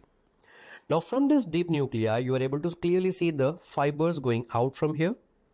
And these fibers are efferent fibers. They are going out from where? From the superior cerebellar peduncle. And that is going to connect with what? Midbrain. And in the midbrain, you'll be actually having your red nucleus. And from there, the fibers are also going to the thalamus. I hope you're getting me. So from the deep nuclei of the cerebellum, the fibers are going via superior cerebellar peduncle to red nucleus and the thalamus. Crystal clear concept. So you have to remember this point very, very clearly. So remember, the arrow mark structure is superior cerebellar peduncle, and from here the fibers are going and connecting with what? The red nucleus. Perfect. Now, after completing this one here, my dear friends, decussation of superior cerebellar peduncle occurs at which level? Of course, this is like simple question, try to apply common sense. Superior cerebellar peduncle is connecting with what? The midbrain with the cerebellum. That is the reason why, remember, decussation of this one will be taking place in midbrain only. In the midbrain only. You know? So by this, we are done with all these questions related to the afferent and efferent of the cerebellum. Now, welcome to the last and final thing. That is the deep nuclei of the cerebellum. In total, there are like 4 deep nuclei of the cerebellum. And you have to remember with the mnemonic as doctors eat good food. See, normally I'm not a big fan of mnemonics and all, but here I'm giving you a mnemonic. There is a reason for that one. What is the reason here? Doctors D stands for dentate nucleus. Okay. Eat E stands for emboliform. Then G stands for globose nucleus. F for fastigial nucleus. You also have to remember the order. They are arranged in the same order from periphery towards the center. Why? Because recently the question in the exam was, out of all the nuclei, which is the medial most nucleus? That is fastigial nucleus. Which one will be the lateral most nucleus? That is dentate nucleus. Out of all the nuclei, which is the largest nucleus? Dentate nucleus. And remember, the shape of this one is also like crumpled paperback shape. Can you just recall which nucleus I told you just now with the crumpled paperback shape? It is inferior olivary nucleus. So inferior olivary nucleus and dentate nucleus, these are 2 nuclei with crumpled paperback shape. Now, sometimes what is going to happen, emboliform and the globose nucleus are combined together, and together it will be your interpositus nucleus. Interpositus nucleus. Fine. So the medial most nucleus will be the fastigial nucleus, lateral most will be the dentate nucleus, and interpositus nucleus will be the 2 nucleus combined together, emboliform and the globose nucleus. Perfectly done. So by this, we are done with the entire information regarding the cerebellum. So we are done with the cerebellar cortex, the deep nuclei, the afferent and efferent, as well as the cerebellar peduncles also. And now, my dear friends, welcome to the blood supply of the brain. I think this is like easy topic for us, the circle of Willis. First, let us see how the circle of Willis will be forming here. There will be a vertebral artery here and the vertebral artery here. Both the vertebral arteries will combine to form basilar artery. I hope you're understanding my intention, why I am drawing the diagram overlapping this diagram here, because my students will get an idea about the location. The vertebral artery is going to ascend up near the spinal cord and then the medulla oblongata, and then finally both the vertebral arteries will merge together and they are going to form the basilar artery. So please look at my diagram here and see where is the basilar artery exactly located. So remember, basilar artery is located on the pons. It is actually on the pons. And finally, what is going to happen here? The basilar artery is going to finally divide into the posterior cerebral artery. So this one is posterior cerebral artery, PCA. Just leave it here. Now welcome to the anterior system. This will be the internal carotid artery here and the internal carotid artery here, sir. Okay. Internal carotid artery is the one which will give rise to anterior cerebral artery. Anterior cerebral artery. So this one is your ACA. And this one is also the ACA. Not only that, the internal carotid artery itself will also give rise towards the middle cerebral artery. So this one will be your MCA here, and this one is the MCA here, sir. So let us just summarize here. Internal carotid artery is the one which is finally given rise to the ACA as well as MCA, and basilar artery will give rise to the PCA. Now after drawing this diagram here, let us now try to connect the posterior system with the anterior system, sir. So the ACA on one side and ACA on the other side, ACA and ACA are connected by ACOM, that is your anterior communicating artery. Anterior communicating artery. And then internal carotid artery will also give like one more branch, and which will go and join here with the PCA. And this here will be the PCOM, posterior communicating artery. And you can very clearly see that a beautiful circle is formed there, and that is your circle of Willis. Okay. Now first two basic questions that you have to learn here is, circle of Willis is formed by which arteries here? And that is like very clear from our diagram here. Circle of Willis will be formed by posterior cerebral artery, posterior communicating artery, internal carotid artery, and then anterior cerebral artery, and then anterior communicating artery. Exactly the same thing on the other side also. The ACA, ICA, PCOM, and the PCA. So these are all the arteries which are forming circle of Willis. Okay, now. So let's just write down here which arteries are forming the circle of Willis. Posterior cerebral artery, then the posterior communicating artery, then internal carotid artery, anterior cerebral artery, and then anterior communicating artery. So these are all the arteries which are forming the circle of Willis. Then out of the three cerebral arteries, ACA, MCA, and the PCA, which cerebral artery is not forming the circle of Willis? So remember, middle cerebral artery is not forming circle of Willis. It is not forming the circle of Willis. Perfect. Now, once you are done with this basic information here, the most important thing right now is that we have to learn what are the branches given by vertebral artery, then what are the branches given by basilar artery, as well as what are the branches given by the internal carotid artery. So let us see the branches of all the three of them one by one. Okay. So first, what we're going to do right now is, let's start with the branches given by the internal carotid artery. That is the easiest one here, sir. Okay. And that is very much easier. Please try to look at this diagram here. In this diagram, internal carotid artery, already you know the three branches here, ACA, MCA, as well as the PCOM. Okay. So you can clearly see here, what are the branches given by internal carotid artery? Anterior cerebral, middle cerebral, and the posterior communicating artery. And then remember the two more branches. One will be the ophthalmic artery, another one will be the anterior choroidal artery. From the name itself, we can understand anterior choroidal artery will be supplying the blood to the choroid plexus. And ophthalmic artery, remember, it is the first branch of internal carotid arteries. So which is the first branch of internal carotid artery? That is the ophthalmic artery. Please remember that point carefully. So after this one, what are the branches given by vertebral artery? So now my diagram will actually help you a lot. Now my dear doctors, vertebral artery and the vertebral artery will combine together to form basilar artery here. Now please look at the location there. Where is the vertebral artery located?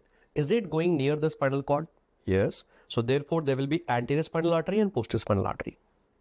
But remember, in one of the exams they have asked how many will be there. There will be only one anterior spinal artery, but there will be two posterior spinal artery. Actually, what will happen from the vertebral artery, like there will be two trunks here, they will combine together to form the anterior spinal artery. So it will be only one. Whereas the posterior spinal artery will be present, both of them. After the spinal cord, is the vertebral artery near the medulla oblongata? Of course, it is giving the branches to medulla, therefore medullary branches. Then after that, yes, what do you have behind? Behind there will be cerebellum. So it is giving a branch to cerebellum from below. Inferior cerebellar artery. There will be of two categories. One will be anterior, another one is posterior. So this one will be the posterior inferior cerebellar artery, that is very famously known as pica. So pica will be a branch of your vertebral artery. So therefore, my dear friends, remember the location. That is the reason why I am making you draw this diagram here. If you know the location here, it will be very much easy to remember the branches. Please don't write it like a list and mug up with some mnemonics and all. So it is near the spinal cord, anterspinal, posterior artery. It is near the medulla oblongata, medullary branches. And yes, of course, it is cerebellum also present there. So posterior inferior cerebellar artery. So, okay. Then yes, of course, our brain and spinal cord is covered by meninges. So there will be even the meningeal branches also. Now after this, the last and final one which is left out is basilar artery. So vertebral artery and the vertebral artery will combine to form basilar. And you know very well, basilar will finally divide into posterior cerebral artery. So by this, we all know very well, posterior cerebral artery is a branch of basilar artery. So posterior cerebral artery, PCA, is a branch of basilar artery, number one. Number two, basilar artery will also give a branch to cerebellum from below, inferior cerebellar artery. But this one will be the anterior one. So anterior inferior cerebellar artery, ICA. ICA is actually a branch of basilar, whereas pica is a branch of vertebral artery. Keep that in mind. Then basilar artery will also give a branch to cerebellum from above, that is superior cerebellar artery. Superior cerebellar artery from above the cerebellum. Makes sense? And last and final thing, where is basilar artery exactly located? It is on the pons. So therefore, definitely it will be giving many branches to the pons here, pontine branches. It will be giving pontine branches also. I hope it is very clear, my dear friends. Okay. Now, after learning all the branches here, let me tell you like two MCQs here. I hope all of you have heard about the labyrinthine artery. Labyrinthine artery is a branch of which one? Remember, labyrinthine artery is actually a branch of ICA. Labyrinth internal ear. So it will be supplying to the internal ear, so labyrinthine artery. But remember, it's actually a branch of ICA. ICA is better than the basilar artery. So in some of the books, they have marked the answer as basilar artery. Please don't mark the answer as basilar. ICA is a better option when compared to basilar artery. Next, number two, and one more very important thing here. Try to recall from the brainstem. Third nerve and the fourth nerve are going to begin from midbrain. So you can very clearly see here, this is the third and this is the fourth nerve here. So third and fourth will be beginning from midbrain. Now the third and the fourth nerve, oculomotor and trochlear nerve, are present between which two arteries? Posterior cerebral, superior cerebellar artery. Third nerve and the fourth nerve are present between posterior cerebral and superior cerebellar artery. This is the best diagram to remember this one here, sir. Otherwise, you'll not be able to mark up that one.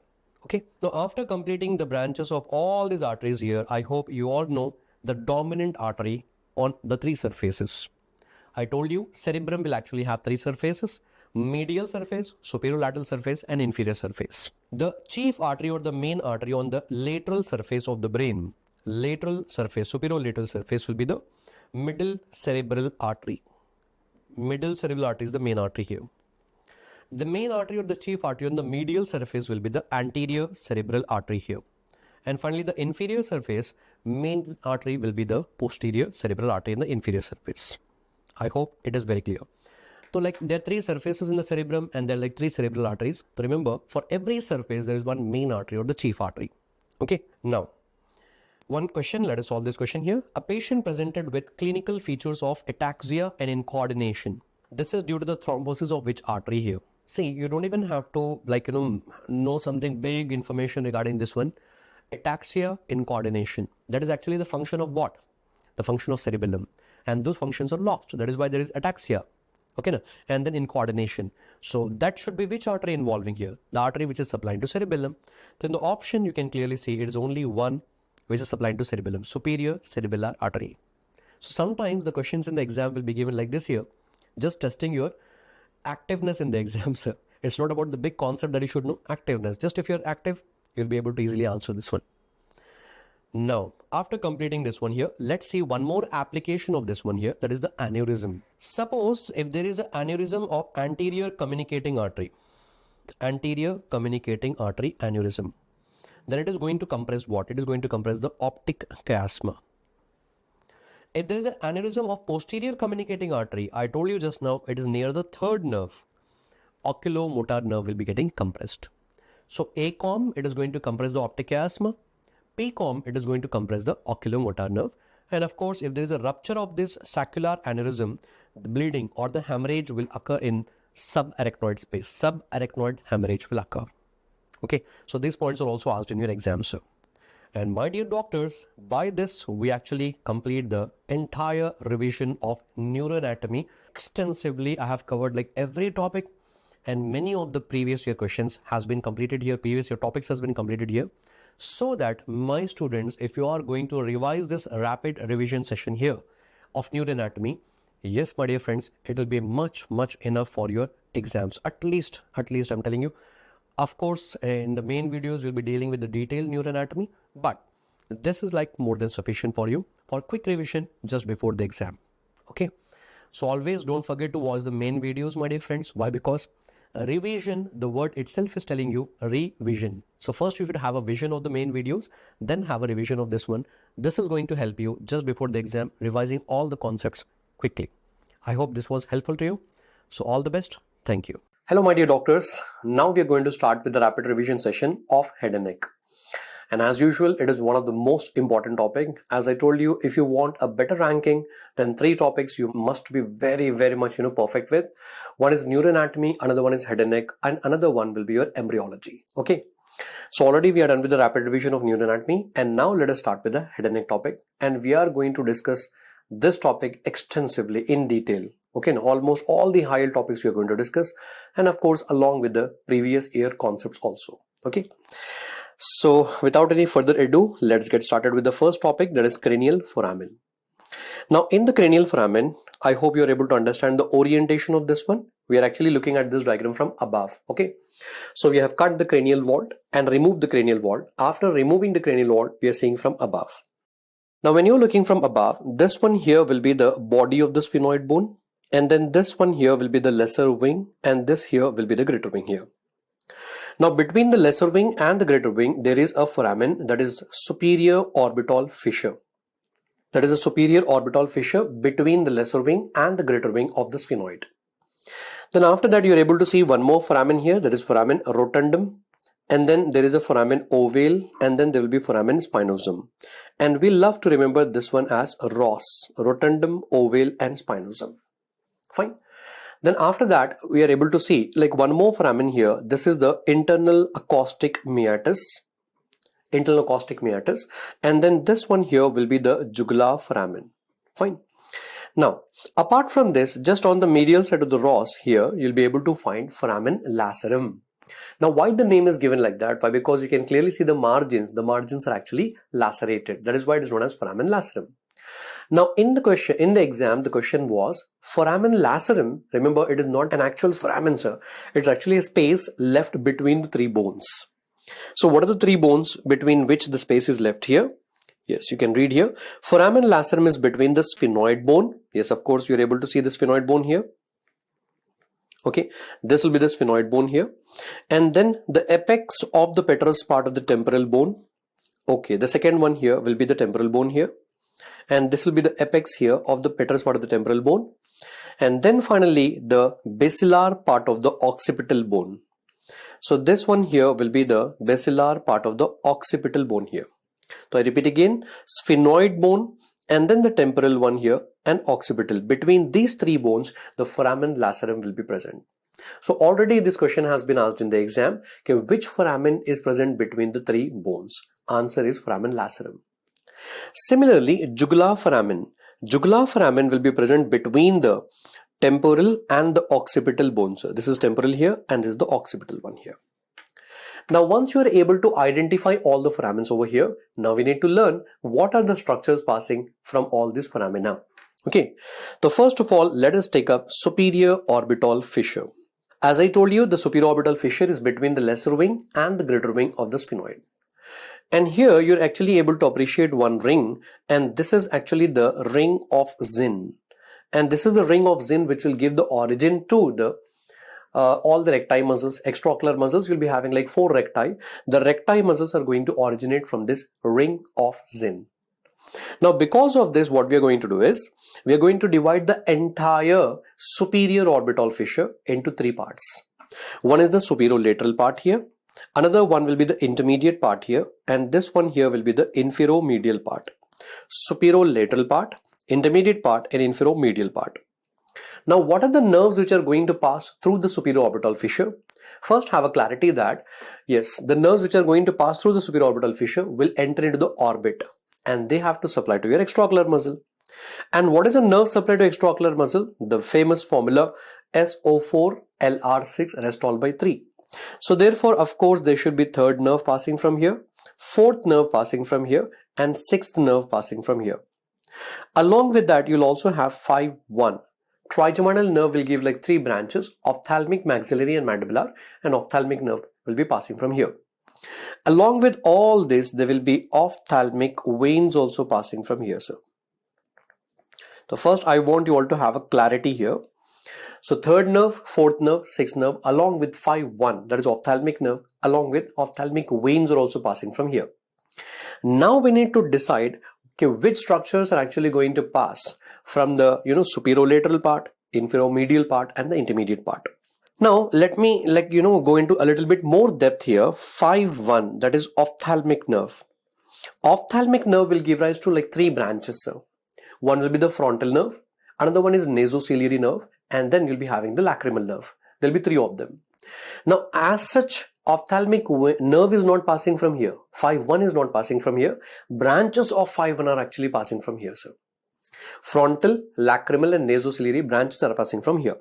Now, out of them, remember, superolaterally, you'll be having lacrimal nerve here, along with the frontal nerve, which are actually the branches of 5-1, and along with that, the 4th cranial nerve, trochlear nerve, will be passing from here.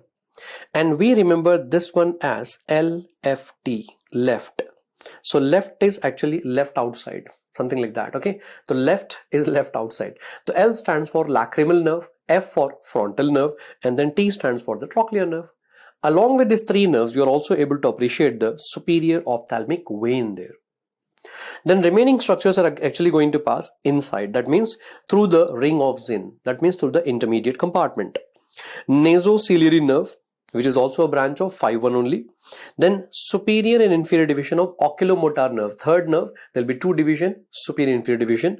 And then the 6th nerve, that is your abducens nerve. Okay, these are all passing through the intermediate part. And then inferomedially, you'll be able to find one more ophthalmic vein, that is the inferior ophthalmic vein. Okay, so that is about the superior orbital fissure. Now, what is going to pass through the foramen rotundum? Foramen rotundum, there will be 5-2 passing from here. That is maxillary nerve. Foramen ovale, the very famous one, very, very important one. Yes, we all know how to remember the structures. There is a mnemonic, that is male. So male structures are actually going to pass through foramen ovale. So in that male, M stands for mandibular nerve. A stands for accessory meningeal artery. L stands for lesser petrosal nerve, and finally E stands for emissary vein. You need to remember all the structures. One or the other exam they have been tested. Now after that, another important foramen here is foramen spinosum. From here there will be a nerve passing, that is nervus spinosus. Nervus spinosus will be passing from here. Along with this, there will be middle meningeal artery passing from here. This is like a repeat question in the exams nowadays. Middle meningeal artery is passing through foramen spinosum. Now sometimes what will happen, if there is a fracture here, this middle meningeal artery will be ruptured. And rupture of middle meningeal artery will lead to epidural hemorrhage or extradural hemorrhage. The epidural or extradural hemorrhage will occur due to rupture of which artery? Middle meningeal artery, which is passing from the foramen spinosum. And I hope you have actually learned in the radiology that how to differentiate between the epidural and subdural hemorrhage. In epidural hemorrhage, there will be formation of that biconvex or lens shaped or that idli shape, in the scanned image, you'll be able to appreciate that hemorrhage. That will be biconvex shaped hemorrhage. Okay.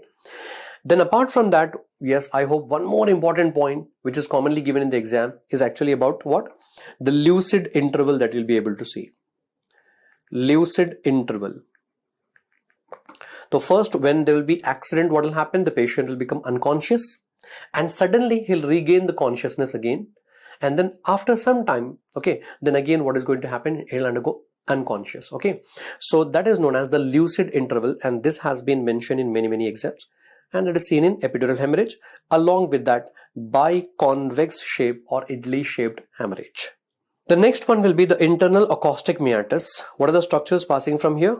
The cranial nerve number 7, facial nerve, the cranial nerve number 8, vestibulocochlear nerve. Along with that, even the labyrinthine vessels are also passing from here, sir. Labyrinthine vessels are going to supply to the internal ear. So 7th nerve, 8th nerve and the labyrinthine vessels are passing from internal acoustic meatus. Now the most important one is jugular foramen. In jugular foramen, the cranial nerve number 9 and then 10 and 11th nerve is passing from here. Fine. But why the name is given as jugular foramen? If you observe this diagram very carefully, the transverse sinus will be coming from here and that is going to take a turn. That is going to become sigmoid sinus. And then from here, there will be inferior petrosal sinus passing from here. So sigmoid sinus and the inferior petrosal sinus, both of them are going to go through the jugular foramen. And after passing through the jugular foramen, both of them will combine together. Together they are going to form internal jugular vein. So internal jugular vein is formed by sigmoid sinus as well as the inferior petrosal sinus. So these are also passing from where only? They are also passing from the jugular foramen along with cranial nerve number 9, 10 and 11. Not only knowing the structures, you also have to learn their arrangement also. So let me show you one picture here. Yes, please look at this diagram here. So in jugular foramen, first you'll be having inferior petrosal sinus, then the 9th nerve, then 10th nerve, 11th nerve, and then sigmoid sinus. That is the way how they are actually arranged, sir. Okay. Now after learning the arrangement of this one more MCQ here is, out of the 3 nerves, that is your 9th nerve, 10th nerve, and 11th nerve, which nerve will be present in a separate sheath? So remember, 9th nerve is the one which will be present in separate sheath, whereas 10th and 11th nerve will be present together in one common sheath, and together they are also forming the vago-accessory complex. Okay, so 10th nerve will be the vagus nerve, 11th nerve will be the accessory nerve, and together they are going to form vago-accessory complex. So in jugular foramen, we need to learn the structures, that too in order. And remember one more MCQ, the nerve which is present in separate sheath will be the 9th nerve. Perfect. Now after completing this one here, yes, all these foramens and their structures are done. Then what about the foramen lacerum right now, sir? One point I told you very clearly, remember foramen lacerum is the one which is present between the 3 bones, number 1. Number 2, foramen lacerum is the one from where internal carotid artery is going to pass. Fine, but not throughout the foramen lacerum. Internal carotid artery is passing only from the upper part of the foramen lacerum, not throughout the foramen lacerum. It is not traversing throughout that one, because the lower part of this one will be closed with the cartilage.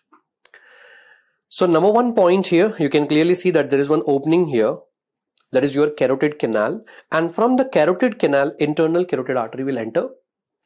And after entering from here, the internal carotid artery is only passing from upper part of the foramen lacerum. Perfectly done. Now, if you see one more point, let me just teach you here itself. One more point here is that surrounding this internal carotid artery, around the internal carotid artery, you are able to see the sympathetic plexus. Now, from this sympathetic plexus begins your deep petrosal nerve. Begins the deep petrosal nerve, sir. Now, that deep petrosal nerve is going to combine along with the greater petrosal nerve. And greater petrosal nerve is a branch of facial nerve. So greater petrosal nerve is a branch of your facial nerve. Deep petrosal nerve is actually coming from your sympathetic plexus. Both of them will combine together. Together they are going to form nerve to pterygoid canal. This canal here, the pterygoid canal, nerve to pterygoid canal. And that nerve to pterygoid canal, it is also known as the Vidian's nerve. That was asked in the exam. So Vidian's nerve is formed by deep petrosal nerve and the greater petrosal nerve. That was a question asked in the exam. Now that will be finally going in, ending in sphenopalatine ganglion. Sphenopalatine ganglion, and that is also known as the pterygopalatine ganglion also. And from there the information will be carried to the lacrimal nerve. Lacrimal nerve. I will also tell you about this one in the facial nerve also. Fine. But here itself one more point has been completed. Okay. So foramen lacerum is the one from where internal carotid artery is going to pass. But remember, only in the upper part of that one, not traversing throughout the foramen. Okay. Now after completing this one, the last and final foramen which is left out here, yes, the biggest one, that is your foramen magnum. Foramen magnum. Now one mistake which every student is doing is, remember, spinal cord is not passing from the foramen magnum. Is it okay? Actually, what happens is, in the Gray's Anatomy 42nd edition, it is very clearly given that in the foramen magnum, still you have medulla oblongata. In the foramen magnum, still you'll be having the lower part of the medulla oblongata. Then after crossing through the foramen magnum, then what is going to happen? It is going to continue as spinal cord. And I told you in the rapid revision session of neuroanatomy very, very clearly that spinal cord begins from C1, the first cervical vertebra. Please don't answer as foramen magnum again. Okay. So what is going to pass through the foramen magnum? It is medulla oblongata. Along with medulla oblongata, of course, vertebral artery. We also studied about this one in the neuroanatomy rapid revision.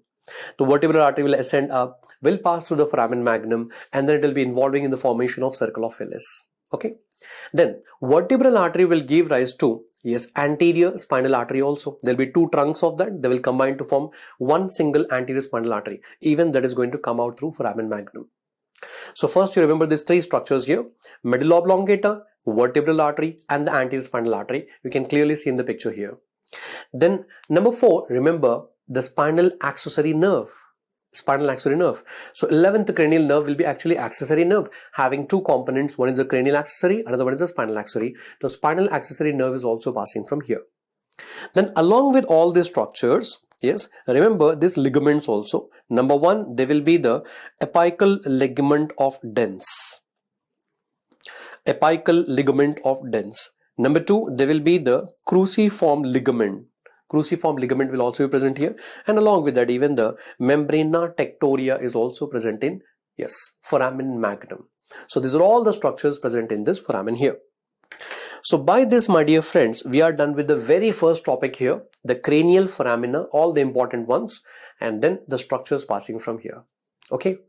Now recently in the exam, what is happening is, instead of just giving the foramens, the image of foramen, they are giving this image here, that is foramens with the nerves, with the cranial nerves. So let us try to identify all the nerves here now. Now in this diagram, this one here will be the first cranial nerve, that is your olfactory nerve. Olfactory nerve is going to pass through the cribriform plate here. And this question was recently given in the INI-SET exam here. Yes. What was the question given in INI-SET exam? The intracranial spread of the COVID is through which foramen? So remember, it is through which foramen only? Cribriform plate. Why? Because the COVID is actually going to spread through the cranial nerve number 1, that is your olfactory nerve. That was the question asked in the exam. Number 2, you can easily identify this one here will be the optic canal, and from the optic canal there will be optic nerve, cranial nerve number 2. Now till here, any student can easily identify the first and second nerve. Now the confusion is all about the third nerve, fourth nerve, and the sixth nerve. So in this diagram, my dear friends, look here. This one here will be the third cranial nerve, oculomotor nerve. But remember, this one here will be the fourth cranial nerve here. So, okay. Now, how do we remember this one? Again, the same thing. Try to recall the neuroanatomy rapid revision which I have done. Third and the fourth nerve are going to begin from midbrain. They are going to begin from midbrain. And out of the third and fourth nerve is the one which is having ventral origin from the midbrain, but fourth nerve is the one which is having dorsal origin. Then it is going to take a turn and then go towards the come towards the front here. So you just imagine your midbrain to be present over here. If the midbrain is present here, ventral origin third nerve, but whereas fourth nerve will be having dorsal origin, it's taking a turn and coming here. Oh, so that is why that should be your fourth nerve coming from behind.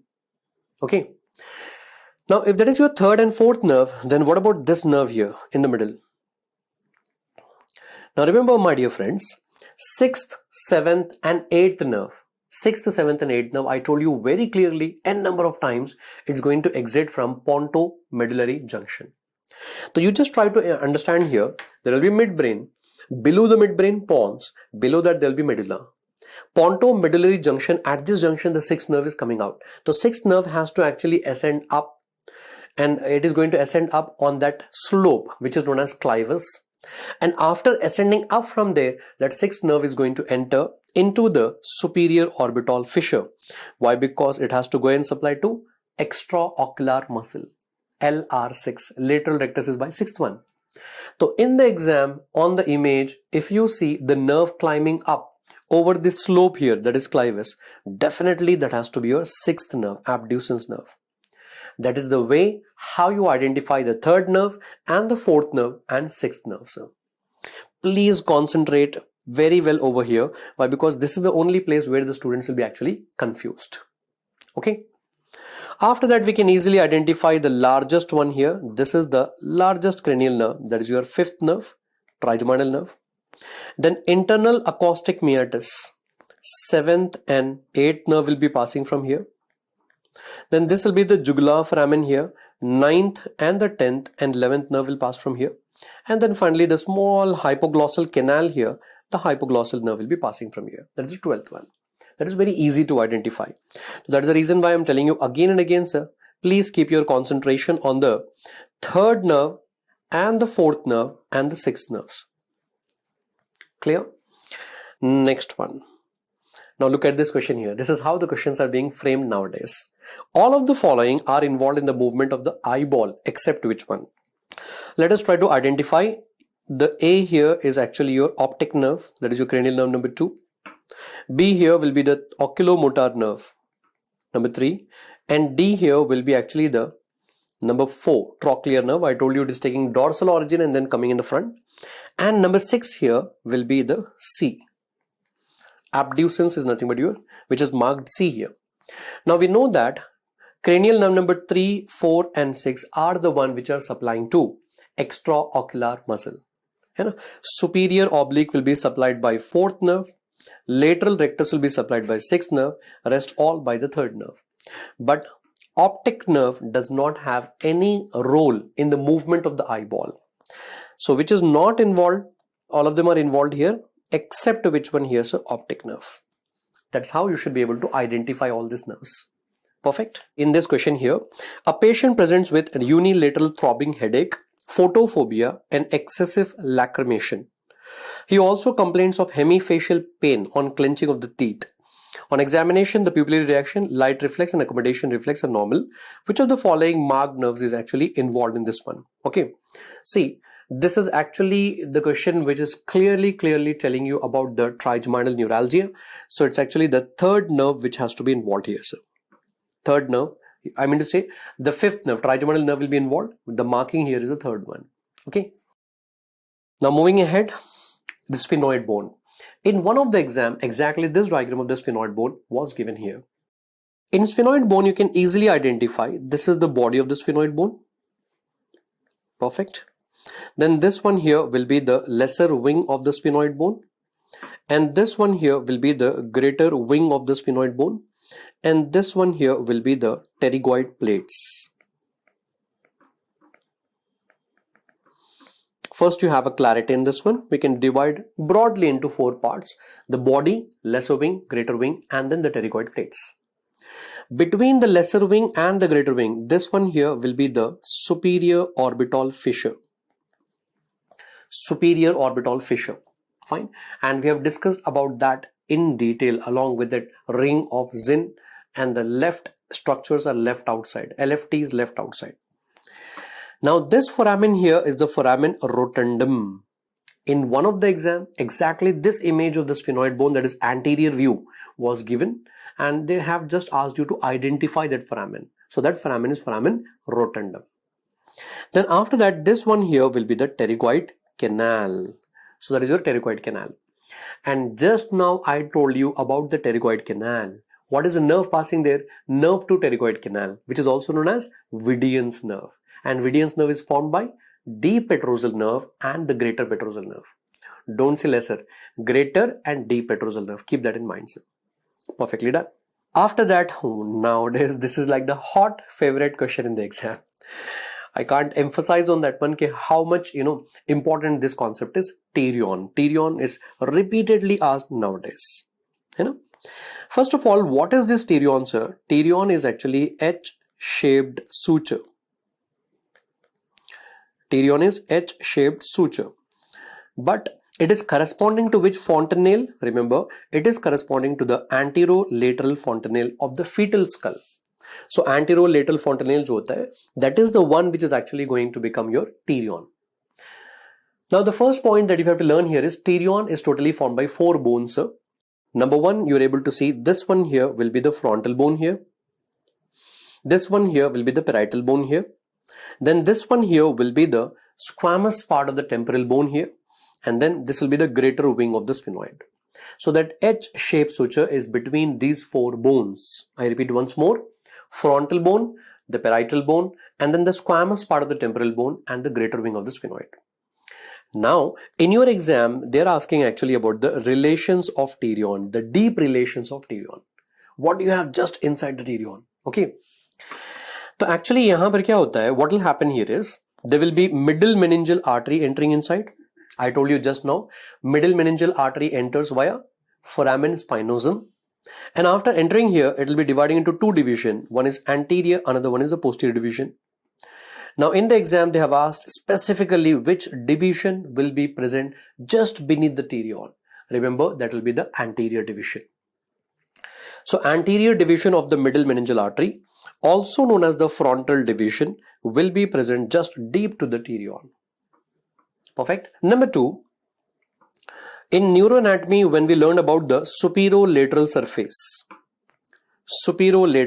of the cerebral hemisphere, I hope you remember this diagram. Now in this diagram, this sulcus here, between the frontal lobe and the temporal lobe, that sulcus here will be the lateral sulcus, or else it is also known as the Sylvian fissure. And the very beginning of the Sylvian fissure or the lateral sulcus will be present right at the place of pterion. And then which artery is passing inside this sulcus? That is the middle cerebral artery will be passing inside this sulcus. So therefore, middle cerebral vessels as well as Sylvian fissure. And then this is the question which is very much important here. Pterion is actually formed by greater wing of sphenoid. Pterion is formed by greater wing of sphenoid. But which wing will be present just inside the pterion? Remember, it will be the lesser wing. Please don't get confused here. I repeat this thing again. Pterion as such is formed by greater wing of the sphenoid, but remember, just inside the pterion there will be lesser wing of sphenoid. So all these are the relations of pterion just inside that one. So now one more thing, if middle meningeal artery is actually passing just beneath the pterion, anterior division of the middle meningeal artery, I told you just now, then what is going to happen? If there is a fracture, okay, at pterion, I'm just telling you the clinical correlation here. At this pterion, if there is a fracture here, for example, if someone gets a hit in this region, okay, now, then what is going to happen? Just inside, there will be middle meningeal artery, and that middle meningeal artery will be ruptured. And rupture of that one will again lead to what? Epidural hemorrhage. This was recently given in the FMG exam also. So if there is a fracture or if there is a hit in the pterion, for example, they will be giving the question like, a male aged about 30 years was riding on a bike, suddenly falls or meets with an accident and he gets a hit here. Then what is going to happen? There will be epidural hemorrhage. Okay, that's all about the pterion. Now let us move on to the next concept. Another very, very important concept, muscles of mastication. Repeatedly, the questions has been asked from here in INA-SET exam as well as NEET PG exam as well as the FMG exam also. So please concentrate here. There are totally 4 muscles of mastication. The first and foremost important thing is identifying this muscle. In the last NEET PG exam last year, they have given an image-based question in which you have to identify the lateral pterygoid muscle. So you should be able to identify all these muscles. I'll tell you slowly. Listen to me here. Now, out of the 4 muscles of mastication, this one here will be the masseter muscle. Masseter muscle.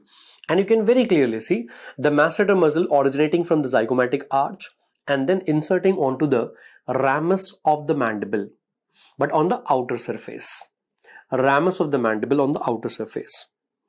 Then this muscle here will be the temporalis muscle, sir. Temporalis muscle. And temporalis muscle is going to originate from the temporal fossa. Fine. And all these fibers will converge together and finally they are going to insert where? Yes, onto the mandible, onto the coronoid process of the mandible. Then after the temporalis, now the confusion will begin from here. Till here, anyone can tell. Masseter and temporalis, anyone can identify. What about the lateral pterygoid and the medial pterygoid? In this diagram, you're able to see that there is a muscle which is going and getting inserted onto the capsule of temporomandibular joint. That muscle which is inserting onto the capsule of temporomandibular joint, in fact, the tendon of that will be actually present inside the capsule also, inside the joint also, like a disc, articular disc inside. So that is nothing but the modification of lateral pterygoid only. So this muscle here will be the lateral pterygoid muscle. I'm writing L here, L for lateral pterygoid. And then finally, this muscle here is nothing but your medial pterygoid muscle.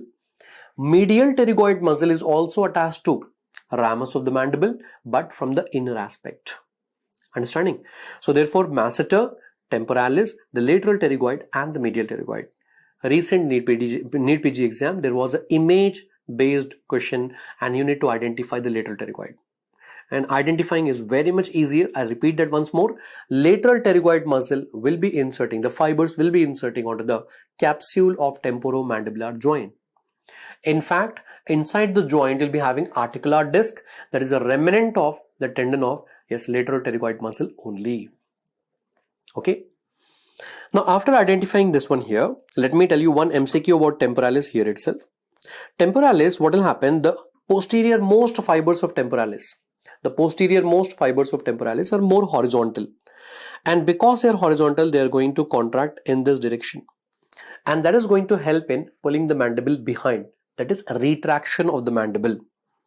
So posterior most fibers are helping in retraction. What about the vertical fibers? Vertical fibers are going to pull the mandible in this direction, upwards. That is elevation of the mandible. That means temporalis has got like two functions, elevation as well as retraction. Now suppose both the options are given in the exam, then which is more better option? Remember, elevation is a better option when compared to retraction.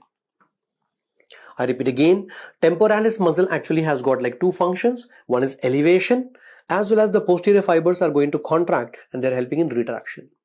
So please remember that, yes, elevation will be a better answer when compared to retraction if both the options are given in the exam, sir. Perfectly done. Now I'll tell you like 5 points regarding the muscles of mastication, and by that you will be able to solve like many of the questions in the exam. What is the nerve supply to all the muscles of mastication? All the muscles of mastication will be supplied by phi3. That is mandibular nerve. The trigeminal nerve will be giving like 3 branches: ophthalmic, maxillary, mandibular. Mandibular nerve is supplying to all the muscles of mastication. Which muscle will be helping in opening the jaw or depression of the mandible?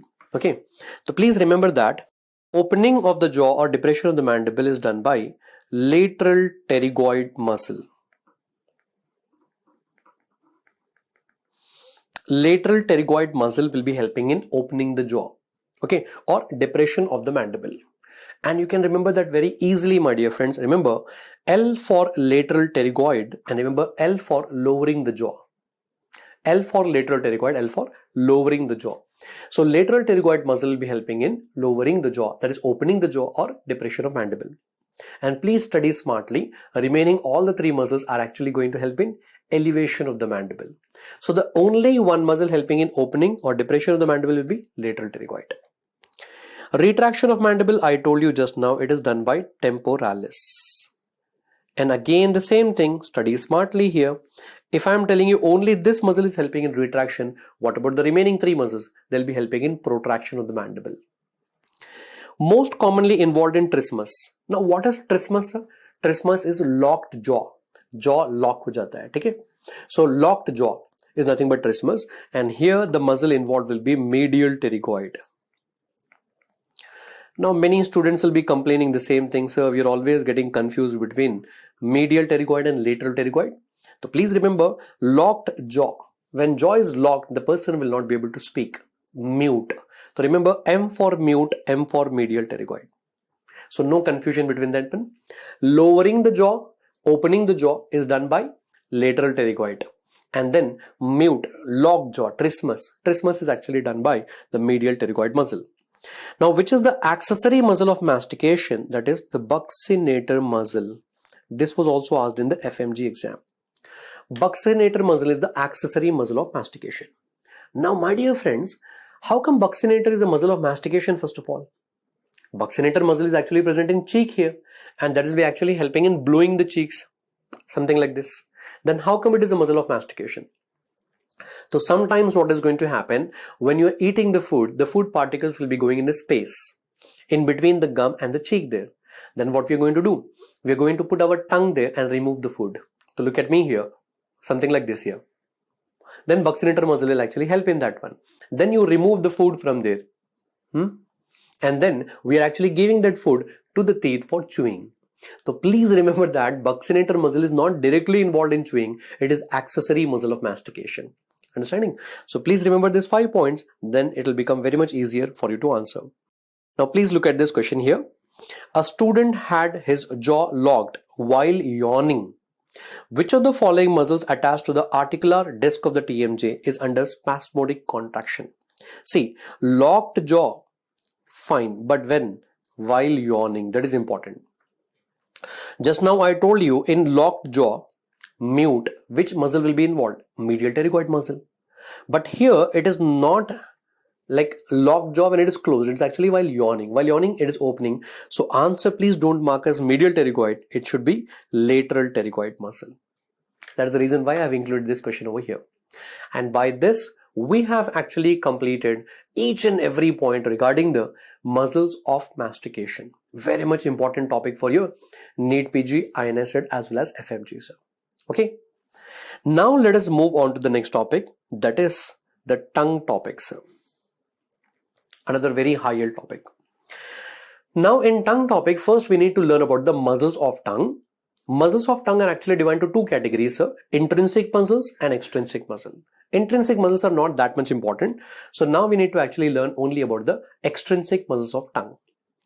There will be like 4 extrinsic muscles of tongue. Number 1, in this diagram you're able to appreciate here, this is the mandible here.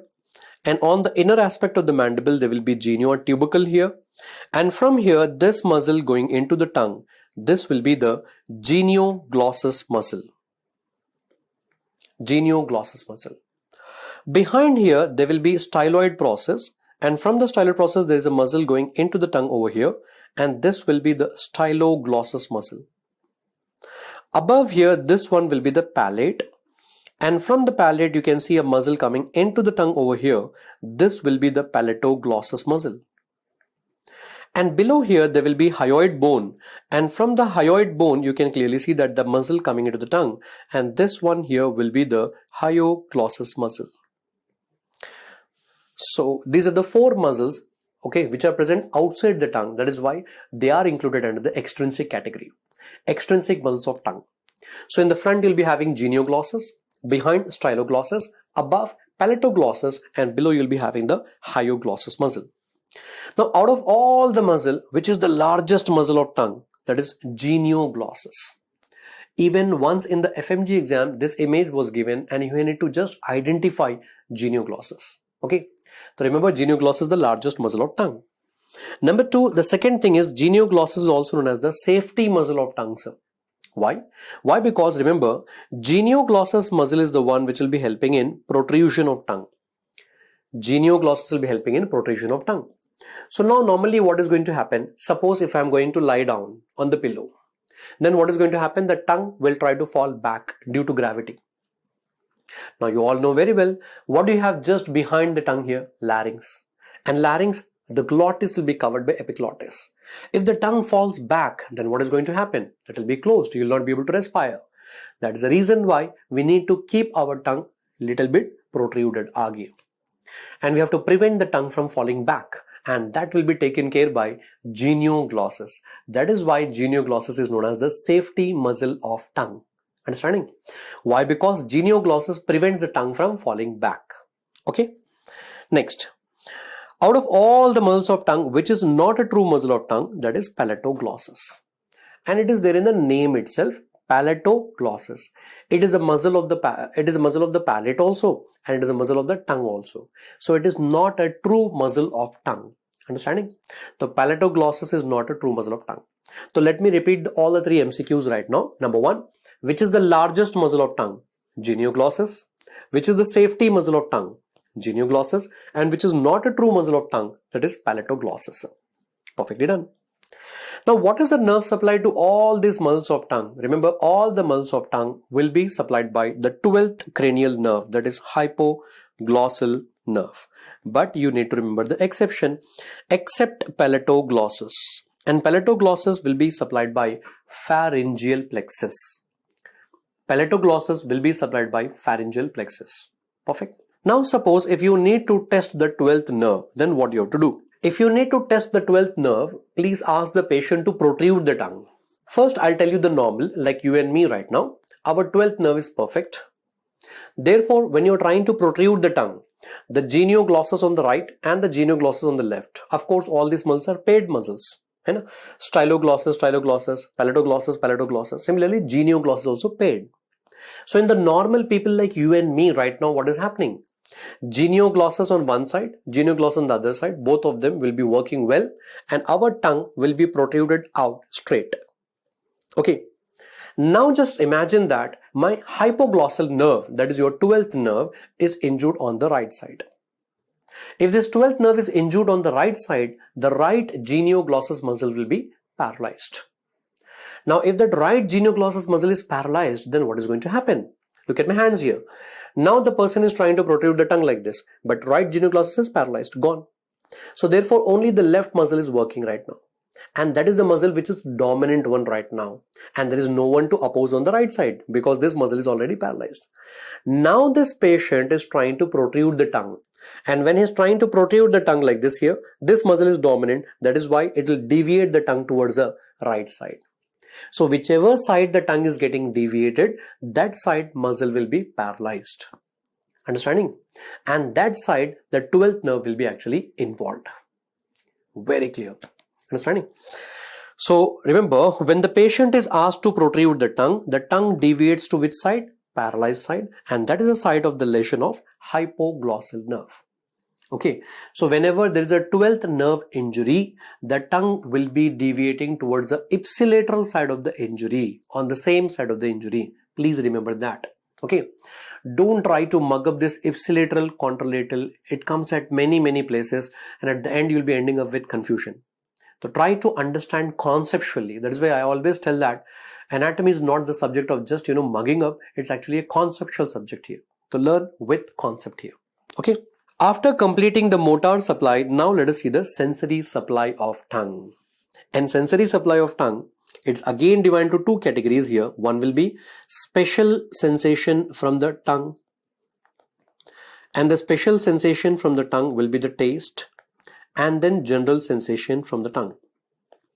And now the confusion starts. Why? Because we have to learn like two nerves here. The nerve which is going to carry special sensation and the nerve which is going to carry the general sensation. But welcome here. I'll make it damn easy for you now.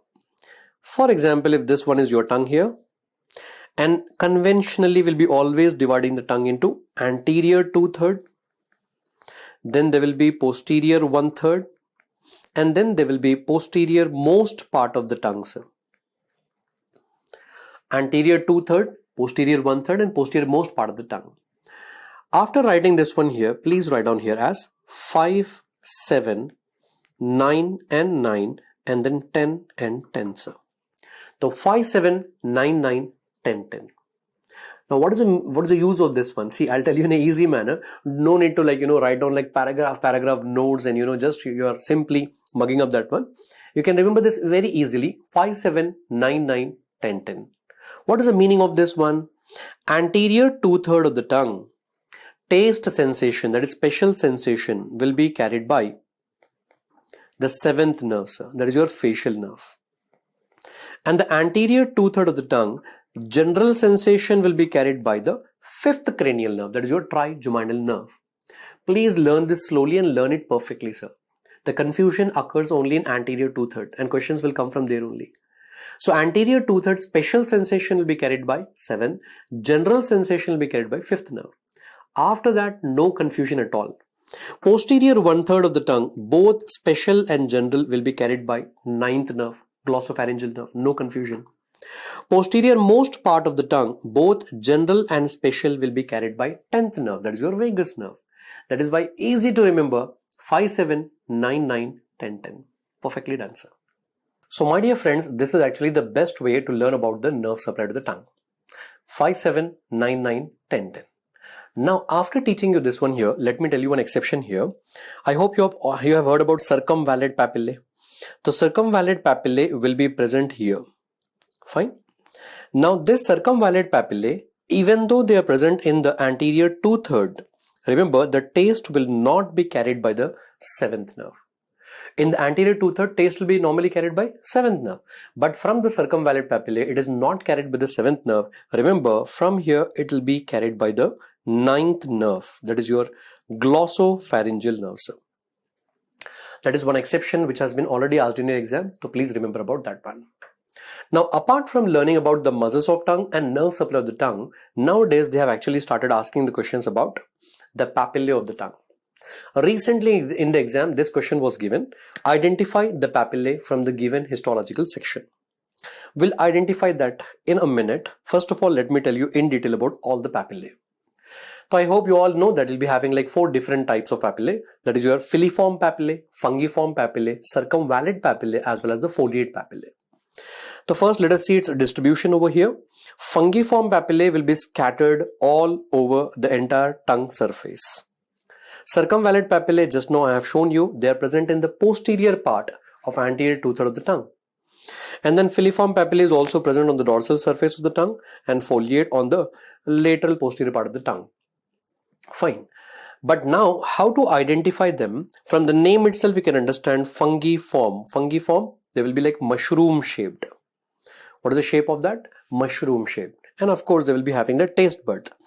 Circumvallate papillae will be circular papillae, and the most important point is they will be having a groove or a trench. There will be circular papillae and there will be a groove in them.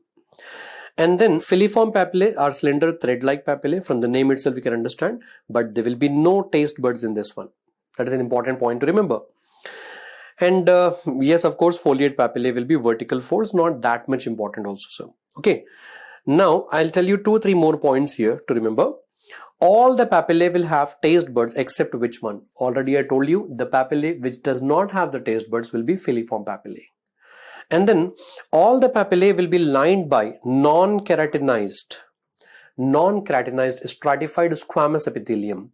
Yes, except for the filiform papillae again, they will be having keratinized epithelium. Okay, filiform papillae will be having keratinized stratified squamous epithelium, whereas remaining all will have non-keratinized one. All the papillae will be supplied by which one? Cauda tympani branch of the 7th nerve for the taste, except for which one here? The circumvallate papillae that will be supplied by the 9th nerve. Already I told you the exception. So if you remember all these points regarding the papillae of the tongue, you'll be easily able to, solve the questions here. Now in the circumvallate papillae, please look here. I told you these are like circular papillae. These are like circular papillae, and you can clearly appreciate the groove or the trench here. Okay, you can see the groove on either side of the papillae. Now, keeping that in mind, if you look at this diagram which was given in exam, yes, it is circular papillae, and on either side you're actually able to appreciate the groove also. So that is why this will be the circumvallate papillae. You can easily identify that one now. Okay, so by this we are actually done with the tongue topic. All the information regarding the tongue has been completed here, sir. Now moving ahead with the next topic, my dear friends, I'll tell you one important thing, that is rule of 17. Now what is this rule of 17 here? See, I have observed that many of the students are getting confused about that ipsilateral deviation and the contralateral deviation. Just now I told you about the 12th nerve. 12th nerve will be supplying to all the muscles of tongue. So how to test that one? So it is actually the ipsilateral side. So whichever side the tongue is deviating, that side nerve will be damaged or injured. Okay. But now, how should we remember for other nerves also, like the 12th nerve, the 7th nerve, the 5th nerve and all those, how to remember that one? Okay. So first look at these images over here. In the very first image, you are able to see the deviation of uvula. You're able to see the deviation of uvula. First, learn about the nerve. So with the deviation of uvula, you're going to learn about you're going to test the 10th nerve, that is your vagus nerve. In the second diagram, you're actually able to see the deviation of angle of the mouth. Look at the angle of the mouth here. It is getting deviated. So that is used for testing your 7th nerve, facial nerve. And about the tongue, just now I told you, for tongue, we are going to test which one? The 12th nerve, hypoglossal nerve, supplying to all the muscles of tongue except the palatoglossus. And then in this diagram, you're able to see it's not the deviation of the angle of the mouth here, it's actually deviation of the jaw. And deviation of the jaw, for this we are going to test your trigeminal nerve, that is your 5th nerve. Why? Because we all know very well, all the muscles of mastication, just now we have learned, they'll be supplied by your 5-3. To be very specific, it is supplied by mandibular nerves. Fine. Now, if you add them, the 12 plus 5, it will be totally 17 here. And if you add them, the 10 and 7, it will be totally 17 here. That is why the rule of 17. And for 12 plus 5, that is your hypoglossal nerve and the trigeminal nerve, the 5th nerve, the deviation will be towards the ipsilateral side of the lesion, on the same side of the lesion. So if the tongue is deviating towards the right side, that means the right 12th nerve is gone. If the jaw is deviating towards the right side, that means the 5th nerve will be gone, sir. Ipsilateral deviation. And then for 10 plus 7, that is 17, for this, the deviation will be towards the contralateral side of the injury. Okay, contralateral side of the injury. So if you remember in this manner, I hope you will never ever make a mistake in this one. Okay. Now moving ahead with other cranial nerves also. Now in your exams, most of the time they're asking the questions regarding your 5th nerve and 7th nerve, and many of the students are actually confused here. See, when it comes to your 3rd, 4th and 6th nerve, it's very easy to handle, you know very well. What is the only thing that you have to remember about the 3rd, 4th and 6th nerve? They are supplying to extraocular muscles, and we have learned that n number of times. All the extraocular muscles are supplied by SO4, LR6, Restall by 3. We know that one. So let us not go into those simple things which you might be already knowing that one. So let me stress in this rapid revision session on the parts where you'll be getting confused a lot. So trigeminal nerve and the facial nerve are very much important here. Okay. Now trigeminal nerve will be actually dividing into 3 branches: ophthalmic, maxillary and mandibular. The first thing is ophthalmic nerve here. Now in this diagram, you're able to see the 5-1 here, ophthalmic nerve. Ophthalmic nerve is in turn dividing into like 3 branches. Number 1, there will be frontal nerve. Number 2, there will be nasociliary nerve. And number 3, there will be the lacrimal nerve, sir. Frontal nerve, nasociliary nerve and the lacrimal nerve. Now out of this, frontal nerve, it's very easy, sir. Frontal nerve is actually going ahead into the orbit. It is giving 2 branches there further, the supratrochlear nerve and supraorbital nerve, supplying to the skin over the forehead. Very simple. Lacrimal nerve is also very much simple there. Lacrimal nerve will be supplying to the lacrimal gland. Fine. I'll tell you the more importance about that later on. Right now we are going to concentrate on the nasociliary nerve. There have been a lot of questions regarding this one. Now nasociliary nerve in turn will be giving rise to 2 branches. One is anterior ethmoidal nerve and the posterior ethmoidal nerve. So in this diagram, if you are going to follow this nasociliary nerve over here, now you can very clearly appreciate here, nasociliary nerve will be giving rise to the anterior ethmoidal nerve here, and then another one will be the posterior ethmoidal nerve here. So okay, so nasociliary nerve will give rise to anterior ethmoidal nerve and the posterior ethmoidal nerve. Now listen here very carefully. Wantedly, I'm telling you a little slowly here. Try to understand. Anterior ethmoidal and posterior ethmoidal nerve. From here, they'll be first of all going to the anterior cranial fossa above. They're going to the anterior cranial fossa, supplying to the dura mater in the anterior cranial fossa. After supplying to the dura mater in the anterior cranial fossa, now they're again going to come down into the nasal cavity. And as the name indicates, it is going to supply to the ethmoidal air sinus, sphenoidal air sinus, as well as the nasal mucosa also. After supplying to the ethmoidal, sphenoidal, as well as the nasal mucosa here, what will happen here is that this ethmoidal nerve is actually going to exit out. The anterior ethmoidal nerve is actually going to exit out. So posterior will be ending there itself. Anterior will actually exit out. And now after coming out, it will be known as the external nasal branch. And that external nasal branch will be supplied to the skin over tip of the nose. The skin over the tip of the nose will be supplied with that nerve. So in your exam, the question was a direct question. What is the nerve supplying to the skin of the tip of the nose? So your answer should be external nasal branch. If that is not given in the option, then your answer should be anterior ethmoidal nerve. And if that is not given in the option, then your answer should be the nasociliary nerve. And yes, of course, that was given in the exam. Okay, so remember this one regarding the nasociliary nerve. That is why I just wanted to teach you this topic here. I repeat again, ophthalmic nerve will give like 3 branches. One will be the frontal, another one will be nasociliary, another one will be the lacrimal. Frontal and lacrimal, very easy. Please remember about the nasociliary nerve. Finally, it will be going and supplying to the skin over the tip of the nose. Skin over the tip of the nose. That is the concept that you have to remember here in ophthalmic nerve. Done. And now let us get started with the most important one. That is your mandibular nerve. And I'll tell you in detail about the mandibular nerve now. Okay. See, mandibular nerve, first of all, will be having 2 components here. One will be the sensory component here. Another one will be the motor component. That is the reason why I have drawn the diagram like this here. You all know very well the trigeminal nerve is actually a mixed nerve. It will be having sensory as well as motor component, and that will be present in mandibular branch. The mandibular branch will have both the components, sensory as well as motor. Now these two will combine and they are passing from which foramen? Already I told you foramen ovale. Foramen ovale, I hope you remember the mnemonic as male. In male, M stands for mandibular nerve. The mandibular nerve is the one which is going to pass through the foramen ovale. Okay. Now after passing from here, first you'll be able to appreciate the trunk of the mandibular nerve, and that trunk will be finally dividing into the 2 divisions. One will be the anterior division and then there will be the posterior division. Now I will tell you in detail about the anterior and posterior division later on. First let us learn about the trunk. Very important. So you have to learn like totally 4 concepts here. So like you have to learn like 4 points in the trunk of the mandibular nerve. Point number 1. We all know that mandibular nerve is the one which is supplying to all the muscles of mastication. Just now I taught you. Masseter, temporalis, lateral pterygoid, medial pterygoid, all of them will be supplied by mandibular nerve.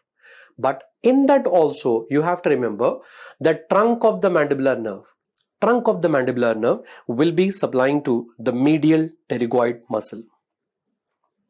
First point. So the name of that nerve itself is nerve to medial pterygoid. So trunk is supplying to only and only one muscle of mastication, already asked in the exam. Okay. So only that one muscle of mastication is medial pterygoid muscle.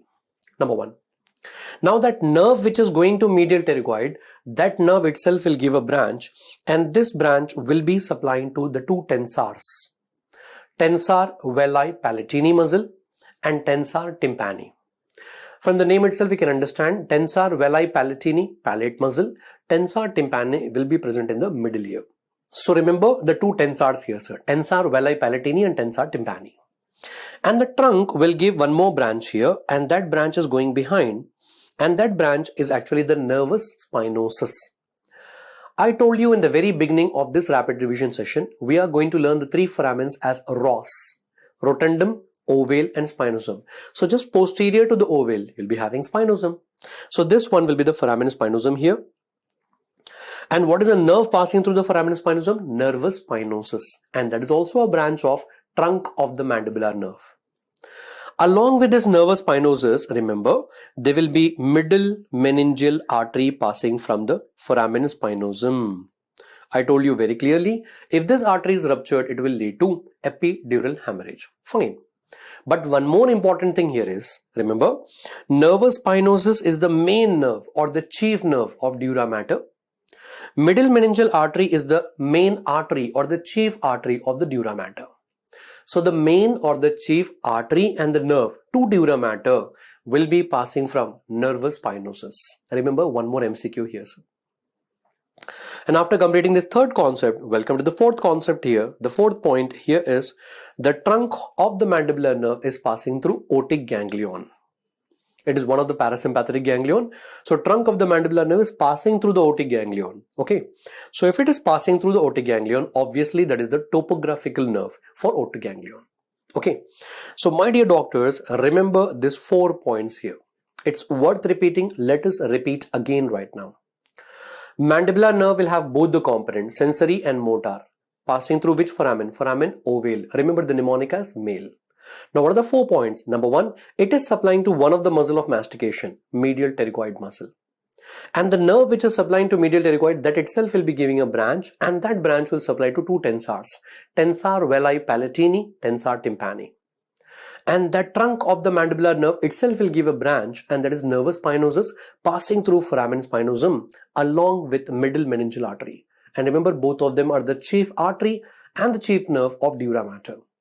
And the trunk of the mandibular nerve is passing through a ganglion. That ganglion is otic ganglion. Perfect. So by this we are discussed with all the 4 points regarding the trunk. Now let us go ahead with the further division, anterior division and the posterior division. Now let me tell you one thing here. Anterior division is the one which will be supplying to the remaining muscles of mastication.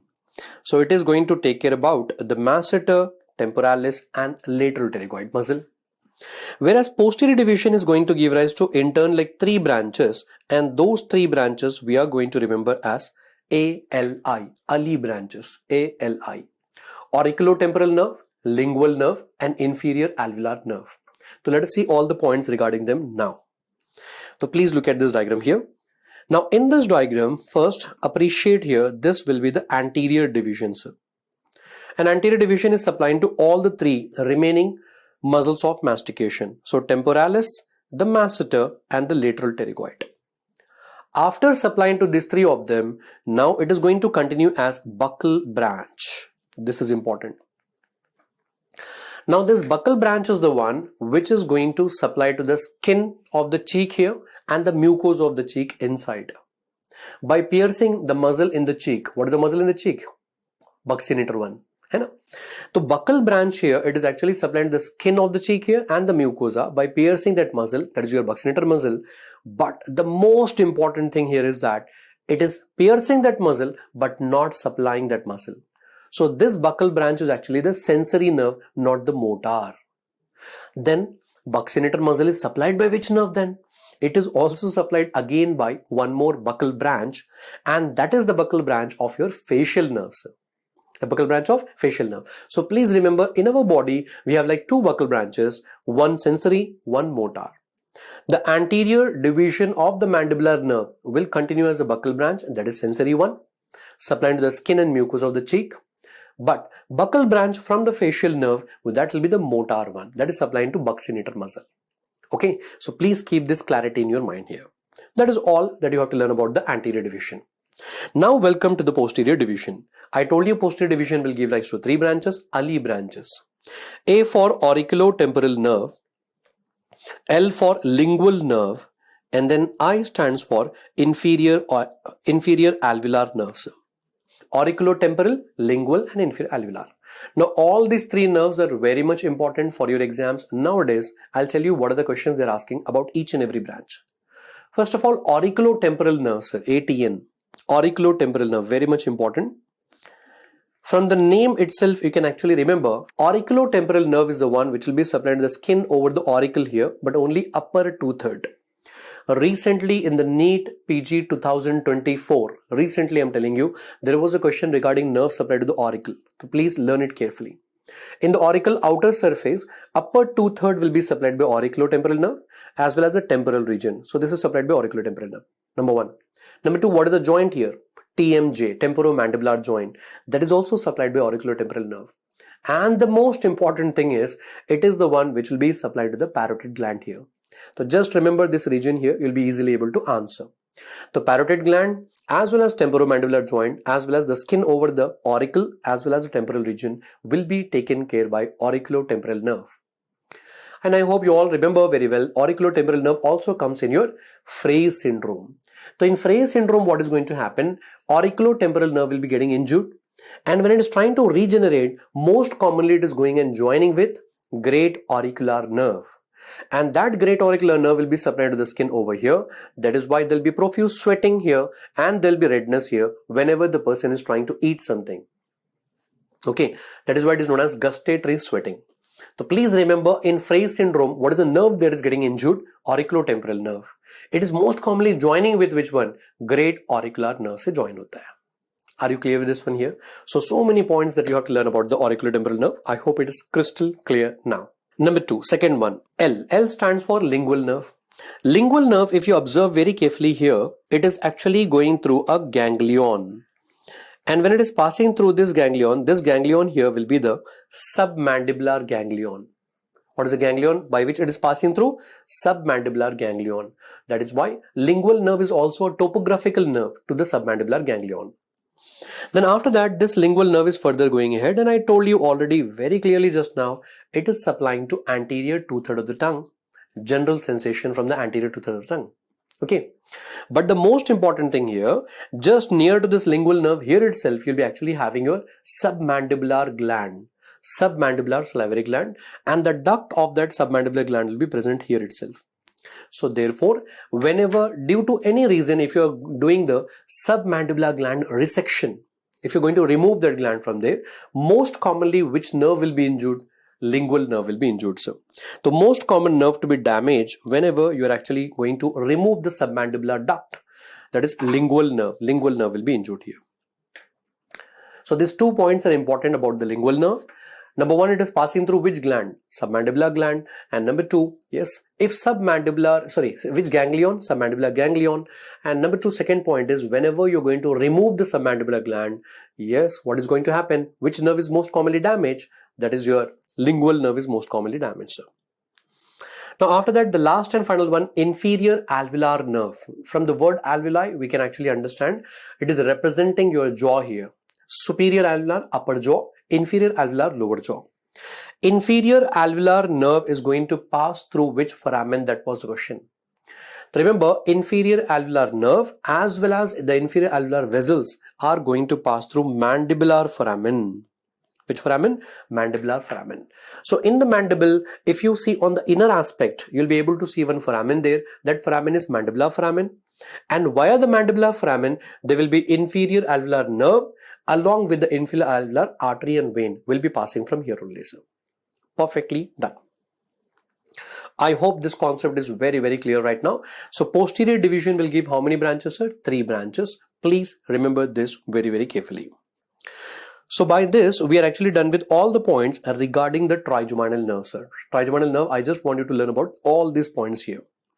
Now, once you are done with the mandibular nerve, let us go ahead with another very important concept here, that is facial nerve, sir. Okay. Facial nerve, we already have learned that it is going to begin from where? 6, 7 and 8. This facial nerve will exit from where? From the pontomedullary junction. Even though the nuclei of the facial nerve will be present in pons, remember the facial nerve is going to exit from pontomedullary junction. Now, you might be like surprised by looking at this diagram here. It's looking like very complicated diagram here. You might be wondering how to study this one. We are going to squeeze this entire concept into only 3 points. You have to concentrate only and only at 3 places. Okay. So just follow me, listen to me carefully for another like 2-3 minutes and everything will be like crystal clear. Okay. The first thing where you have to concentrate here is this part here, sir. This wala part. Facial nerve will give rise to a branch here, and this branch will be the greater petrosal nerve. Already I told you about this nerve somewhere. Greater petrosal nerve combines with deep petrosal nerve together to form Vidian's nerve. You know? So there is the same one. And then that nerve will be finally going to which ganglion? I told you very clearly, pterygopalatine ganglion. And from the pterygopalatine ganglion, the nerve will be going and finally supplying to the lacrimal gland. So therefore, lacrimal gland will be supplied by which cranial nerve? That is your 7th nerve. via which nerve? Greater petrosal nerve. From there, which ganglion? Pterygopalatine ganglion. And if you want to further know what is this nerve over here, I'll just tell you here. From the pterygopalatine ganglion, that will continue as maxillary. Maxillary nerve will further continue as zygomaticotemporal nerve, and that will continue as your lacrimal nerve, that will be supplied to lacrimal gland. Where did we come across the lacrimal nerve? Just now I told you about ophthalmic nerve. Ophthalmic nerve will give like three branches. One is frontal, nasociliary, and lacrimal. So that is the same lacrimal nerve where zygomaticotemporal nerve will go and join. Understanding? So that is the secretomotor pathway for the lacrimal gland. Okay, I repeat again, seventh nerve will be giving rise to a branch, that is the greater petrosal nerve, and greater petrosal nerve will be going and ending in a ganglion, pterygopalatine ganglion, and then from there itself you'll be having maxillary and then zygomaticotemporal, then lacrimal nerve, finally supplying to your lacrimal gland, sir. So that is one concept that you have to concentrate here in the facial nerve. Now welcome to second concept here, sir. The second concept is the facial nerve will also give rise to a cauda tympani branch. Cauda tympani branch will be going and ending in a ganglion, and that ganglion will be the submandibular ganglion. I told you just now which nerve is going to pass through the submandibular ganglion. Lingual nerve. So lingual nerve is acting like a topographical nerve there. Topographical nerve. It is going to pass through the submandibular ganglion.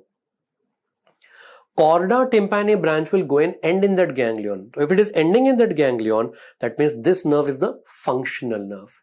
We have learned about all these things, the topographical nerve, functional nerve, all this parasympathetic ganglion in detail in our regular videos, sir. So this is like a revision here. I hope you're able to recall all those points quickly in your mind. The cauda tympani branch is the functional branch of the submandibular ganglion.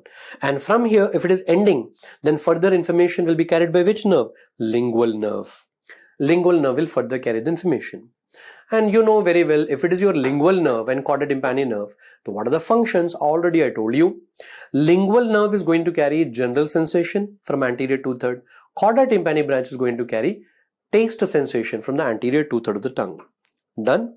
Along with that, remember, cauda tympani branch is also supplying to these two glands, that is submandibular and sublingual gland. Okay, so it is helping in secretion from these two glands, sir. That is our concept number 2 completed here. Now welcome to the last concept in the facial nerve, and this concept every student will be knowing very well here. Okay, facial nerve will be further exiting out. It is going to come out via a foramen known as stylomastoid foramen.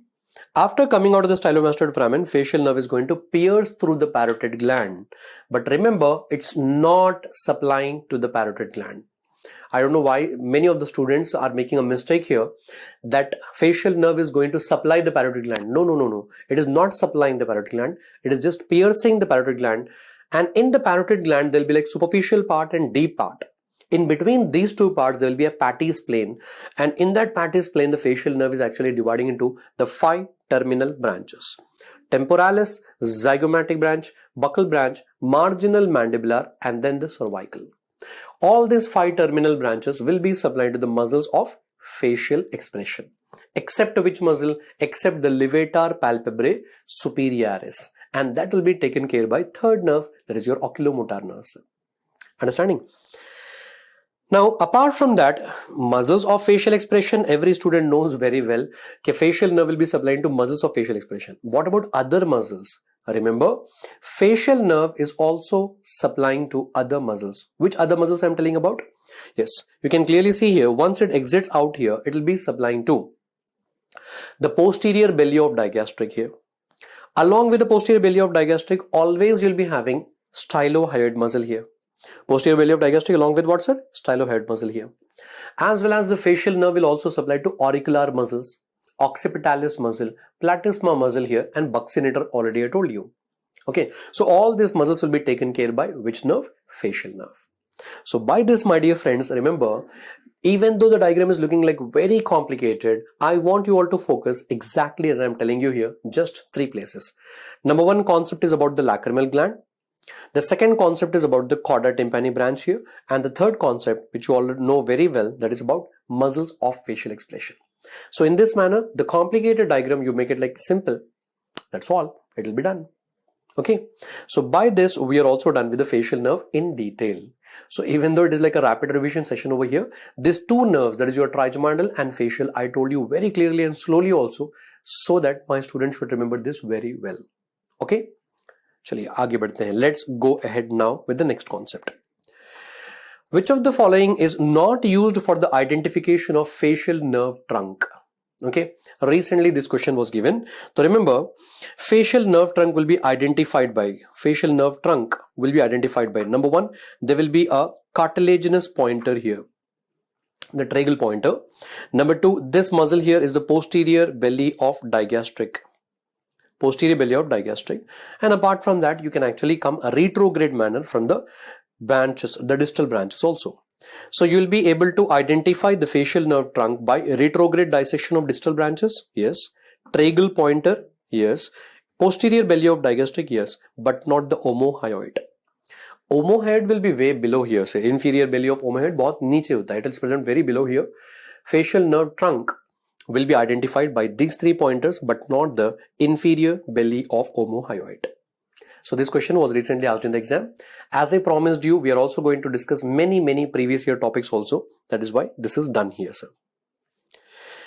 Now moving ahead with the next one, that is your ansa cervicalis. See, in this diagram, this one here will be the medulla oblongata. And inside the medulla oblongata, you'll be having hypoglossal nucleus. 12th cranial nerve nucleus. And from here, you can clearly appreciate the 12th nerve is going to come out, then take a dip and go and supply to all the muscles of tongue. The 12th nerve will be supplying to, hypoglossal nerve will be supplying to all muscles of tongue. Except which muscle? Except the palatoglossus. So 12th nerve will be supplying to all the muscles of tongue except what, sir? Except the palatoglossus. Okay. And palatoglossus, I told you very clearly, that will be supplied by the pharyngeal plexus, nothing but your vagoaxillary complex. Okay. Now, after the 12th nerve is very much easier, sir. It's not that difficult. 12th nerve is very much easier. After this, you can clearly see from C1 you're going to get a branch, and this branch is going to go along with the 12th nerve. From C1 there is a branch, and this is going along with the 12th nerve and then separating apart and supplying to two muscles. One will be geniohyoid muscle, another one will be thyrohyoid muscle. Now this geniohyoid and thyrohyoid, these two will be supplied by what? That was the question in the exam.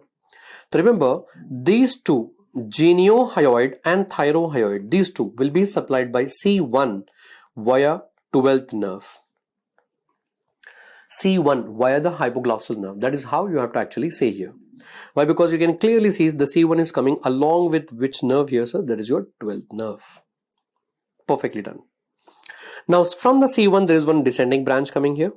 And then from C2 and C3 there is one more descending branch coming here. Now these two descending branches, join them together, it is going to form a loop-like structure. And this loop-like structure here is known as ansa cervicalis.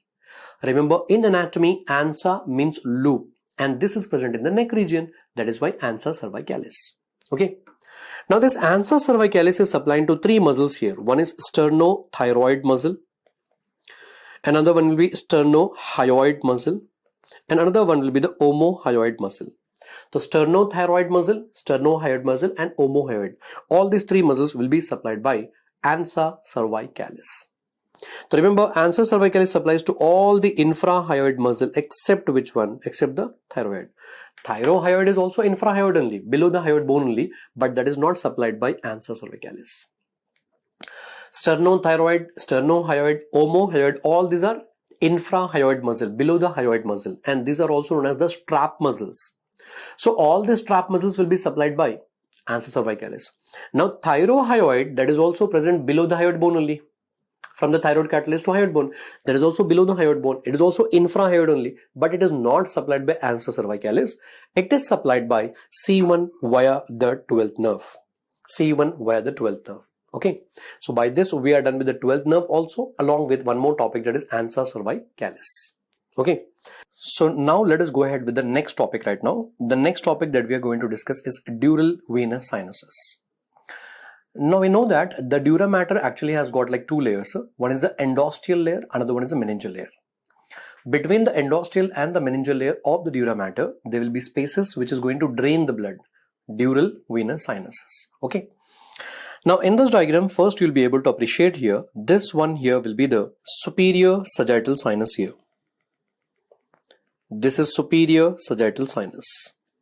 Then this one below here will be the inferior sagittal sinus. Now these two sinuses are connected by straight sinus. So even that was also asked in the exam. I'll tell you how the image was given in the exam. Then from below here, there will be the occipital sinus here, sir. The superior sagittal sinus and then inferior sagittal sinus, and these two are connected by straight sinus, and then from below here, occipital sinus. From all of them, the blood is collected here, and that place is actually referred to as the confluence of sinuses. Now once the blood is collected here, from there the blood is going transversely, and that will be transverse sinus. And this transverse sinus is going to take a turn, sigmoid sinus. And sigmoid sinus, I already told you in the very beginning, it is going to combine with inferior petrosal sinus. And both of them will combine together. Together they are going to form the internal jugular vein. Sigmoid sinus and the inferior petrosal sinus are going to pass through jugular foramen and together will combine to form internal jugular vein.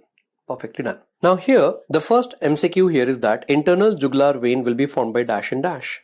Of course, the sigmoid sinus and the inferior petrosal sinus. Question number 2 here. If you are observing this diagram very carefully here, my dear friends, this one here will be the great cerebral vein. And that great cerebral vein, it is also known as the vein of Galen. And the vein of Galen will continue as which sinus? Straight sinus. So great cerebral vein or the vein of Galen continues as the straight sinus. After that, remember, I told you just now, dural venous sinuses will be formed between the two layers, endosteal layer and the meningeal layer. But there are certain sinuses which are formed only and only in meningeal layer only.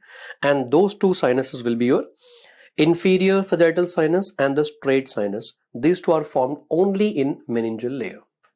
So these are all the MCQs which are possible here. Now, out of all the dural venous sinuses, the one sinus that we have to actually learn in detail will be the cavernous sinus only, sir. Okay, now, so we are going to learn only and only about which one? Cavernous sinus. But now, please look at this diagram here before looking at cavernous sinus. Now, in this diagram, recently this image was given in the exam, and then there was an arrow mark here. Identify this sinus here, sir. Identify this sinus. I hope you are able to understand this diagram. We are seeing in transverse section. The first you'll be having the superior sagittal sinus somewhere here, and then there will be inferior sagittal sinus, they'll be somewhere here, and connecting these two, this will be the straight sinus here. So the answer for this question here will be the straight sinus. Why? Because we are seeing the same diagram only, but in which section? In the transverse section here, like this. The superior sagittal sinus here, inferior sagittal sinus here, connected by the straight sinus. Perfectly done. Now, out of all the dural venous sinuses, we have to learn about the cavernous sinus in detail. Cavernous sinus is a paired sinus or unpaired sinus? Yes, my dear friends, it is paired sinus. If it is paired sinus, then what is the location of the cavernous sinus? Remember, it is located on either side of body of sphenoid bone. It is located on the either side of the body of sphenoid bones. The cavernous sinus is located on either side of the body of the sphenoid bone. So you are able to see the sphenoidal air sinus here, and this is the sphenoidal air sinus here. On either side there will be cavernous sinus. Now the important thing here is that in the cavernous sinus, in the lateral wall of the cavernous sinus, this is cranial nerve number 3 here, oculomotor nerve. Cranial nerve number 4 here, that is trochlear nerve. And then 5-1 here, that is ophthalmic, and this will be 5-2. But remember, my dear friends, recently in the updated edition of Gray's Anatomy, it's very clearly mentioned 5-2 is not passing from the lateral wall. Maxillary nerve does not pass through the lateral wall or through the cavernous sinus or inside the cavernous sinus also. It is not passing. Very clearly mentioned in the Gray's Anatomy 42nd edition. So from now onwards, please remember that in the lateral wall of the cavernous sinus, only 3, 4 and only 5-1 nerve is passing. 5-2 is not passing from the lateral wall. Clear? Then look inside the cavernous sinus, there will be internal carotid artery here, Along with the internal carotid artery, there will be abducens nerve, the sixth nerve. So let us repeat these 2 points again. What is passing through the lateral wall of the cavernous sinus? 3, 4 and only 5-1. 5-2 is not passing nowadays. What is passing inside the cavernous sinus? There will be internal carotid artery along with the cranial nerve number 6, abducens nerve. Perfectly done. Now after completing these points regarding the cavernous sinus, I'll tell you one clinical importance here. How this cavernous sinus is linked with the veins of the face. So for example, if this one is your face over here, now there will be a vein which is going to drain the blood from the face, obviously facial vein. Now this facial vein will be having one deep facial vein here. Then this deep facial vein will be connected to a plexus here, that is the pterygoid plexus. And from here there will be emissary vein, pterygoid plexus, and then you'll be having the emissary vein here. And via the emissary vein, it will be connected deep inside with the cavernous sinus. So what is going to happen here? This area of the face will be actually referred to as the dangerous area of the face. The lower part of the nose, alley of the nose and the upper lip, this much part here will be referred to as dangerous area of the face. Why? If there is any infection taking place over here, that will be drained by facial vein. Then from the facial vein, it will be carried by deep facial vein. And from the deep facial vein, it will be going to pterygoid plexus. Then from there, emissary vein, and then it will be going to the cavernous sinus. So there are chances that the infection which is present outside, all the way it can go inside the cavernous sinus. Okay, number one route. Second route here is that this facial vein, it is formed here from the angular vein, near the medial angle of the eye, angular vein hota hai. And from here, angular vein, that will be actually connected with the ophthalmic vein, and superior ophthalmic vein will be actually draining into what here, sir? Into the cavernous sinus. So that is another route that you also have to remember, already asked in your exam. The first, the facial vein here, then the angular vein here, the superior ophthalmic vein here, and then from there to the cavernous sinus. Let us read this together again. Facial vein, and then the angular vein, then superior ophthalmic vein, then from there it can go to cavernous sinus. So these are the two routes by which the infection can actually go to the facial vein. Please remember this one very carefully. Why? Because already this has been asked in the exam. So all that infection via facial vein can go to the cavernous sinus. So that is a clinical importance here, sir. Now after completing this entire concept regarding the cavernous sinus and the dural venous sinuses, I hope the clinical correlation makes sense here, sir. Okay. And now let us start with totally a new topic right now, sir. That is about the neck topic, that is transverse section of the neck. Now when you take a transverse section of the neck, common sense will be having the skin here, and below the skin there will be superficial fascia. Apart from the superficial fascia in the neck region, you also have deep fascia. And the deep fascia of the neck is actually having modifications. It is modified. So you'll be having pretracheal fascia, investing layer, and the prevertebral fascia. All these fascia are the modifications of deep cervical fascia only, deep fascia of the neck. So let me tell you about all these modifications one by one. Now in this diagram, are you all able to see this entire neck will be surrounded by this fascia here? And this fascia which is surrounding the entire neck here, that is nothing but the investing layer. Okay, and you can clearly see the investing layer is going to split and enclose this muscle. This muscle is sternocleidomastoid muscle. And it is also going to split and enclose the trapezius muscle behind here, sir. That's the reason why the name is given as investing layer. So this fascia is surrounding the entire neck, and it is going to split and invest these two muscles inside that. Now, not only the two muscles, there are other structures also enclosed by investing layer. That is why we have a rule of 2 here, sir. So remember, it is enclosing two muscles, sternocleidomastoid and trapezius.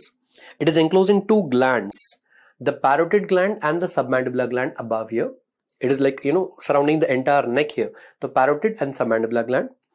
It is also enclosing two ligaments here, stylomandibular and the sphenomandibular ligament. The two spaces, now come down below here, the two spaces above the sternum, suprasternal space and the supraclavicular space. I hope you all know suprasternal space is also known as Burns space. And then it is going to form like two pulleys, and those two pulleys will be for which muscle? Digastric muscle and the omohyoid muscle. So please remember this rule of 2 for the investing layer. Okay, now, so 2 muscles, 2 glands, 2 ligaments, and then 2 spaces, and finally 2 pulleys here, sir. Now, I hope you all know the posterior triangle of the neck. The posterior triangle of the neck is between the sternocleidomastoid and trapezius. This is sternocleidomastoid here and trapezius. The posterior triangle will be present here. So if this is sternocleidomastoid and trapezius, this is the posterior triangle of the neck. Here itself you'll be having the posterior triangle of neck. Perfect. Now, what is forming the roof of the posterior triangle of the neck? Investing layer. The investing layer forms the roof of the posterior triangle of neck. Okay. And similarly, you can clearly see here, this red colored fascia which is surrounding the vertebrae and all these muscles over here, this is prevertebral fascia.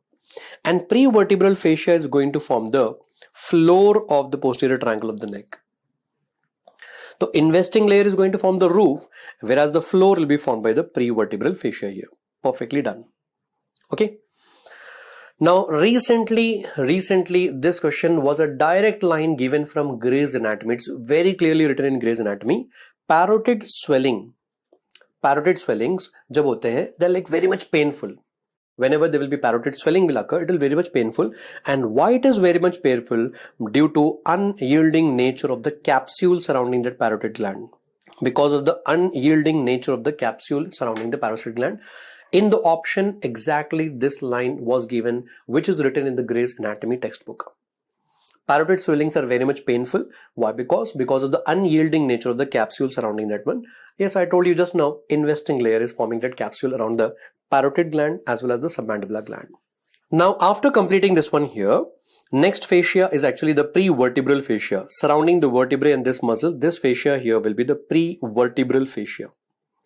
Now, what is the importance of this one? You all know very well brachial plexus. The brachial plexus is going to begin from C5 to T1. Now, after beginning from here, this brachial plexus has to come out. Now, while coming out, there are two possibilities. Number one, the brachial plexus can directly pierce this fascia and come out. It can pierce the fascia and come out. And second thing, it can actually carry the fascia along with that one. So what is going to happen here? The brachial plexus will carry the fascia along with that into the axilla. So that itself is going to become what? Axillary sheath. So axillary sheath here is the continuation of which fascia? That is prevertebral fascia. Axillary sheath is actually the continuation of which fascia here? Prevertebral fascia. This MCQ you have to remember about this one. So by this we are done with investing layer as well as the prevertebral fascia.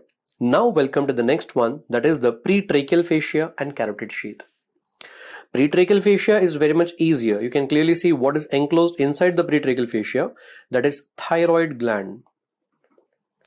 Thyroid gland will be enclosed by pretracheal fascia. By the way, is this pretracheal fascia forming the true capsule or false capsule? Remember, it is forming the false capsule of the thyroid gland. It is forming the false capsule of the thyroid gland. Why? Because true capsule means it has to be formed from the parenchyma of the gland itself. Now, is it coming from the gland itself? No. So pretracheal fascia is actually a modification of deep cervical fascia. So it is not a true capsule. Remember, it is false capsule. And the most important topic for your exams, that is your carotid sheath. Every now and then question will come from here. Now, carotid sheath, it's actually the modification of remaining three fascia. You can clearly see here, the posterior wall of the carotid sheath here. The posterior wall of the carotid sheath will be contributed by prevertebral fascia behind. Anterior wall is partly contributed by pretracheal fascia and partly contributed by the investing layer. So I call this carotid sheath as a modification of modification. Okay, so let us repeat again. Carotid sheath posterior wall will be formed from where? Prevertebral fascia, whereas the anterior wall will be partly contributed by pretracheal and partly by investing layer. Now, after learning about these walls here, sir, the next thing, most important thing here is the content. Now, what is the content of carotid sheath here? Remember, common carotid artery will be present inside. And then you also have internal carotid artery. But external carotid artery is not a content. External carotid artery is coming out of the carotid sheath. Remember that. Along with that, the 10th nerve, that is your vagus nerve. And along with that, you'll also have the internal jugular vein. Okay. Common carotid artery, internal carotid artery, vagus nerve and internal jugular vein, all these are the contents of carotid sheath, sir. So inside the carotid sheath, you'll be actually having common carotid artery and internal carotid artery. But remember, there'll be no external carotid artery because external carotid artery will be coming out of the carotid sheath. Along with that, there will be vagus nerve, 10th nerve. Along with that, there will be internal jugular vein. Now, apart from that, recently in one of the exam, they have given other nerves also as the content. Which nerve? 9th nerve and 11th nerve and even the 12th nerve, that is your glossopharyngeal accessory nerve as well as the hypoglossal nerve, they are also the content of carotid sheath. But why I am calling them as the false contents? Because they are not present inside the carotid sheath throughout the length of the carotid sheath, sir. They are not traveling throughout the length of the carotid sheath. They are just present in the upper part of the carotid sheath. So if this is also given as a content, yes, according to the options, you can manage the answer there. Is it okay? Now, after learning about the walls of the carotid sheath as well as the content, the last and final thing is the relation of the carotid sheath here. Now, for example, if this one here will be the carotid sheath, what do you have in front of the carotid sheath here? Anteriorly, there will be ansa cervicalis. Anteriorly, there will be ansa cervicalis. Now, why am I drawing the ansa cervicalis in this manner? Normally, ansa cervicalis means loop-like structure. But here we are not seeing from the front, we are seeing in the transverse section. So that is actually your ansa cervicalis. Then what do you have behind the carotid sheath? There will be sympathetic trunk. Sympathetic trunk, sir. So anteriorly there will be ansa cervicalis and posteriorly you'll be having the sympathetic trunk. Okay, that is about the relations of carotid sheath, sir. Now after completing this one, let us now try to mark all the nerves present inside this transverse section of the neck. You should be able to identify all the nerves. Number one, you will be able to appreciate one nerve over here in between the trachea and esophagus. That is known as the tracheo-esophageal groove. Now in the tracheo-esophageal groove, you'll be having which nerve? This one will be the recurrent laryngeal nerve. So how are you going to identify the recurrent laryngeal nerve? That will be present in tracheo-esophageal groove, sir. Now this nerve present behind the carotid sheath, just now I told you that it should be sympathetic trunk. It should be sympathetic trunk, sir. That is the posterior relation of the carotid sheath. Then if it is inside the carotid sheath, that is the easiest one to identify. It should be definitely your vagus nerve. And the vagus nerve is present between the artery and the vein. You can clearly appreciate that in the diagram. Now there will be one more nerve present over here. Now this is something really important to understand here. In this diagram, this muscle here will be the scalenus anterior muscle, sir. The scalenus anterior, scalenus medius, scalenus posterior, all these three muscles will be attached to the transverse process of the vertebrae. Right in front of the scalenus anterior, anterior to this muscle, in front of that, you will be able to appreciate the phrenic nerve here, sir. This will be the phrenic nerve. Perfect. And it's very much important, already given in the exam, sir. Now, between the scalenus anterior and the scalenus medius, this has to be definitely the brachial plexus. So please try to remember the landmarks. Landmarks are very much important, sir. If you know the landmark, then it will be easy. Let us do it once again quickly here. What is the nerve present in the tracheo-esophageal groove? That will be recurrent laryngeal nerve. Now, what is the nerve present inside the carotid sheath? It should be definitely vagus nerve. What is the nerve present behind the carotid sheath? It should be sympathetic trunk. In front of scalenus anterior, phrenic nerve, and between the scalenus anterior and medius, it should be brachial plexus. Perfectly done. And by this, we are actually done with the transverse section of the neck, each and everything possible here completed. Now, after completing this one here, welcome to the sagittal section of the neck. Now, whatever fascia just now we have seen in the transverse section of the neck, we should be even able to appreciate that fascia in the sagittal section also, of course. So let us try to see this one. I told you very clearly what is the fascia which is present surrounding the cervical vertebrae and the muscles here. The fascia which is present surrounding the cervical vertebrae and the muscles, it is prevertebral fascia. Just behind the pharynx here, there is one more fascia, that is buccopharyngeal fascia. Now, between the buccopharyngeal fascia and the prevertebral fascia, you will be able to find alar fascia. That is alar fascia. So, basically, you are having like three fascia, sir. I repeat again, buccopharyngeal fascia, prevertebral fascia, and the alar fascia. If you follow this alar fascia, it's going down, going down, going down, going down, and finally the alar fascia fuses with buccopharyngeal fascia. And you have to remember at which level. Alar fascia fuses with the buccopharyngeal fascia at the level of C7. At the level of C7. That means what is going to happen here, between the three fascia, there will be how many spaces present now? 2 spaces. Now between the buccopharyngeal fascia and the alar fascia, this space is present behind the pharynx. So behind retropharyngeal space. So this space is known as the retropharyngeal space behind the pharynx. Now between the alar fascia and the prevertebral fascia, this space is known as the danger space. And already it was given as an image based question in your exams. You need to identify the danger space. Now why this space is known as the danger space? Why? Because if there is any infection here, it will not be limited only to the neck. Why? Because this space is not the closed space.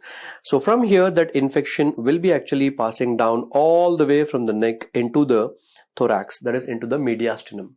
Okay, that is the reason why that space is referred to as danger space. So your concept is very simple. We are having 3 fascia. When you're having 3 fascia, between them there'll be like 2 spaces. Perfectly done. Now one very important question here is, what is this Berry's ligament, sir? So remember, Berry's ligaments is nothing but the thickening of pretracheal fascia. Berry's ligament in front of the trachea will be having pretracheal fascia, you know, no? Which will be enclosing this thyroid gland here. Now what is going to happen?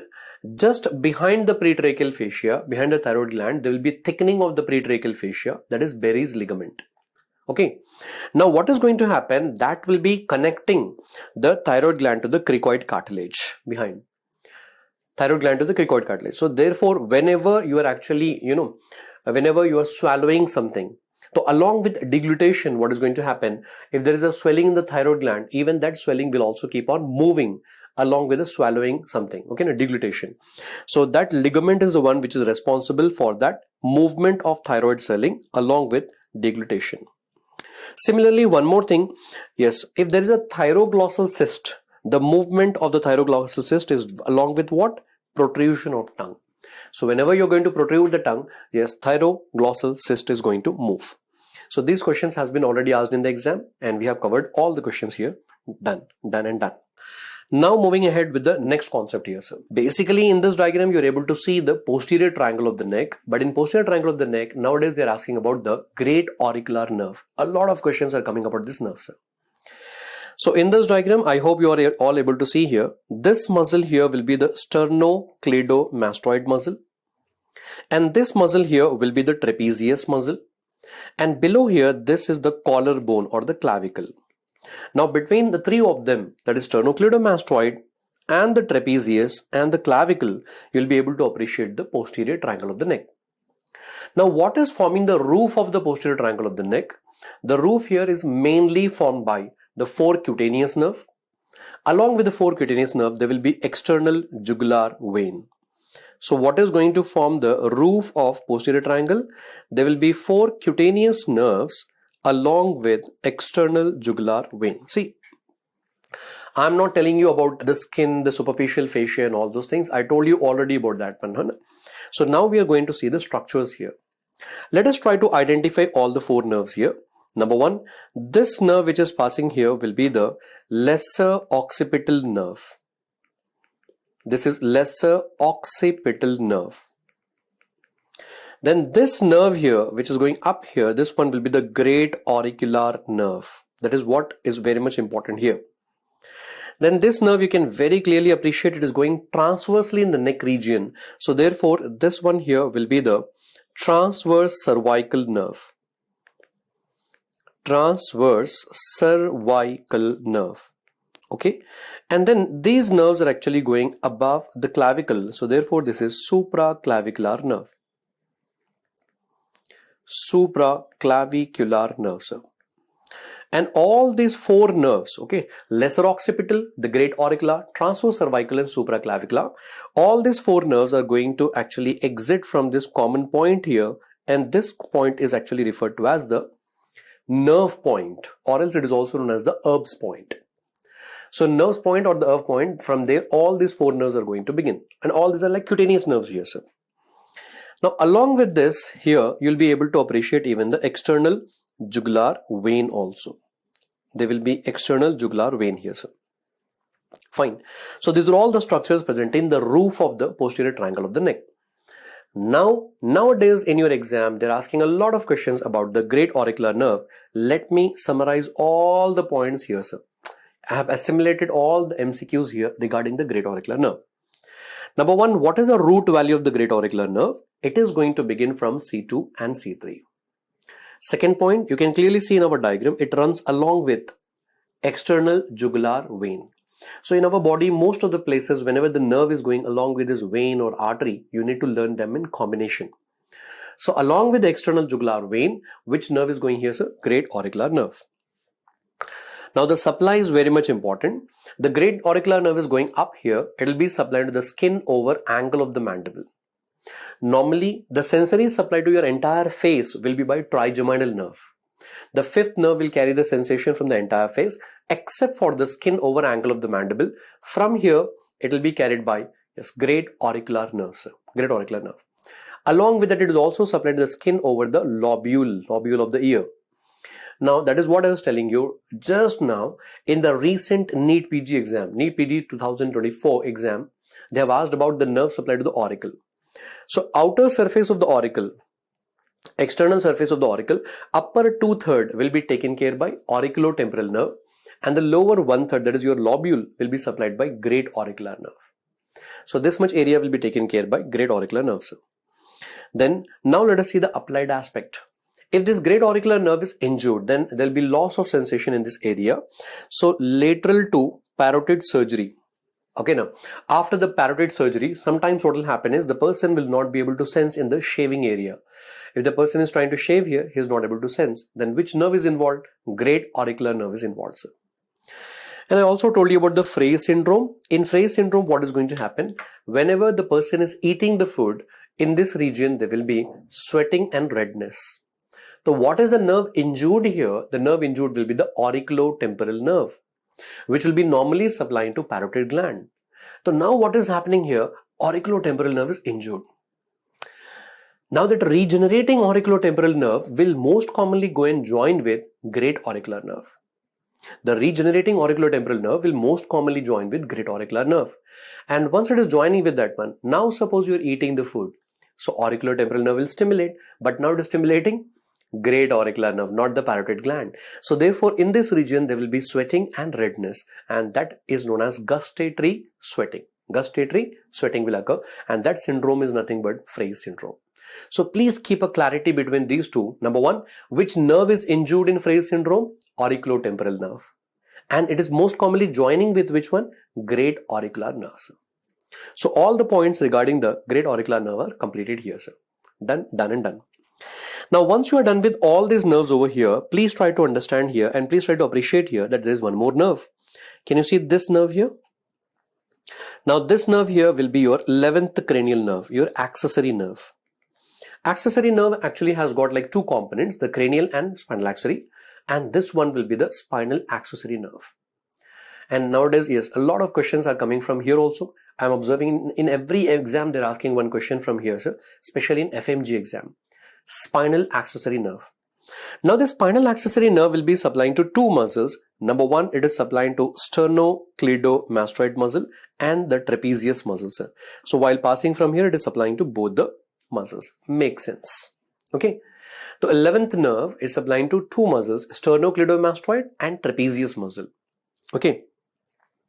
Now the first thing, it is actually a content of the posterior triangle. And just now I told you posterior triangle roof will be formed by investing layer, floor will be formed by prevertebral fascia. That is the reason why spinal accessory nerve being a content, it is present between these 2 fascia. So the roof is formed by investing layer and the floor will be formed by the prevertebral layer. Fine. Now one more important thing here is that if this spinal accessory nerve is injured in the posterior triangle, listen this very carefully. If this spinal accessory nerve is injured in posterior triangle, then which muscle will be paralyzed?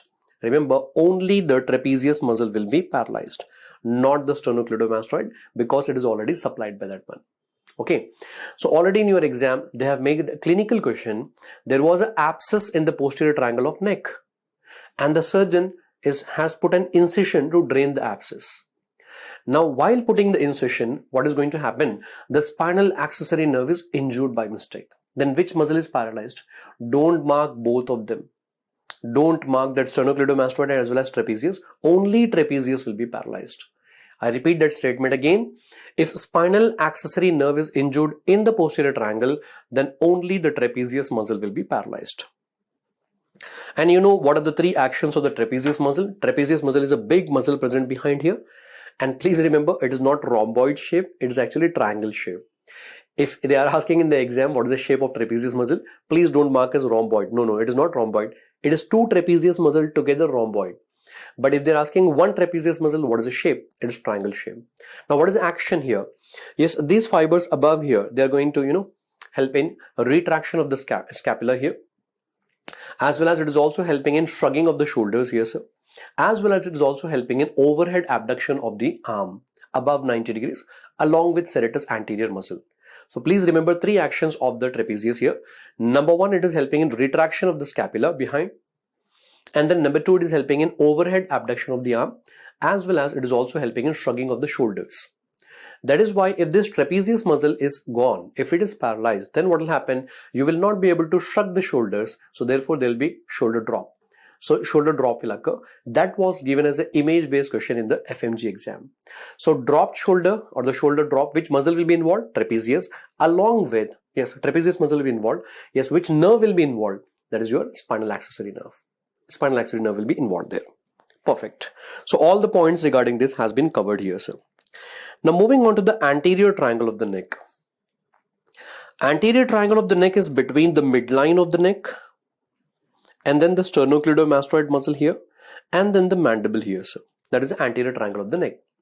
Now this anterior triangle of the neck is in turn divided into like 4 triangles here, sir. It is divided into 4 triangles. Okay, let us see all the triangles one by one. Now in this diagram, this is anterior belly of digastric muscle, anterior belly of digastric muscle, and then hyoid bone. Between them, this triangle here will be the submental triangle. Let me put number 1 here. This is submental triangle. It is below the mental part of the mandible. That is why submental triangle. And there you just have submental lymph nodes. Easy to remember. Number 2, this is the anterior belly of digastric here, and then the posterior belly of digastric here, and this is the mandible, and this triangle here will be the digastric triangle. So this one here will be the digastric triangle. And digastric triangle, of course, it is also present below the mandible here. That is why we can also call it as submandibular triangle here. Now the next one here will be the posterior belly of digastric here, superior belly of omohyoid here, and sternocleidomastoid. Between these three, this triangle here is the carotid triangle. So carotid triangle, the contents will be like very easy to remember, my dear friends. In the carotid triangle, you'll be having carotid sheath. And just now we have learned about the carotid sheath. So you can write down all the contents there. Common carotid artery, you'll be having internal carotid artery, even external. External is coming outside, but present in the triangle. Vagus nerve, along with that internal jugular vein, all those contents in front of the carotid triangle you'll be having ansa cervicalis, behind there will be sympathetic trunk, everything in and around the carotid sheath present in carotid triangle. And number 4, the last and final one will be the superior belly of omohyoid, sternocleidomastoid, and midline of the neck here.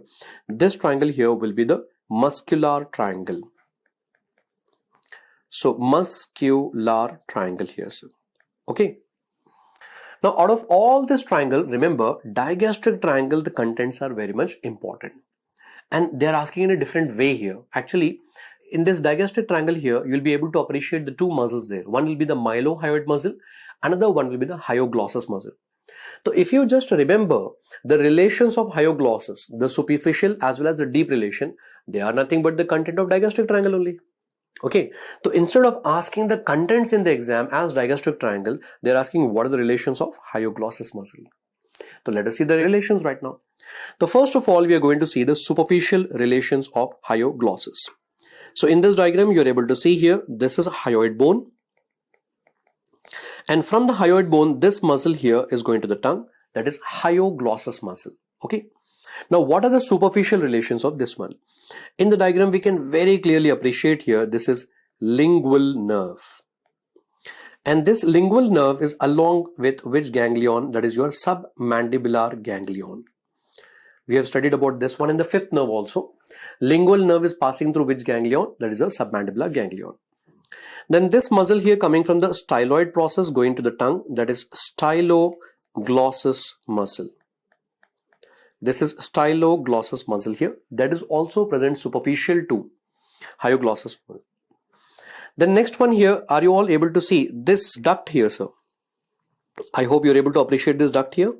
And this duct will be actually attached to a gland present over here, which is actually removed in this diagram. That will be the submandibular gland.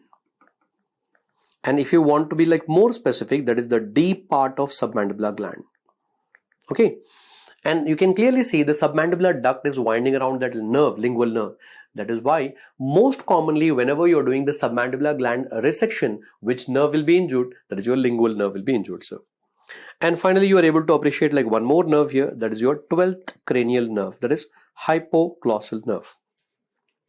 Hypoglossal nerve is actually going down, then taking a turn and supplying to all the muscles of tongue. That is why doctors kept the name as hypoglossal, supplying to the tongue from below. So these are all the structures present superficial to hyoglossus muscle.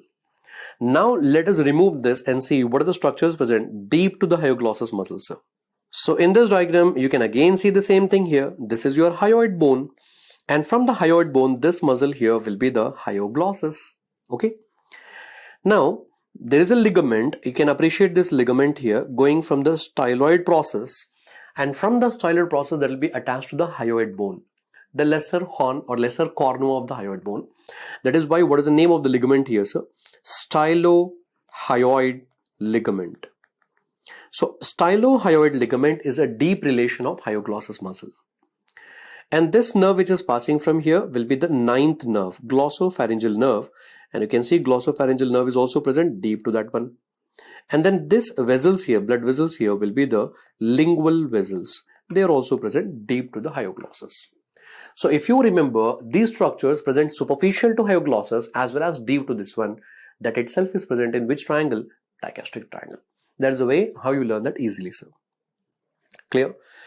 Now after completing this topic here, yes, please remember those relations of hyoglossus, because it was given as an image based question in the exam. Should be able to identify. Now let us learn the relations of scalenus anterior muscle. In this diagram, this is the scalenus anterior muscle here. This muscle. And now let us see what is present anterior to that one and posterior to that one, sir. Okay. First, let's see what is passing behind the scalenus anterior. Behind the scalenus anterior, there will be subclavian artery. Okay.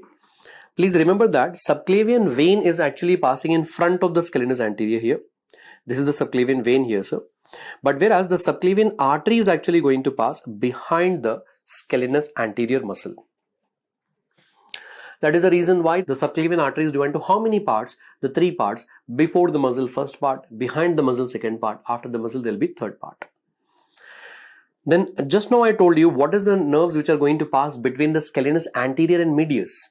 So between the scalenus anterior and medius there will be brachial plexus.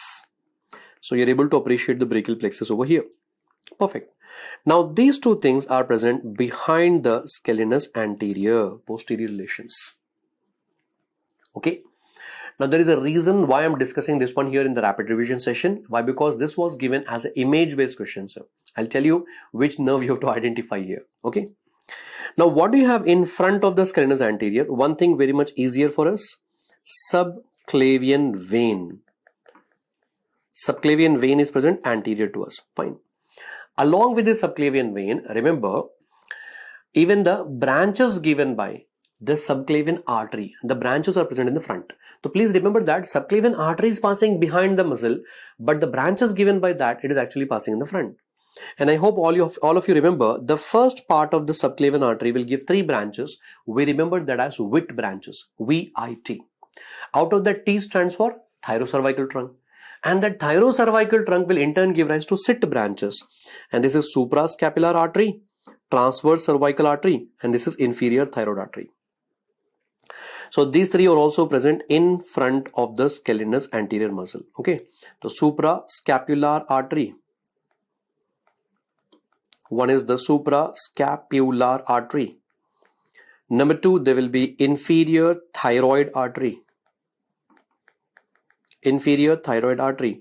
And then number three, there will be transverse cervical artery. So these three branches of the subclavian artery are present anterior to this one. Okay, next one. Now, what is this nerve? This is something important.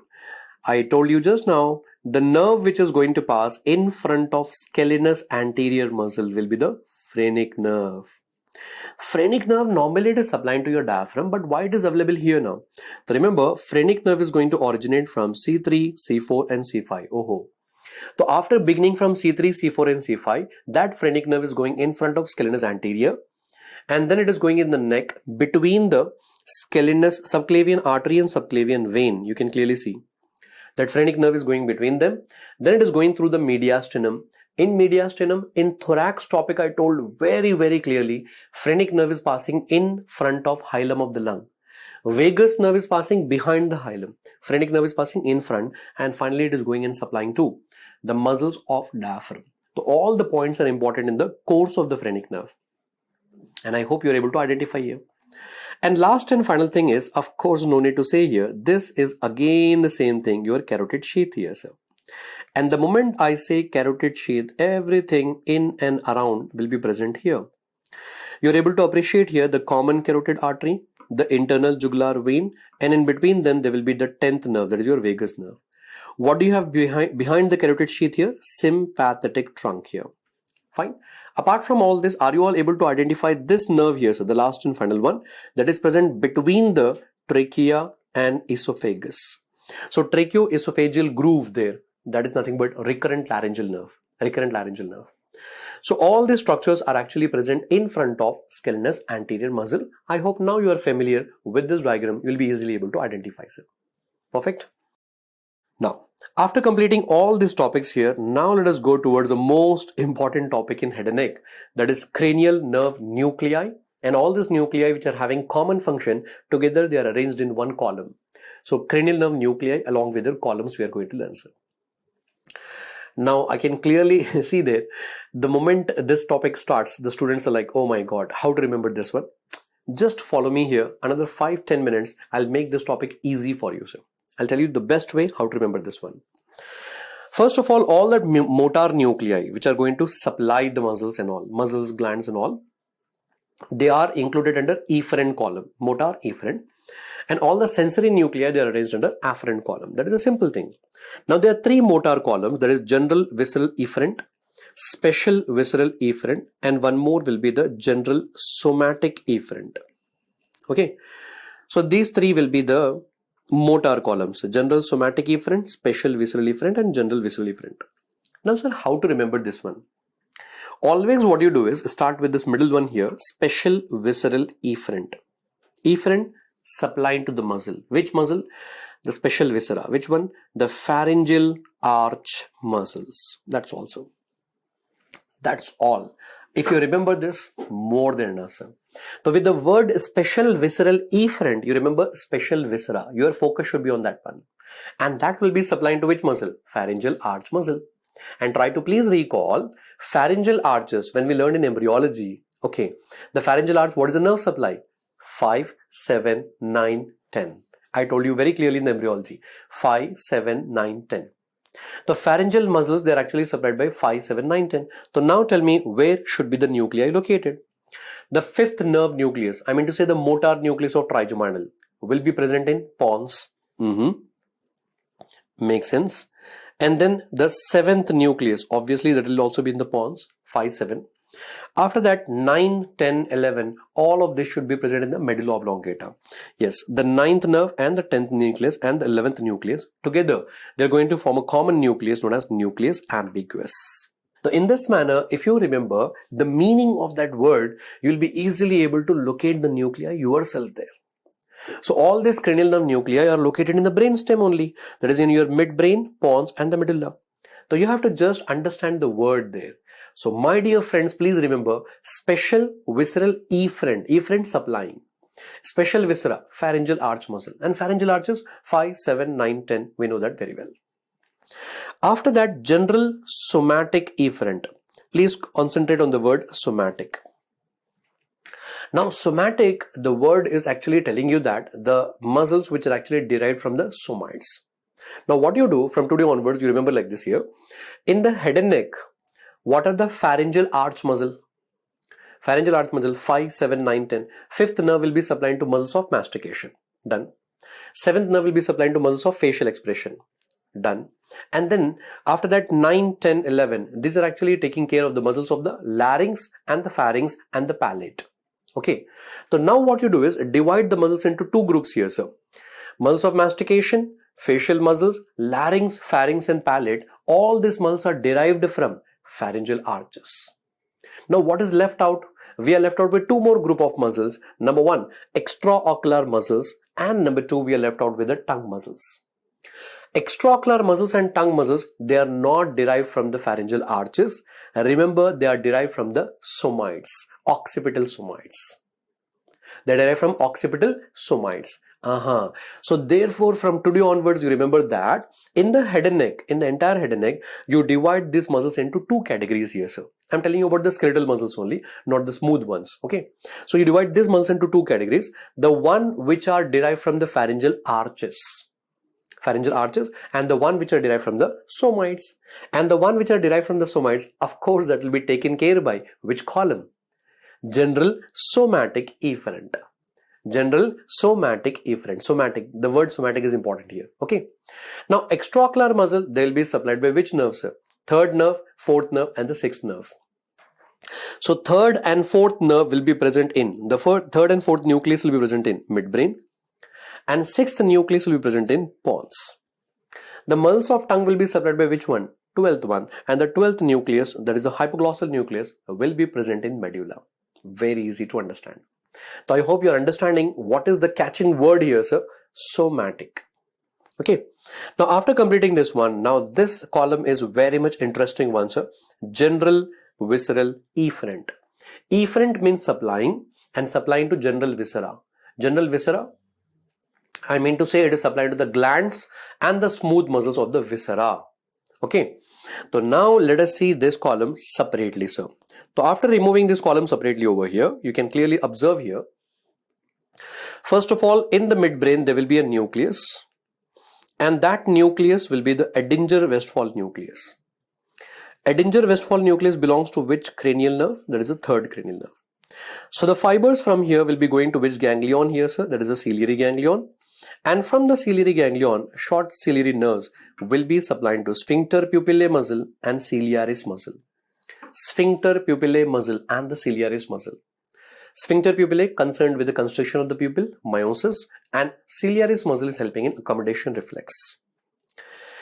Then welcome to the pons here. In pons, you will be able to appreciate superior salivatory nucleus and there will be inferior salivatory nucleus. Superior salivatory nucleus will belong to the 7th nerve, whereas inferior salivatory nucleus belongs to the 9th nerve. Fine. Number 1 point. And please remember that it is kind of opposite here. The superior salivatory nucleus will be supplied to the glands present below, submandibular, sublingual gland, and inferior salivatory nucleus will be supplying to gland above, that is your parotid gland. So try to remember, like, it is like a kind of opposite. Okay. Superior salivatory nucleus, 7th nerve, via chorda tympani branch will be supplying to, via the chorda tympani branch will be supplying to which gland? Submandibular, sublingual. And what is a ganglion, sir? Submandibular ganglion. All these things, that is the reason why I have explained you before itself very clearly. Okay. And the same 7th nerve, greater petrosal nerve via pterygopalatine ganglion will be supplying to which gland? Lacrimal gland. We have learned that before itself. 9th nerve will be going via the otic ganglion and then it will be supplying to parotid gland. I told you very clearly, 7th nerve, even though it is piercing the parotid gland, remember it is not supplying the parotid gland, sir. 7th nerve, even though it is piercing the parotid gland, is not supplying the parotid gland, sir. Okay, now? Done. And finally, welcome to the medulla oblongata. In the medulla oblongata, there will be the dorsal nucleus of vagus. the 10th cranial nerve, and that will be supplying to the smooth muscles and glands. So 10th nerve is going all the way from the thorax to the abdomen. So it will be supplying to the smooth muscles and glands in the viscera, like your respiratory tract, the smooth muscles in that. Your GI tract, the smooth muscles in that will be taken care by dorsal nucleus of vagus. And now if you observe this very carefully here, this one here will be your third nerve here, and then here this will be the 7th nerve here, and then the 9th nucleus here, and the 10th one. Are you able to recall something? 3, 7, 9, 10. 3, 7, 9, 10. Parasympathetic. So remember, this is actually representing your parasympathetic nervous system over here. And remember, there are totally like 4 parasympathetic ganglion. Knowingly, unknowingly, we have finished with them. So ciliary ganglion, and then the pterygopalatine ganglion, and then the submandibular ganglion and otic ganglion. All these 4 ganglions belongs to parasympathetic nervous system only. That is the way how you actually learn about the cranial nerve nuclei. Are you getting me? So by this we are actually done with the efferent one, the motor one. After that the sensory is absolutely easy for us. It is like a mirror image here. So here we actually have the special visceral afferent and the general visceral afferent. Remember, afferent sensory, receiving the special sensation from the tongue, and general sensation from the tongue. So the special sensation and the general sensation from the tongue is coming to only one nucleus. If you look in this entire column here, you'll be able to find only and only one nucleus. No nucleus above that, no nucleus below that. So it is the solitary nucleus, nucleus of tractus solitarius. So it is actually GVA and SVA columns. Now welcome to another very important one, GSA. General somatic afferent. Afferent sensory. From where? Somatic. Somatic represents the body wall here. So now from the body wall of head and neck, who is going to receive the sensory information? I told you very clearly, trigeminal nerve. So trigeminal nerve will be supplied to the skin covering the head and neck over here. Sensory supply. Now the sensory nucleus of trigeminal nerve, it's a very, very big nucleus. I call it as like king of the nucleus. Out of all the nuclei, it is the biggest one, the king of all the nuclei. Which one? Sensory. And you can very clearly see that. Why I'm telling you like that here? Why? Because it is present throughout the brainstem. So the sensory nucleus is present in midbrain as well as the pons as well as the medulla oblongata. The one which is present in midbrain is also known as mesencephalon. That is why mesencephalic nucleus. The one which is present in pons here, chief sensory nucleus. And the one which is present in medulla oblongata, that is actually going up to the spinal cord. That is why it is known as spinal nucleus. Understanding? So in this manner, in total, how many trigeminal nerve nuclei do we have? Remember, there will be 3 sensory over here, and I told you 1 motor here. In total, collectively, trigeminal nuclei will be 4 in number. 3 sensory, 1 motor. Fine. Now in this, let us just finish off this one here, sir. The last and final one will be the, special somatic afferent. Name itself is something awkward here. Special, it should be special sensation, but it is somatic, derived from somites. So special somatic afferent, receiving the sensation from this one. So now that belongs to your internal ear, where you actually have the vestibulocochlear nucleus. And vestibulocochlear nucleus is exactly present at the pontomedullary junction. Perfect, done. Now once we have completed all the nuclei and the columns, I told you how to deal with that one. Okay, now, obviously we have learned them in detail in our regular videos. Okay, here in the rapid revision session, we have quickly revised that one. Now let us see about the general somatic afferent. General somatic afferent is the one which will be having the sensory nucleus of trigeminal. So I told you sensory nucleus of trigeminal, it's a big nucleus. We are having mesencephalic nucleus here. This is the chief sensory nucleus here, and this is the spinal nucleus. Now out of these 3, mesencephalic is very much important. I'll tell you why. See, from the head and neck here, from the skin, we are able to sense everything, right? We are able to sense the pain, touch, temperature, pressure. You should also remember which sensation is exactly going to which nucleus. Okay, so from the face, remember, pain and temperature will be carried to spinal nucleus. Pain and temperature will be carried to which nucleus? Spinal nucleus. Whereas the touch and pressure will be carried to chief sensory nucleus.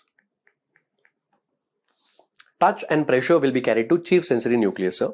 And then most important one, proprioception from the face will be carried to mesencephalic nucleus. So pain and temperature from the face will be carried to spinal nucleus.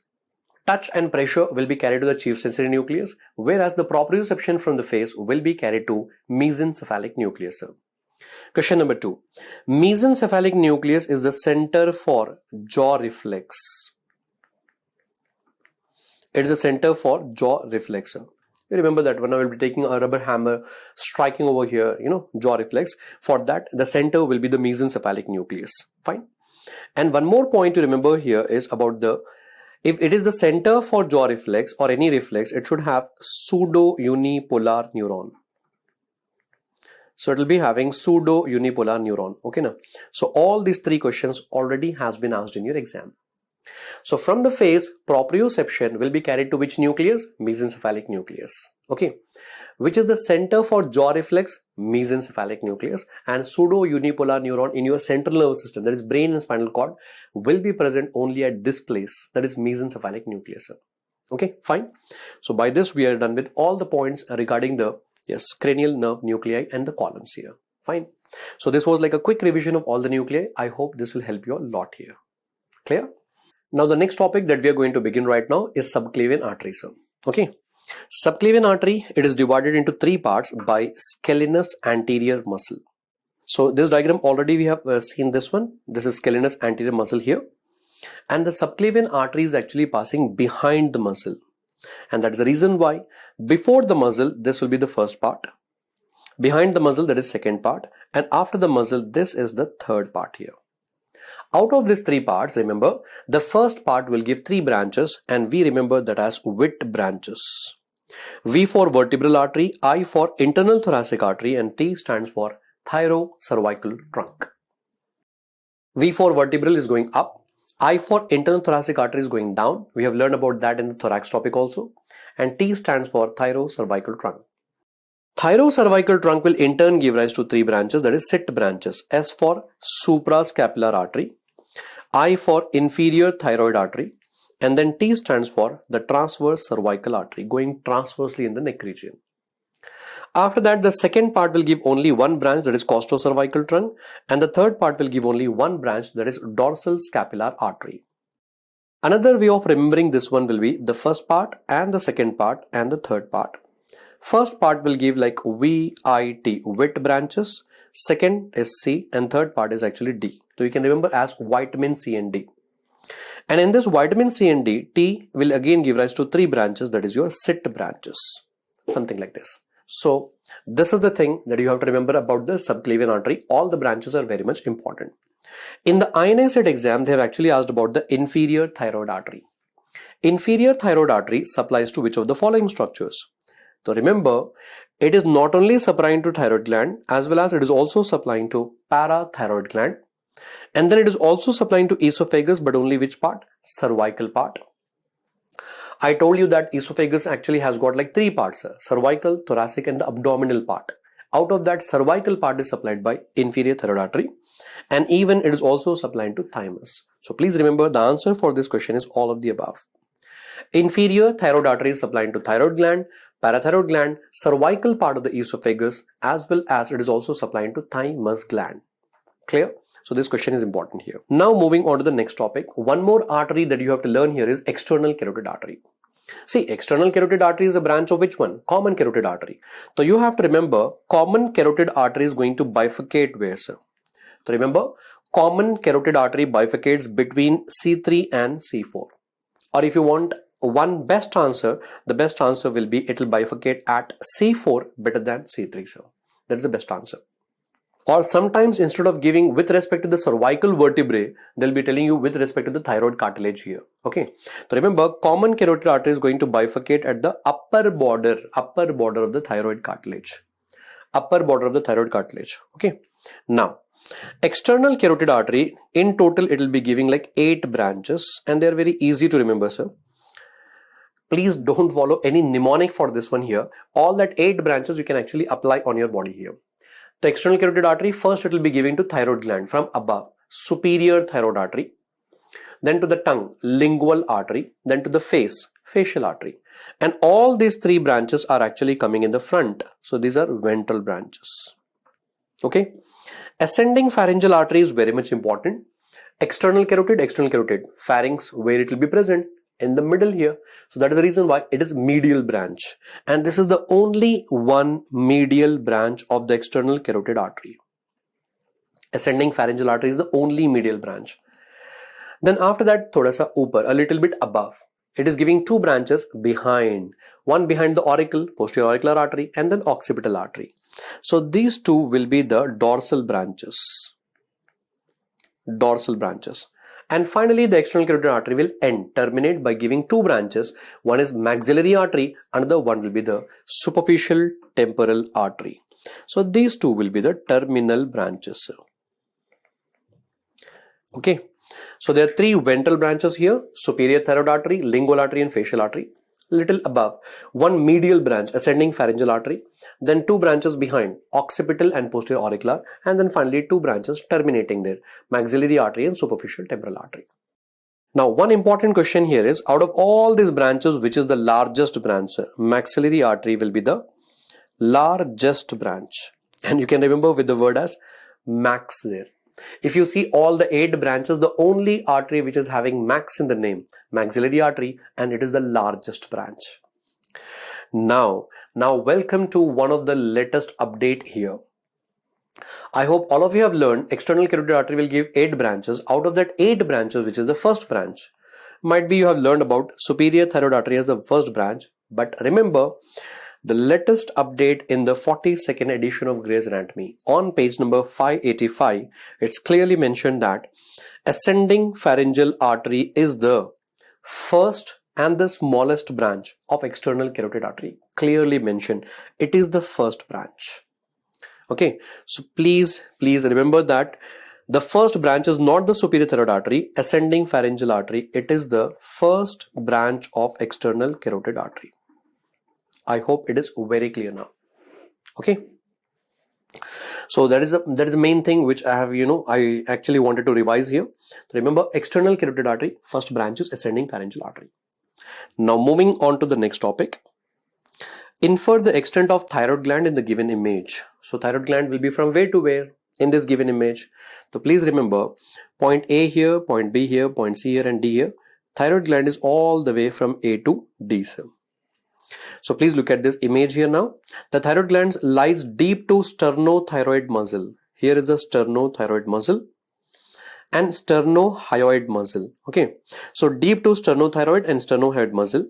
Okay. It is actually turned up here like this. And it is located from where to where? Remember, from C5 to T1. From C5 to T1. That is the extent which was shown in the previous diagram. Okay. Now the important thing here is that this thyroid gland is actually prevented from moving up. Which of the following structure prevents the upward extension of thyroid swelling through its attachment to thyroid cartilage? So which structure is preventing? You can very clearly see in our diagram here, it is sternothyroid muscle. Sternothyroid muscle that is going to prevent the upward movement of the thyroid gland. Sternothyroid muscle. Now please don't get confused with the other question which we have discussed few minutes back. The thyroid swelling, it is going to move along with swallowing, along with deglutition. The thyroid swelling is moving because of attachment with which ligament? Ligament of Berry. So ligament of Berry is actually helping in movement of the thyroid swelling whenever you are actually swallowing. But this question is not about the movement here. It is actually about prevention of upward movement of the thyroid gland. And upward movement of the thyroid gland is prevented by sternothyroid muscle. Which muscle? Sternothyroid muscles. Now moving ahead with the next topic. We are almost at the end right now. So please concentrate here, my dear friends. Another few minutes. We'll discuss about the pharynx and larynx and then we'll wind up this one. Okay. That will be completely about the head and neck session here. Okay. Now pharynx, we all know it is actually a muscular tube-like structure. In the pharynx, you'll be having longitudinal muscle and circular muscles. In exams, mostly they are asking the questions regarding the circular muscles. Circular muscles, the names are very simple. They are all constrictor muscle. So one will be the superior constrictor, then the middle constrictor and the inferior constrictor muscle. There will be 3 constrictor muscle. Now in this, the inferior constrictor muscle is very much important. Why? Inferior constrictor muscle in turn actually has got two parts. This here will be the oblique line here of the thyroid cartilage. From the oblique line of thyroid cartilage, that muscle is going behind, inserting on pharyngeal raphe. And this one here will be the thyropharyngeus muscle. And then this one here will be the cricoid cartilage. From the cricoid cartilage, again it is going back to pharyngeal raphe. This one is cricopharyngeus. Now thyropharyngeus and cricopharyngeus, these two together are referred to as inferior constrictor muscle. So inferior constrictor is made up of two muscles. One is your thyropharyngeus, another one is cricopharyngeus. Now what is going to happen here is, between these two muscles you are having a triangular area of weakness. There is a weak area. And in the elderly people, when the wall of the pharynx is very much weak, suppose if they are coughing, then what will happen? There will be an outpouching formed here, sir. Okay. So first of all, remember that weak area, it is actually referred to as Killian's dehiscence. So that question was asked in the exam. Killian's dehiscence is present between which two muscles? It is actually between the two parts of the inferior constrictor. Which two parts?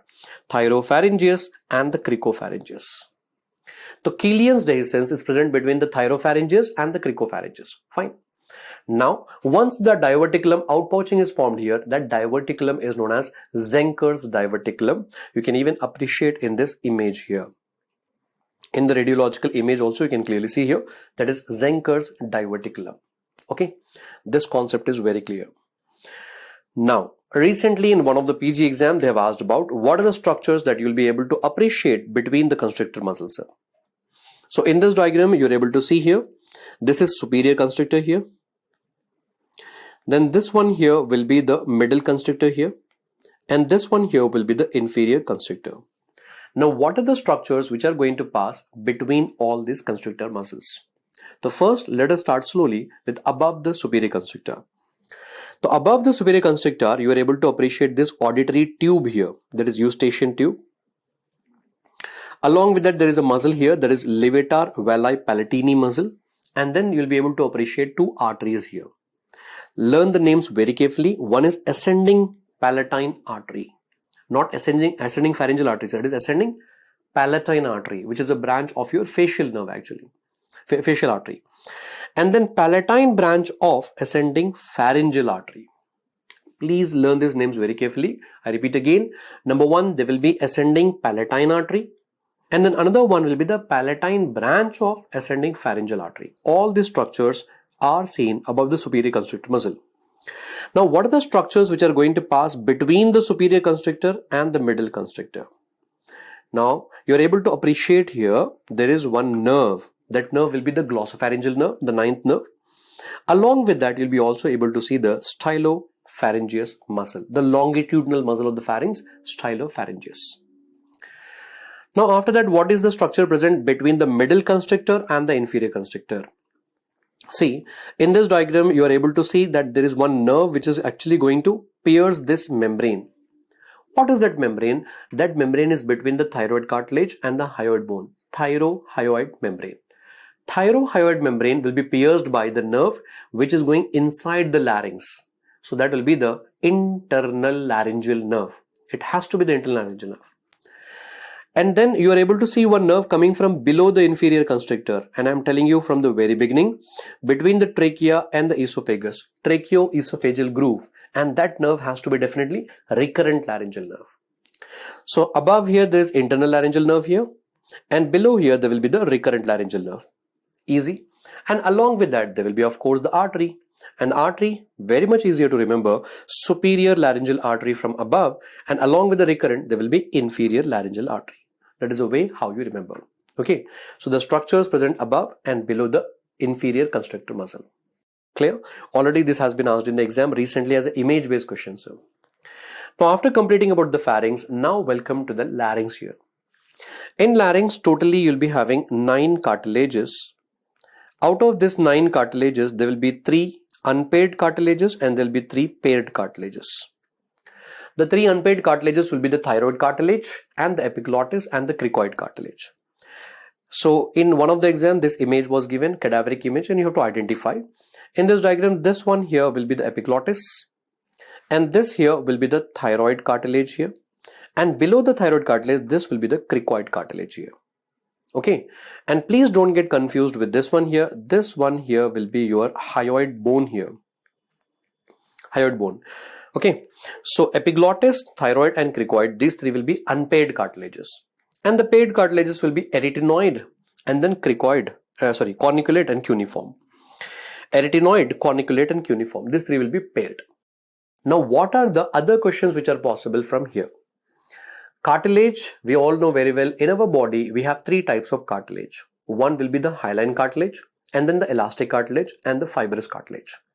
So first we need to learn out of all this, which is hyaline, which is elastic or fibrous. Let's try. Thyroid cartilage will be an example of hyaline cartilage. Cricoid cartilage is also an example of hyaline cartilage. But in arytenoid, there will be two parts. One will be the apex, another one is the base. Out of these two, remember, only the base will be the hyaline cartilage. So thyroid is hyaline cartilage, cricoid is hyaline cartilage, and only the base of the arytenoid will be the hyaline cartilage. Once you learn this one, remaining all will be the elastic cartilages.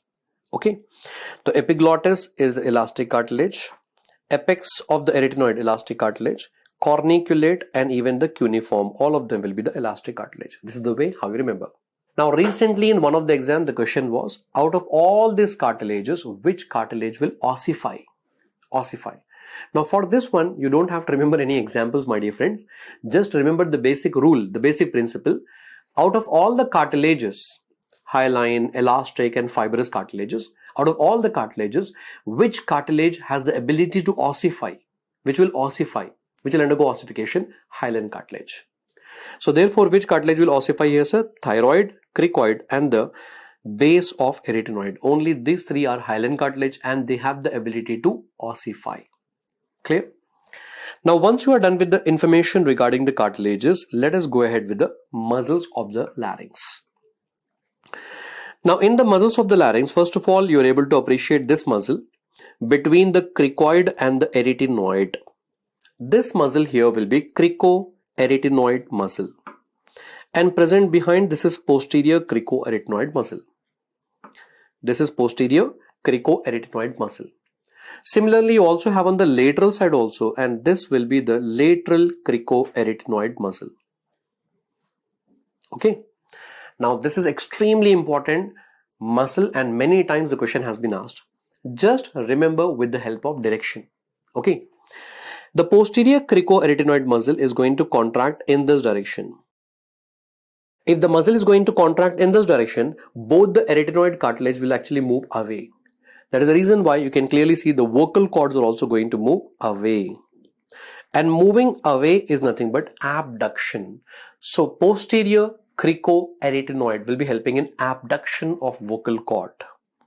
Posterior cricoarytenoid will be helping in abduction of vocal cord, moving them away. Very, very much important.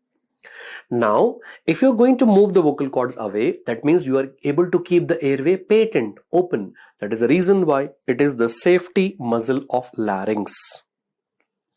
It is also known as the safety muscle of larynx. Somewhere we have learned about the safety muscle of tongue. Safety muscle of tongue will be genioglossus, and safety muscle of larynx will be the posterior cricoarytenoid muscle. Okay. Now, what about the lateral? It is going to contract in this direction. And when it is going to contract in this direction, both the vocal cords are going to move closer. So when they are moving closer, adduction. Adduction of the vocal cord is done by lateral cricoarytenoid muscle. Lateral cricoarytenoid muscle will help in adduction of the vocal cord. Then moving on to the next pair of muscle here. What about the transverse arytenoid muscle, sir? Transverse arytenoid muscle, if they are going to contract, even the arytenoid cartilage will come closer. You will not be even able to whisper the sound. Okay. Now, in this, the transverse will be actually covered by oblique arytenoid muscle. Fine. Now, that oblique arytenoid muscle is not going to stop here. That muscle will further continue and attach to epiglottis. And because it is going from arytenoid to epiglottis, epiglotticus muscle. And this ariepiglotticus muscle is going to contract in this direction. Therefore, the epiglottis will come here and it is helping in closing the inlet of larynx. So who is going to close the inlet of larynx? Ariepiglotticus muscle. And if you want to open this inlet here, the muscle should be exactly on the opposite side. So on the other side, the thyroid cartilage and the epiglottis, thyroepiglotticus, will be helping opening the inlet of larynx. So I repeat again, closing of the inlet of the larynx is done by ariepiglotticus muscle. Opening the inlet of the larynx will be done by thyroepiglotticus muscle. Clear? Then moving ahead now, the last one, the last group of muscle, which is actually helping in increasing the tension and decreasing the tension in the vocal cord. Now, already I told you about the so many muscles and how to deal with that one. So now you try to apply your common sense here. In this diagram, this is thyroid cartilage, no doubt. And this one here will be the arytenoid cartilage here. Perfect. Between the thyroid and arytenoid, you are able to see this muscle. First, make the name. Make the name, sir. Okay, now. So between the thyroid and arytenoid, it should be thyroarytenoid muscle. Now, if this thyroarytenoid muscle is going to contract, will the tension increase in vocal cord or decrease in vocal cord? Will the vocal cords become like more tensed or will they be relaxed? Now, many of the times the students in offline classes, they are like, when the muscle is contracting, it should increase the tension. Please remember that it is not going to increase the tension, it is going to decrease the tension. Why? Why? Because when this muscle is going to contract, the thyroid and the arytenoid cartilages are going to come closer. When these two cartilages are actually coming closer, the vocal cord is not stretched, it is actually relaxed. So tension in the vocal cord will actually decrease. Okay. Then which muscle is going to increase the tension in the vocal cord? Of course, the only and only muscle of larynx present outside, and that muscle is between the cricoid cartilage and the thyroid. Between the cricoid and thyroid, cricothyroid muscle. This is the only muscle present outside. When this muscle is going to contract, that is going to increase the tension in vocal cord. So in this manner, my dear friends, please remember the muscles of the larynx in like three categories. Okay, so these two muscles are actually helping in increasing and decreasing the tension in the vocal cord. And these two muscles are actually helping in the, the opening and closing of the inlet of the larynx. I told you here. And these two muscles, the most important one, they're helping in adduction and abduction of the vocal cord. And which muscle is the only abductor of the vocal cord here, which is going to help in abduction of the vocal cord? Posterior cricoarytenoid muscle. And that is the reason why it is also known as the safety muscle of the tongue, sir. Okay, because the vocal cords are moving away and therefore our airway will remain the patent. Understanding here? And with this here, my dear doctors, we are done with the entire rapid revision of our biggest topic, that is our head and neck topic, sir. And we have revised almost every topic in detail without leaving anything. And on to that, as I promised you, we have discussed like many previous year questions here, so that my students should have the entire content ready if you are preparing for any exam, whether it is NEET PG, FMG or INA set, sir. Okay, hope this will help you. All the best for your future exams. Hello, my dear doctors. Yes, now we are going to start with the rapid revision of thorax topic. As you all know, in this rapid revision, we are going to quickly revise all the higher topics in the thorax. Apart from that, I'm also going to include almost all the previous year topics as well, which has been asked in the NEET PG exam, as well as INA set, as well as the FMG exam also. So that my students will get a complete content regarding the thorax and they will be ready for any exam in the future. So without any further ado, let's get started with the very first topic in thorax. Okay.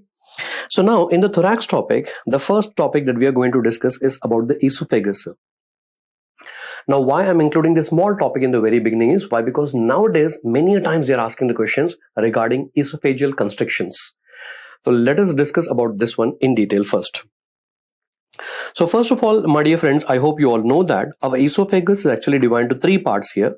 Number one, there will be the cervical part. Number two, there will be the thoracic part. And number three, there will be the abdominal parts. So first you have to know about these parts: cervical, thoracic, as well as the abdominal part. And I hope you all know that the esophagus has got like four constrictions. Number one, at the very beginning or the origin of the esophagus. Number two, when the aortic arch, the arch of aorta will be crossing that one. And number 3, when the left main bronchus will be crossing the esophagus. And of course, number 4, when the esophagus is going to cross the diaphragm. Now, why I have included this one over here is, yes, there is some latest update in this one. The values are changed in the latest edition of Gray's Anatomy, that is 42nd edition of Gray's Anatomy. So please take a note of that one here, sir.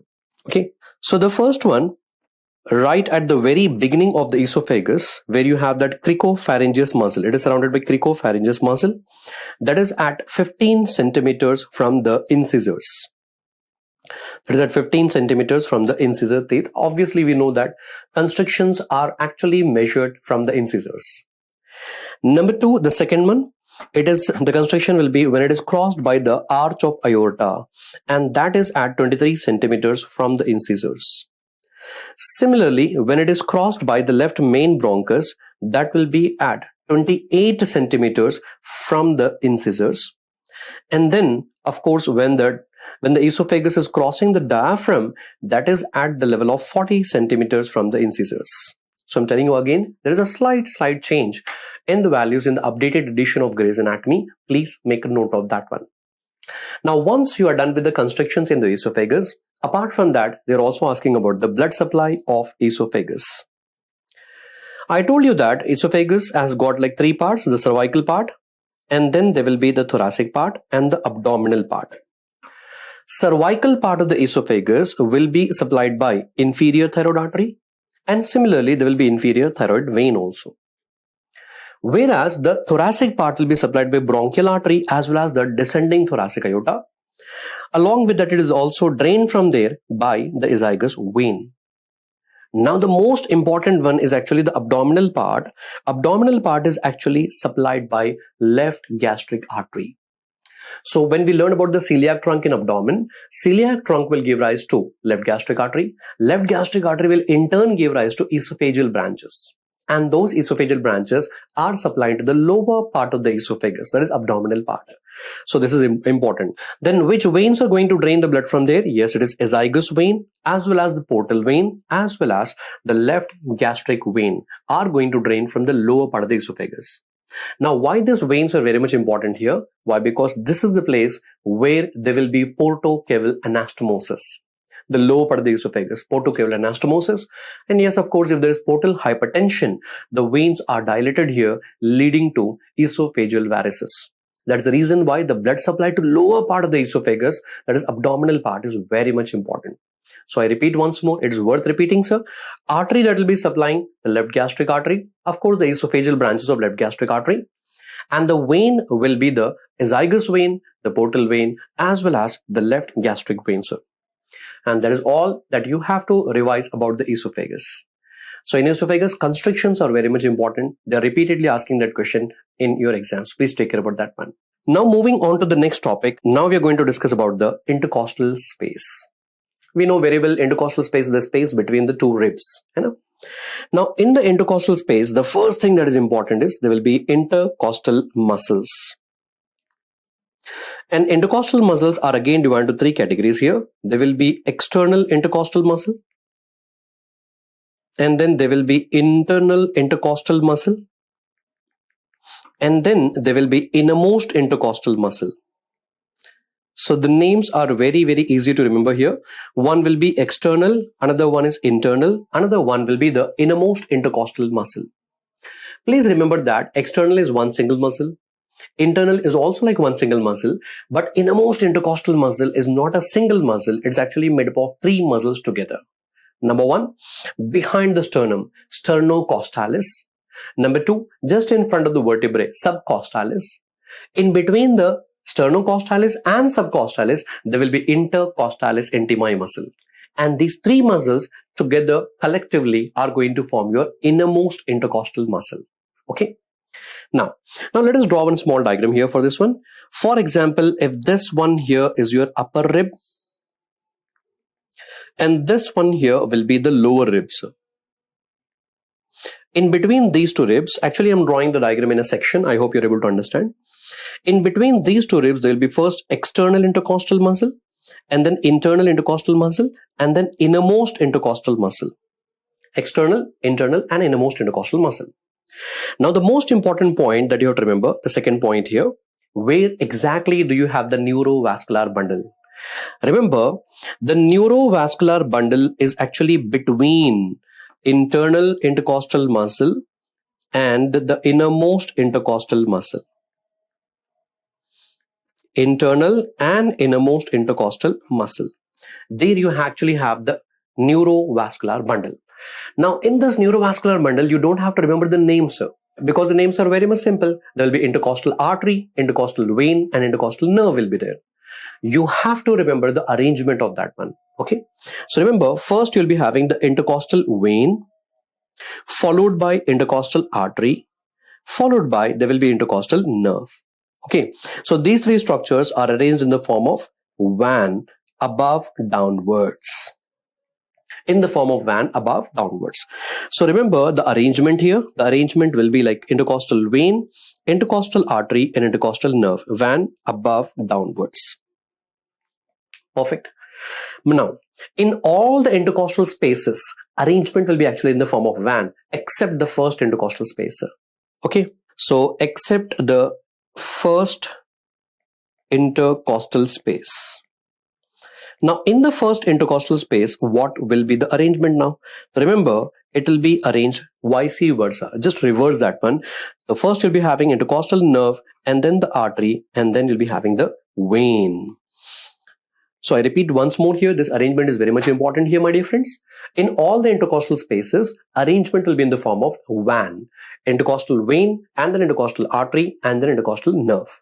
VAN, van, except for the first intercostal space, there you just have to reverse that one. So first you have nerve, then the artery, then the vein, sir. Now, once you are done with these 3 points here, now let us see the applied aspect of this one. Why this topic is very much important. I hope all of you have heard about the pleural effusion. Pleural effusion is nothing but the collection of abnormal amount of the fluid in the pleural cavity. Now, to aspirate that fluid out, we are going to do pleural tapping, thoracocentesis. Now, in pleural tapping, you are going to insert the needle along the mid-axillary line. We know that very well. Now, here, you have to learn what will be the structures pierced by that needle one by one in order. So, let's see all the structures which are pierced by the needle during pleural tapping. Now, out of all these structures, my dear friends, you don't have to worry about the skin, the superficial fascia, and the deep fascia. Anyone can say that one.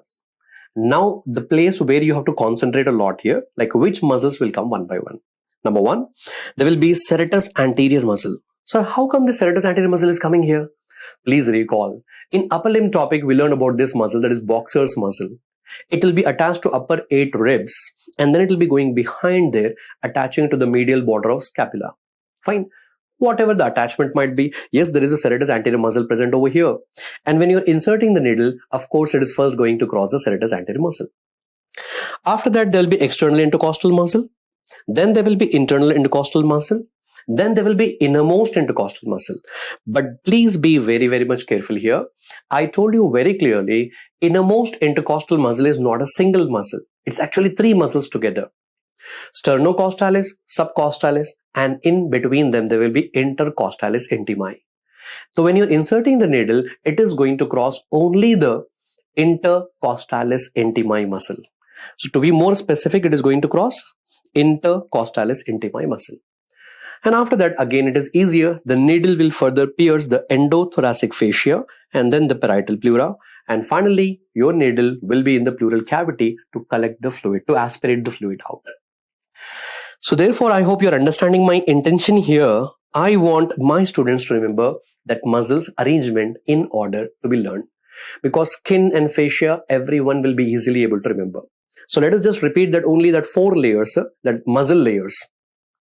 So first you're going to cross serratus anterior muscle, and then there will be external intercostal muscle, and then there will be internal intercostal muscle, and then innermost. And in innermost, remember the intercostalis intimae muscle. So all these layers are crossed by the needle when you're doing the pleural tapping. Perfectly done. Now, once you're done with this one more important MCQ here. When you're inserting the needle during the pleural tapping, where the needle has to be inserted, I'll give you 2 options. Number 1, the needle has to be inserted just below the upper rib, or the needle has to be inserted just above the lower rib. Below the upper rib or just above the lower rib?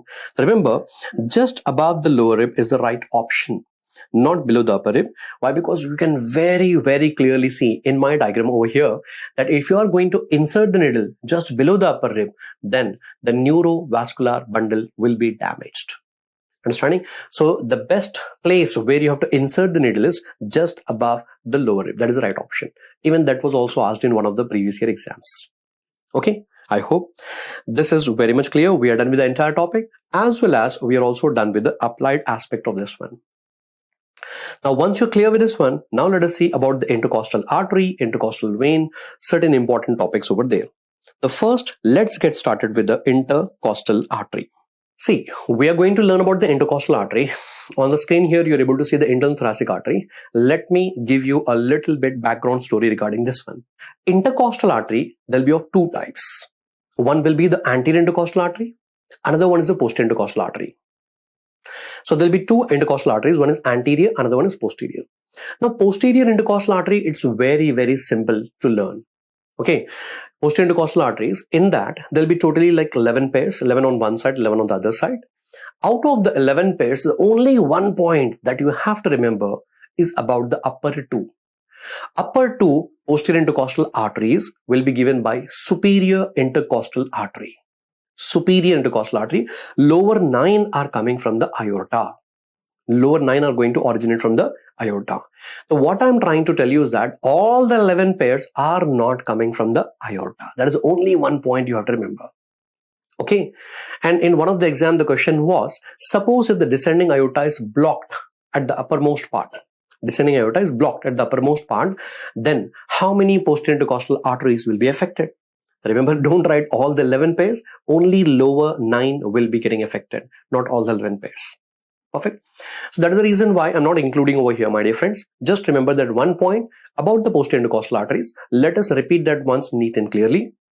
In total, there will be 11 pairs of posterior intercostal arteries. Out of that, upper 2 are given by superior intercostal artery, lower 9 are given by aorta. That's all. Now, the anterior intercostal arteries are very much important here, sir. Now in total, how many anterior intercostal arteries do we have? We have totally like 9 pairs of anterior intercostal arteries. 9 on one side and 9 on the other side. 9 pairs. But out of that 9 pairs, remember, upper 6 will be given by internal thoracic artery. Upper 6 will be given by the internal thoracic artery. So let us learn about this one. Okay. So internal thoracic artery, first of all, let's start from the origin. That itself is a branch of subclavian artery. Internal thoracic artery itself is a branch of which one? The subclavian artery. Please recall, in head and neck topic, we have learned about the subclavian artery.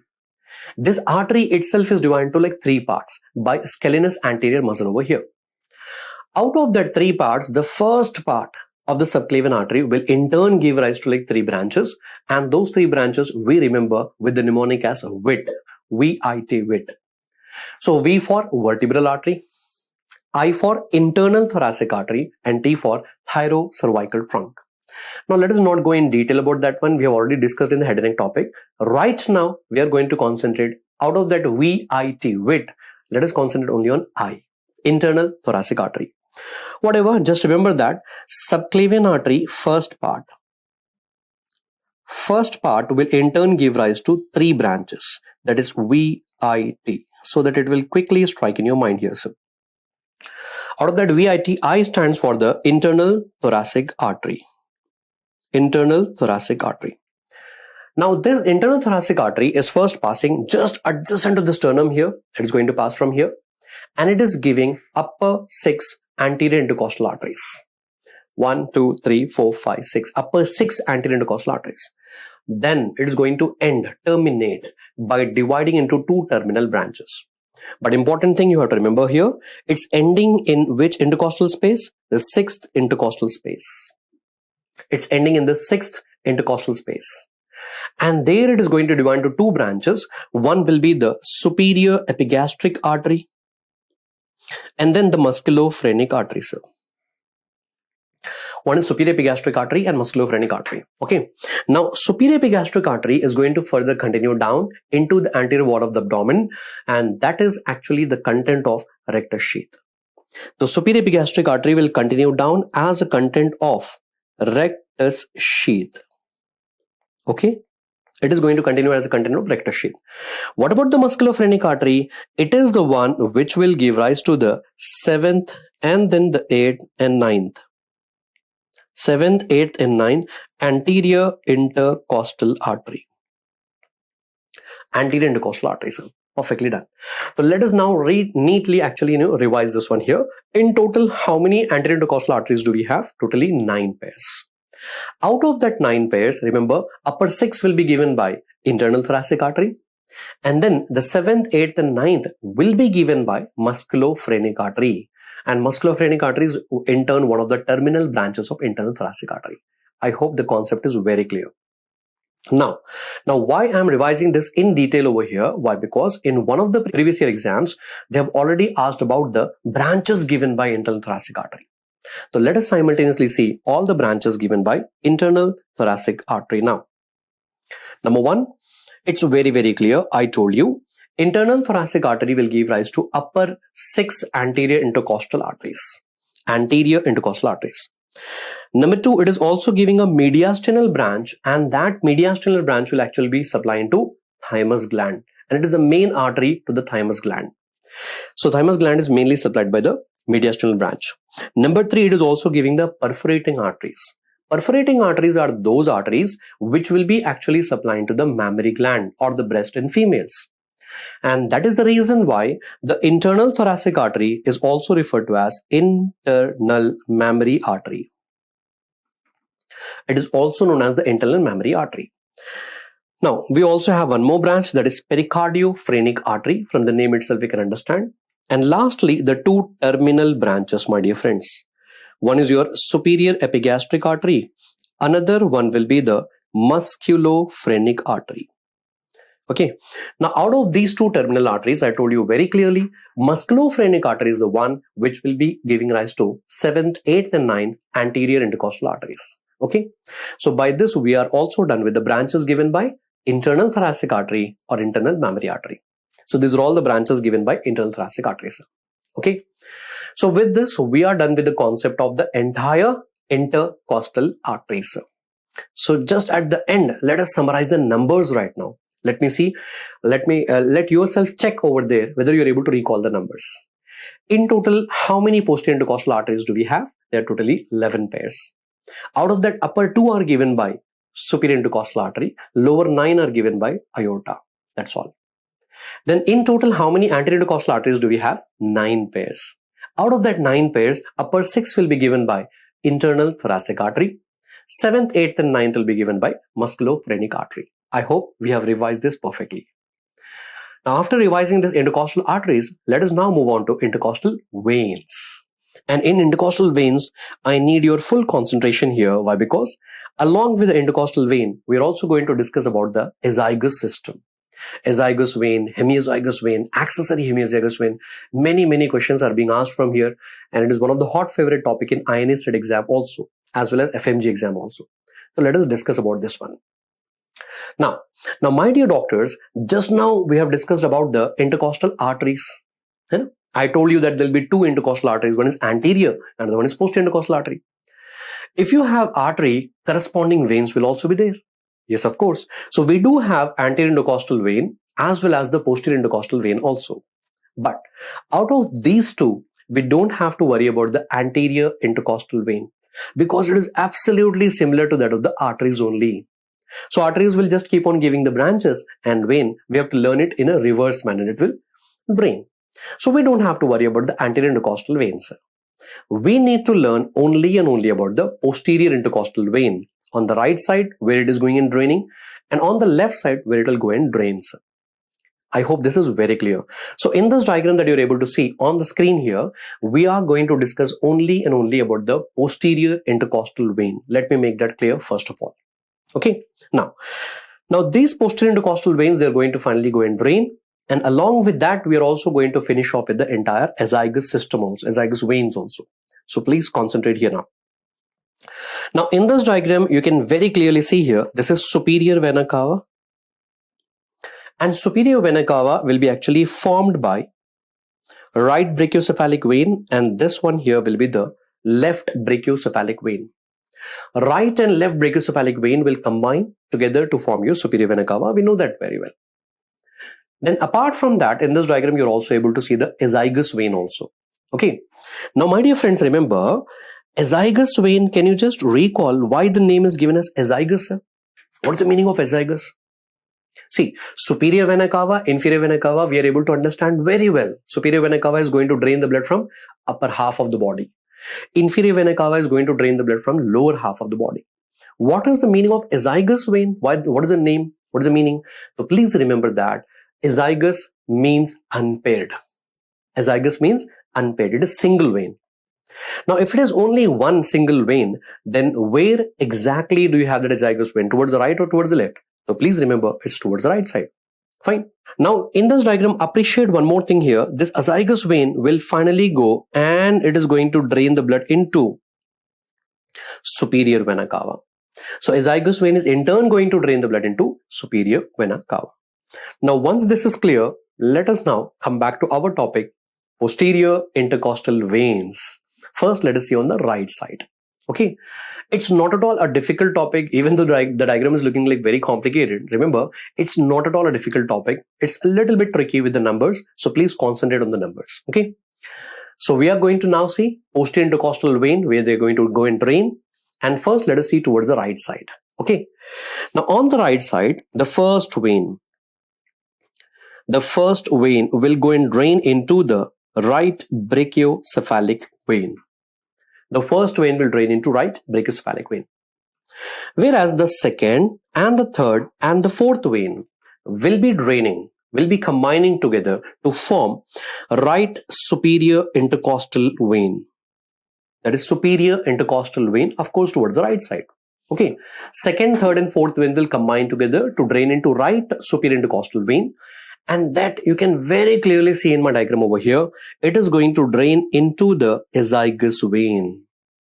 I repeat again, right superior intercostal vein will drain into azygous vein. After this, you don't have to remember the numbers, my dear friends. All the remaining veins, 5, 6, 7, 8, 9, all the remaining veins, you can very clearly see here, they are going to drain into the azygous vein only. That's all. By this, we are done with the right side, neat and clearly.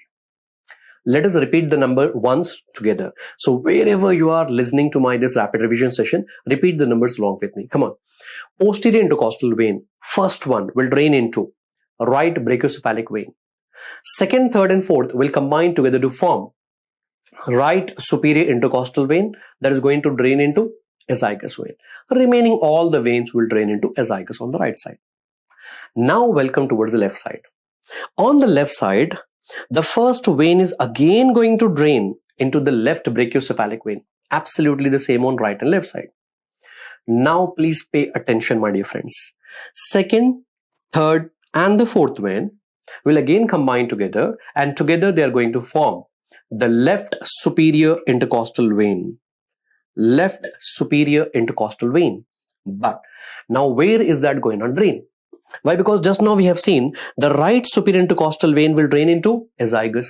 But we all know very well, azygous means unpaired. It's only on the right side. We don't have azygous vein on the left side. The left superior intercostal vein will drain where? So please remember that it is going to drain into the left brachiocephalic vein. Very much important, my dear friends. Already this has been asked in your previous year exams also. Left superior intercostal vein will drain the blood directly into left brachiocephalic vein, sir. Now, once you are done with this one, the 5th, 6th, 7th and 8th, these posterior intercostal veins on the left side will drain into the accessory hemiazygous vein. And you can very clearly see in my diagram here, accessory hemiazygous vein will be actually deviating towards the other side and draining the blood into azygous vein. And this will be at the level of T7.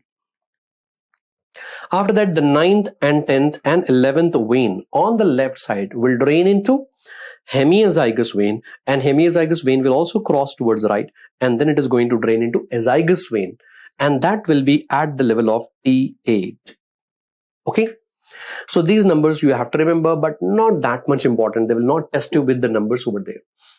So accessory hemizygous vein and hemizygous vein, both of them are crossing from the left towards the right. One at the level of T7, and then hemizygous vein will be at the level of T8. And finally, they are also going to drain the blood into azygous only.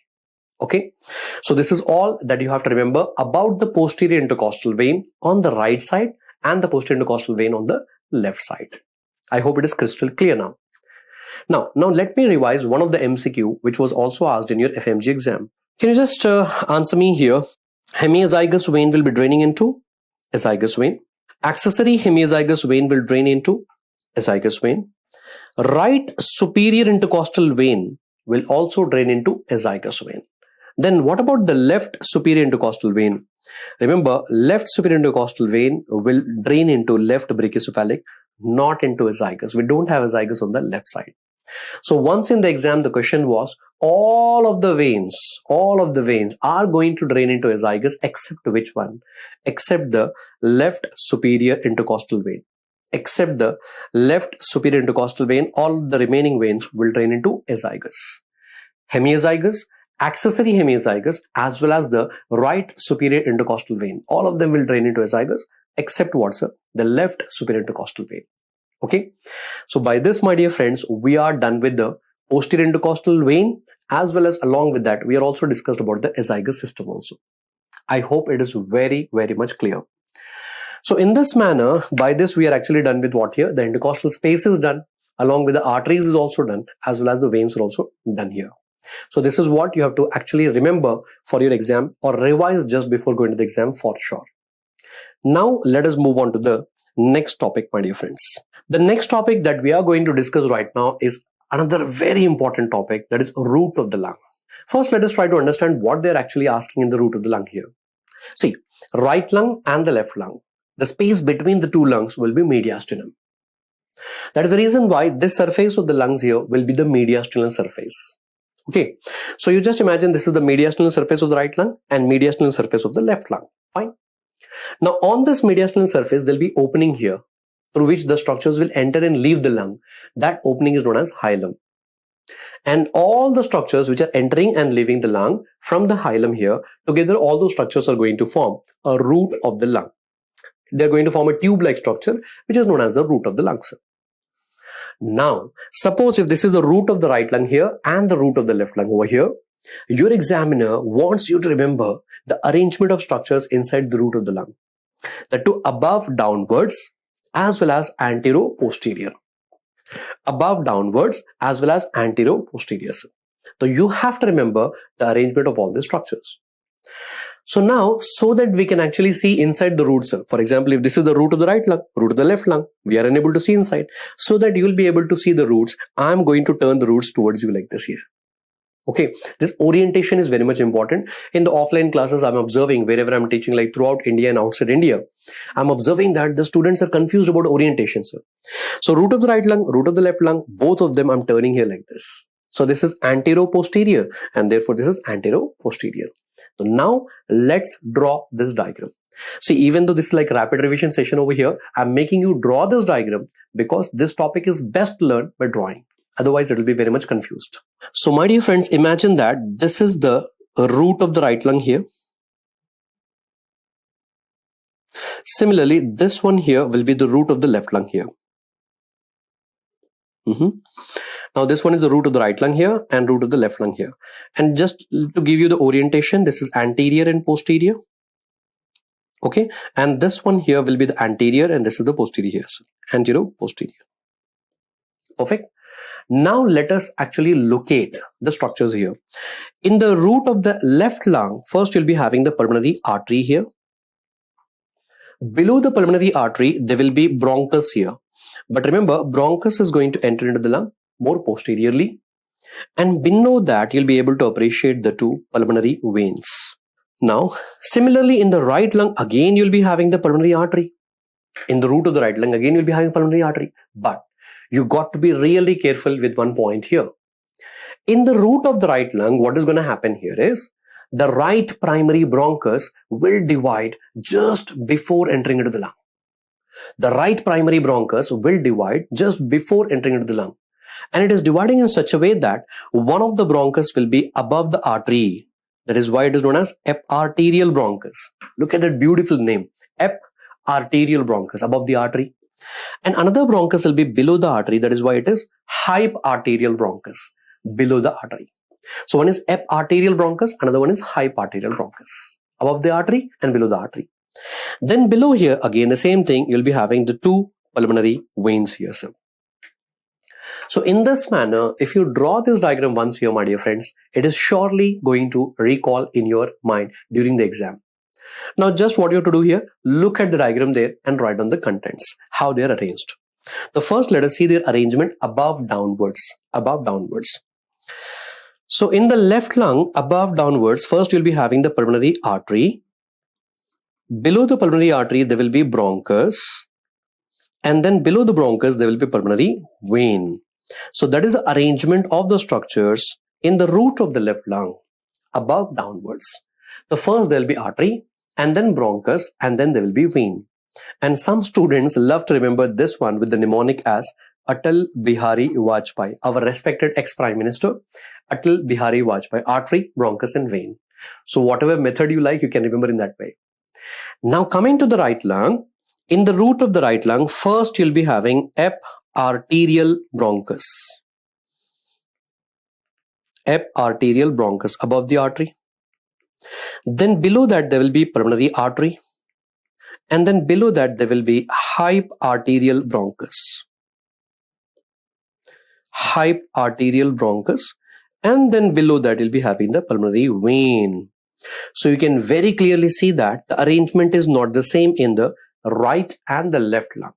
That is the reason why it's very, very much important question in your exams. It's not the same arrangement there. So in the right lung, just remember one point there. The bronchus is going to divide just before entering into the lung into above the artery, eparterial, below the artery, hyparterial bronchus. Okay. Now once you are done with this one here, above downwards, now let us see anterior-posterior. And I'll tell you one good news here is that anterior-posteriorly, it is absolutely same in both right as well as the left lungs. So for example, if you're going from anterior towards the posterior in the right lung, first you'll be having the vein and the artery and the bronchus. Similarly, in the left lung also, you'll be having the vein and then the artery and the bronchus. So it is the same in both right lung as well as the left lung. So in this manner, we can see that the anterior-posterior arrangement in both the lungs, right lung as well as the left lung, is absolutely the same. The first you'll be having the vein. Let us write down once here. So anterior-posteriorly, when you're going from anterior towards the posterior, the first you'll be having the vein, and then there will be artery, and then there will be bronchus. And just to continue here, after the bronchus, again you'll be able to find the bronchial vessels. The bronchial vessels are also there.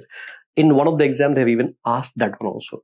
So your bronchial vessels are actually present behind the bronchus over there. Perfect. So in this manner, we are perfectly done with the arrangement of the structures above downwards as well as anterior-posterior, my dear friends. Now, after completing the entire topic, after revising this one, let us do one thing here. I'll tell you even a small trick also, so that you can solve the question quickly in the exam. Okay. Now, I told you how to remember the structures above downwards. Above downwards, I told you a simple mnemonic here, that is Atal Bihari Vajpayee. ABV. Hai na? Above downwards, remember ABV. And then anterior-posteriorly, you just make it reverse, that is like VAB, sir. Perfectly done. So in this manner, you will be able to answer the question very quickly in the exam. So it is ABV and the VAB, sir. Perfectly done. Now, once you are done with the root of the lung here, now, as I told you, on the mediastinal surface of the lung, you'll be having root of the lung. Now let us discuss the entire mediastinal surface of right lung as well as the left lung. So look at this beautiful diagram here. Now in this diagram, you're actually able to see the mediastinal surface of the right lung. Similarly, I'll also show you the left lung also. But my dear friends, remember, out of the two diagrams which are given here, remember the diagram with the structures will not be given in the exam. In the exam, they'll give you this diagram without the structures. I mean to say, you need to identify with the structures, like what is the impression representing. So in this diagram, whatever impressions are given there, that impression is due to which organ, you need to identify that one. So I'll tell you how to do that one. Now, in this diagram, my dear friends, first of all, It is the mediastinal surface of the right lung. First thing that I want you to remember here, that whether it is right lung or the left lung, you will be able to find the impression for esophagus, because esophagus is passing exactly in the middle. Okay, so it will be having the impression on the mediastinal surface of right lung also, as well as the mediastinal surface of left lung also. So therefore, this impression here, yes, it is representing esophagus. So this is esophageal impression over here. Fine. Then on the right side, this impression here is representing your heart here. You know, cardiac impression. And if it is the heart on the right side, of course, just above that one, there will be superior vena cava. Okay, you're able to see just one more impression above the heart. Definitely that should be for superior vena cava. Why? Because we all know very well, superior vena cava is not exactly in the middle here. Superior vena cava is a little bit towards the right side. That is why the impression of that will be on the mediastinal surface of right lung. And just now I told you, superior vena cava is formed by the brachiocephalic vein. So just above that, this impression here will be of right brachiocephalic vein. Of course, it will be of right brachiocephalic vein only. Now, once you are done with this one, I told you about the azygos. Azygos, just remember with the name, with the meaning, my dear friends, azygos means unpaired. Okay, it's single. And that is why, that is towards which side, sir? Right side. So this impression here is for the azygos vein. This is for the azygos vein. And this azygos vein will be actually moving up here like this. Then it is going to arch, and finally azygos vein itself will drain into superior vena cava. Just now we have revised that one. You know? So therefore, just above the root of the right lung, just above the root of the right lung, you'll be able to find the impression for arch of azygos vein. This has been already asked in the exam. So just above the root of the right lung, you will be able to find the impression for arch of azygos vein, and that is arching and finally draining into the superior vena cava. So these are all the impressions for the organs here. Now, in the exams nowadays, they're actually testing you about the nerves also. Now, I'll tell you the trick here, how to remember about the nerves. If you find any nerve right in front of the hilum of the lung, right in front of the hilum of the lung or root of the lung, in front of that, that is definitely the phrenic nerve. Phrenic nerve, sir. And if you find a nerve in the exams, if they give you an image, and if you find a nerve which is going behind the hilum, that is your vagus nerve. That is your 10th nerve. Okay. So anterior to the hilum, there will be phrenic nerve. Posterior to the hilum, there will be vagus nerve. Now you might be thinking, like, how many things to mug up here, sir? No need to mug up. I'll tell you one trick here. Remember, phrenic nerve. Phrenic nerve is going to originate from where? It is going to begin from cervical region. That is your C3, C4 and C5. The phrenic nerve will originate from here. And after beginning from here, the phrenic nerve is passing through the neck and then through the mediastinum, and finally it is going and supplying to the muscles of diaphragm. Fine. But remember, the phrenic nerve is just going adjacent to the heart, sir. So suppose if this is your heart over here, the right phrenic nerve and the left phrenic nerve are going just adjacent to the heart. So from this point, you can actually remember, if you are actually having your heart over here, that impression is actually for the heart. So adjacent to the heart, they should be phrenic nerve. Then what about the vagus nerve? We have learned this many times, that vagus nerve is going to pass along with esophagus via the esophageal opening in diaphragm. We have been learning this from our first year MBBS days. Voice of America, esophageal opening. So esophageal opening, esophagus along with the vagus. So it has to pass from that point. I just want you to remember that it has to pass, yes, somewhere around the esophagus, along the esophagus only. So therefore, that nerve has to be behind the root of the lung. So please don't get confused which nerve is which one. I'm telling you the trick. Please remember with the help of this trick here. If you find a nerve anterior to the hilum, that should be definitely phrenic nerve. If you find a nerve behind the hilum, that should be the vagus nerve. Okay. Actually, many of the students are confused over here. So I told you it crystal clearly, my dear friends. Now by this, after completing the mediastinal surface of right lung, let us go towards the mediastinal surface of the left lung. Now again, the same thing. Yes, on the screen, you're able to see here the two diagrams here, my dear friends. But in the exam, they will never give you the diagram with the organs there. You need to find out their impressions here. Okay. Now in this diagram, first thing you're able to appreciate here is again the same thing, the impression for heart here. That is your cardiac impression for heart. Now if this is your left lung over here, obviously what is going to happen here, sir? From the heart begins your ascending aorta. So here is the impression for ascending aorta. And then this impression here is actually for the arch of aorta. Arch of aorta.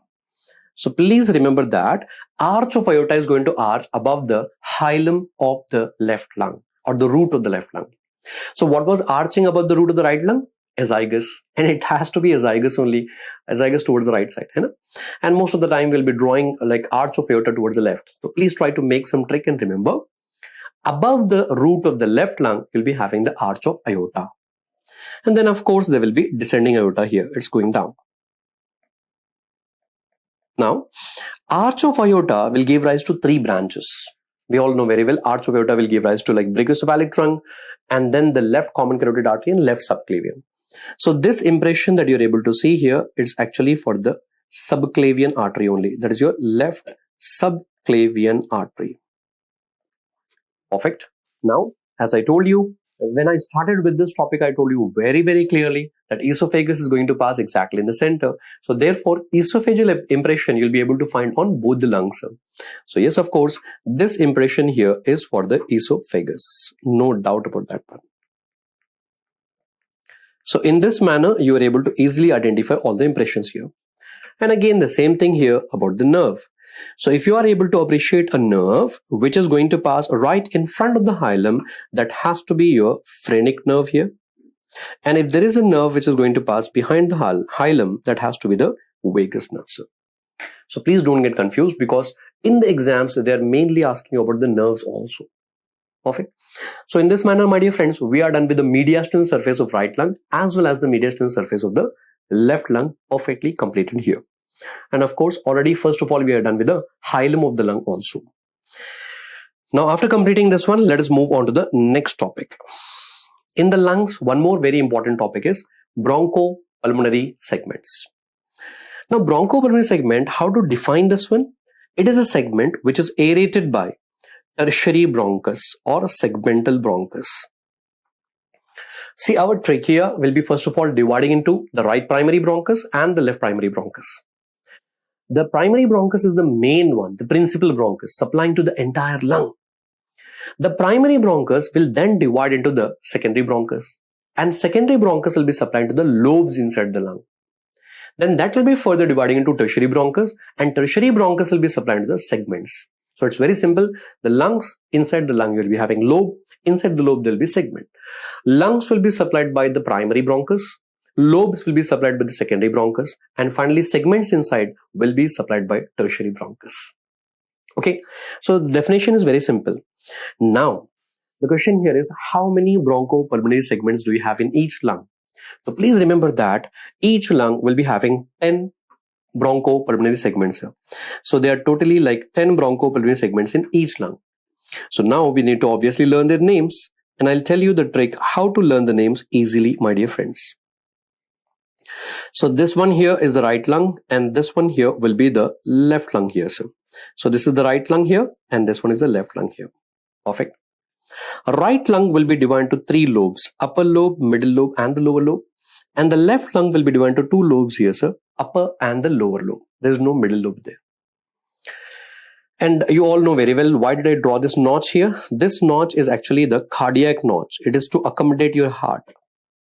Okay, and just above the cardiac notch, there will be a tongue-like structure. That tongue-like structure is lingula. We know all these simple points. Now we are done with the lungs. We are done with the lobes inside. Now let us learn about the segments. Okay, in the right lung, upper lobe. Upper lobe will be divided into 3 segments here, sir.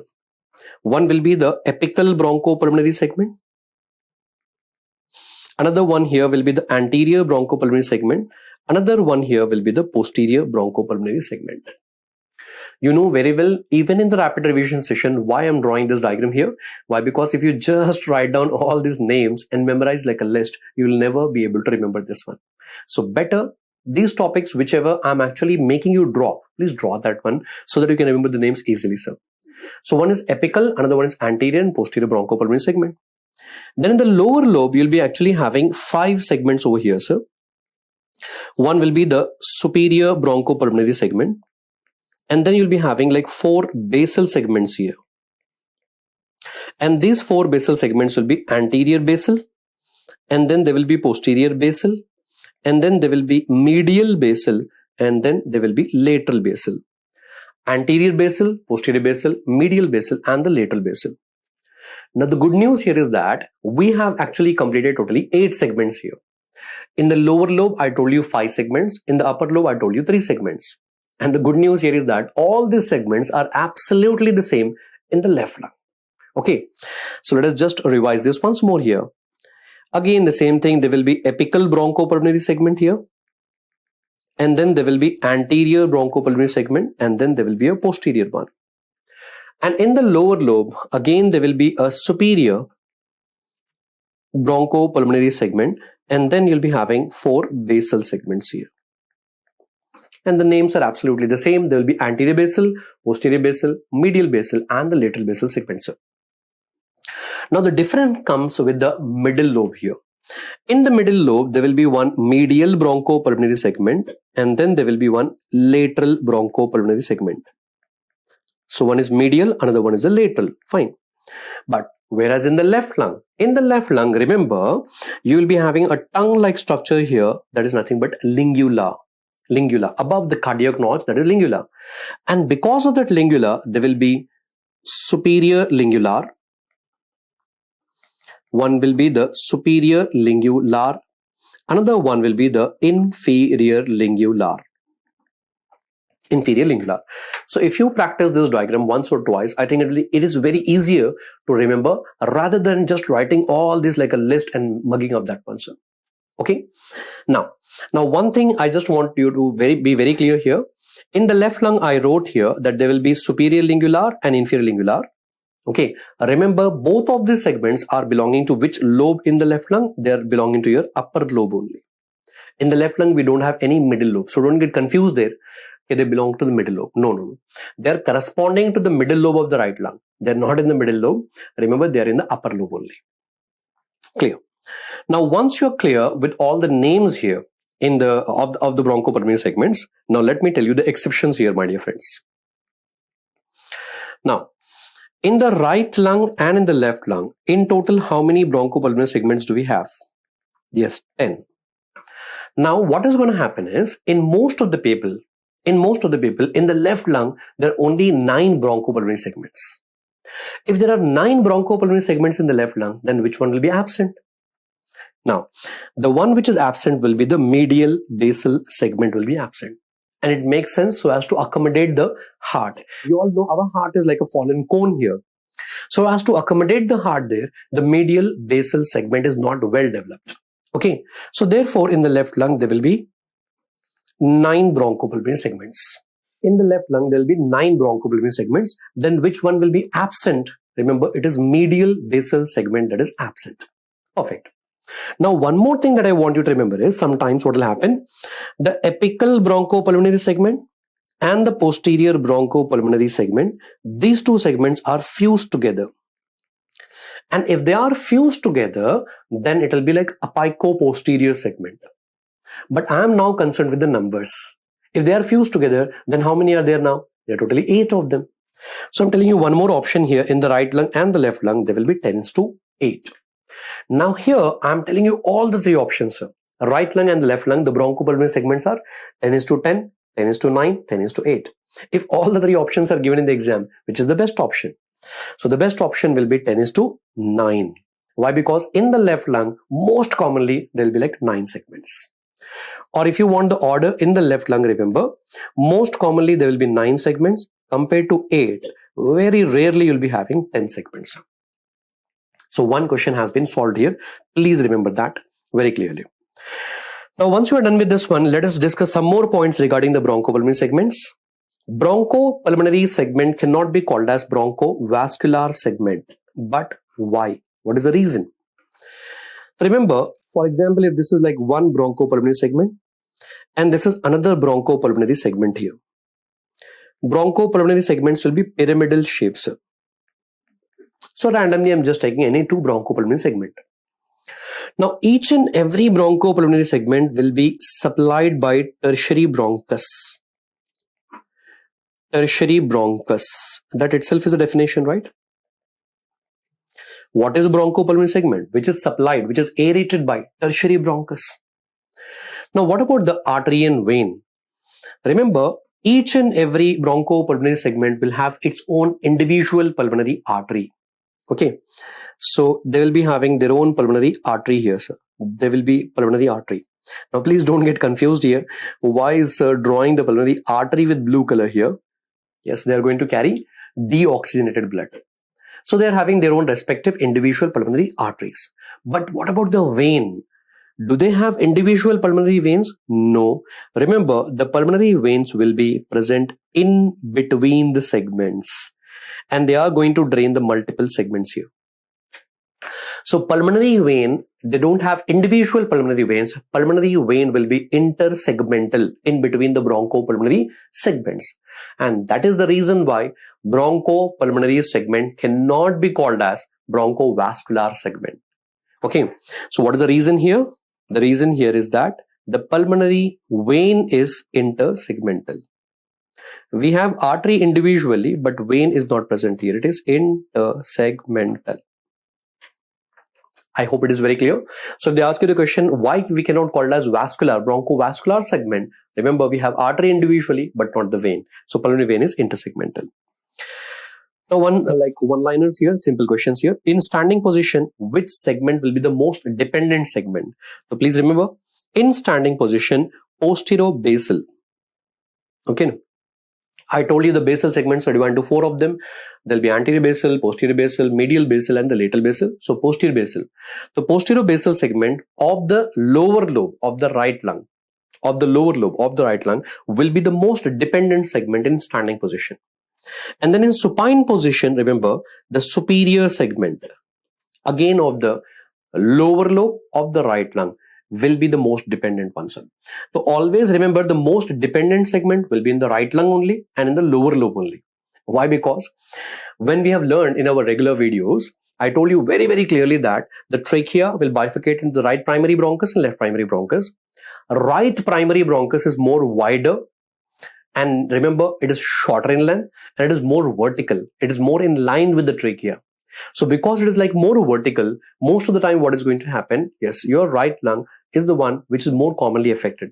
Like most of the structures will be actually passing into the right lung only. So that is the reason why the most dependent, always the right lung.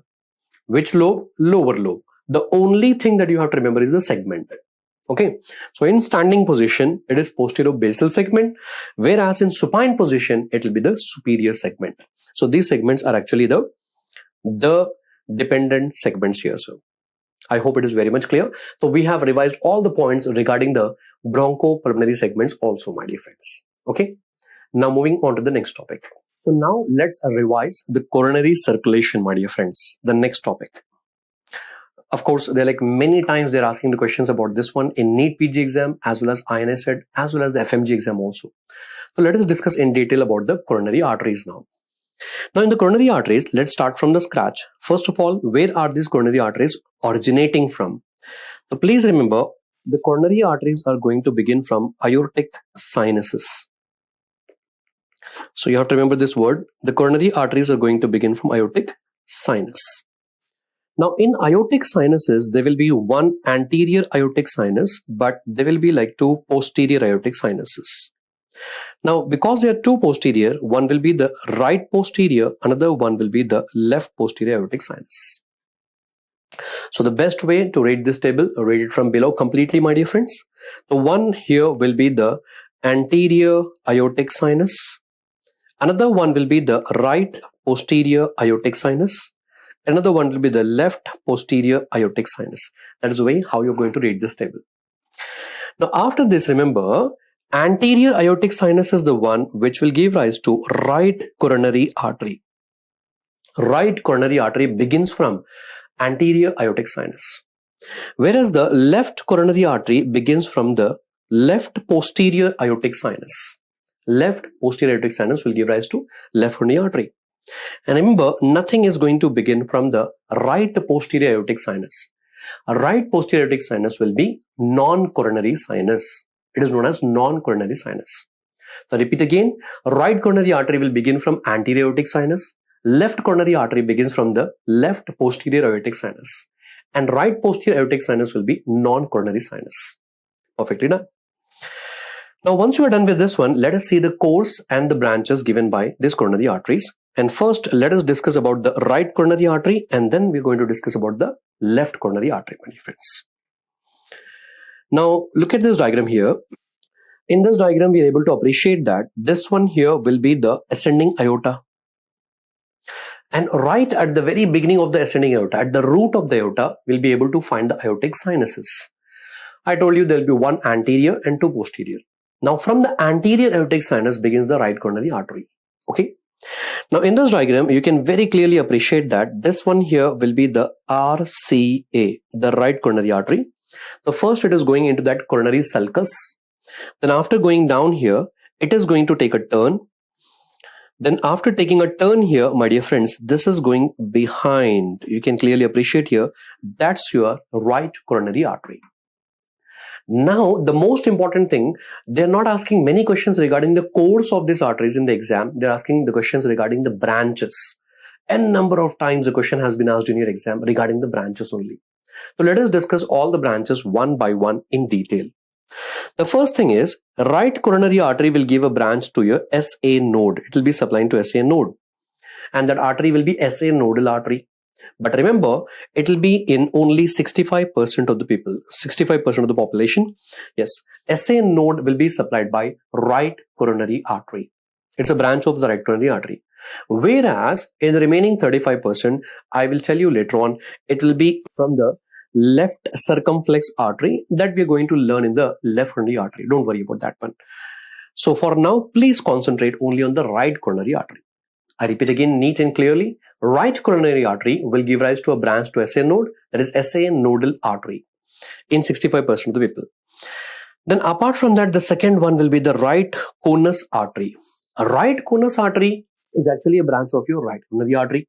Okay, but remember, it will be originating near the aortic sinus. So therefore, sometimes it is also referred to as your third coronary artery. Third coronary artery, my dear friends. So which will be the third coronary artery? Remember, the right conus artery. Then next thing is, you are able to see that right coronary artery is giving rise to many branches over here, and these branches will be supplying to the ventricle there. So therefore, these are known as the anterior ventricular rami. So all these many branches which are supplying to the ventricles here, anterior ventricular rami, of course towards the right side, right anterior ventricular rami. Now, out of that many branches, one of the branches given along this margin here, this branch, along this margin here. So therefore, this one will be the right marginal artery. So this is a right marginal artery, and that is also referred to as the acute marginal artery. Please remember this name. In exams, many a times this name is used. Acute marginal artery is a branch of which one only? Of course, it is a branch of your right coronary artery only. And then after that, the right coronary artery is going behind and giving a branch over here. Now that branch, my dear friends, it is present between the two ventricles, the right ventricle and the left ventricle. That is why the name is interventricular artery, but it is present posteriorly. That is why the name will be the posterior interventricular artery, that is PIVA. And this is also a branch of which one, sir? It is also a branch of your right coronary artery. So let us revise all these branches given by right coronary artery.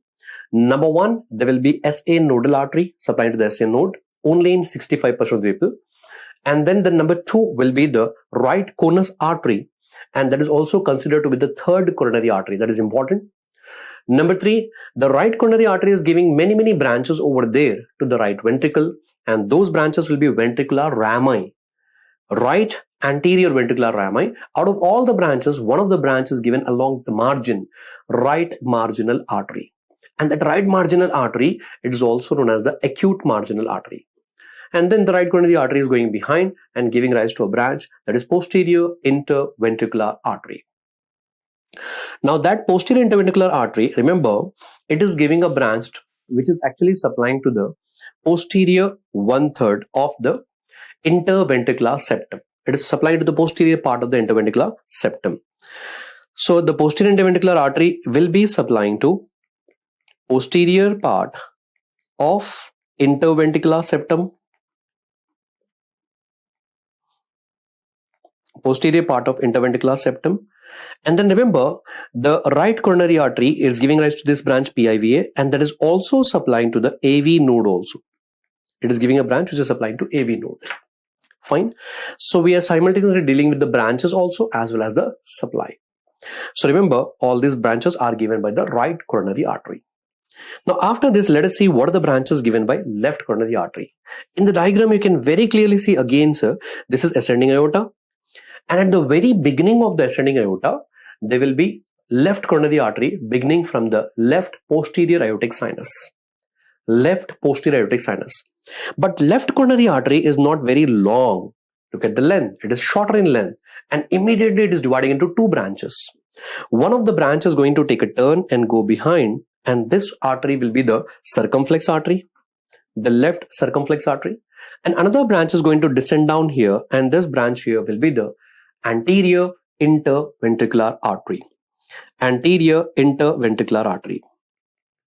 AIVA. So one is anterior interventricular artery, another one is the circumflex artery. These two are the branches given by the left coronary artery. Now in this, I want you all to remember very well that anterior interventricular artery, one more name of this one, remember, this itself is also known as the LAD artery, left anterior descending artery. Anterior interventricular artery is also known as LAD artery, that is left anterior descending artery. And then recently in one of the exams, this question has been asked. Anterior interventricular artery itself will give rise to diagonal artery. If you are able to observe here, this artery here will be the diagonal artery. Okay. Now this diagonal artery, you can very clearly see in our diagram, it is the one which will be supplying to which chamber of the heart? Of course, it is supplying to this ventricle here. That is your left ventricle. So diagonal artery is a branch of anterior interventricular artery, and in turn it is supplying to which chamber?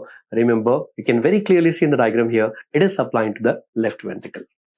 The next one here is the left circumflex artery. The circumflex artery, while taking a turn, remember, again it is giving a branch along this margin here, and this will be obviously the left marginal artery. And left marginal artery, it is also known as the obtuse marginal artery. So we have learned about acute marginal artery, that is the right one, and obtuse marginal artery will be the left one. Perfectly done. And apart from that, I told you, SA node 65% of the population, it will be a branch of your right coronary artery. But whereas in the remaining 35%, yes, remember, SA node will be taken care by circumflex artery. So circumflex artery itself will give rise to SA nodal artery, and that is supplying to the SA node in 35% of the population. So please keep all these things in your mind, sir. So in the coronary arteries, my dear friends, remember the branches of the coronary arteries and their supply is extremely important here. Okay. So I hope it is very, very clear right now. Now, once you are done with the arterial supply of the heart here, now let us go towards the venous drainage, sir. Venous drainage is very simple. You just need to remember one point here. See, we all know that our heart is like a fallen cone here like this. Now, in the venous drainage, remember the hero of the story here will be the coronary sinus. Coronary sinus. Okay.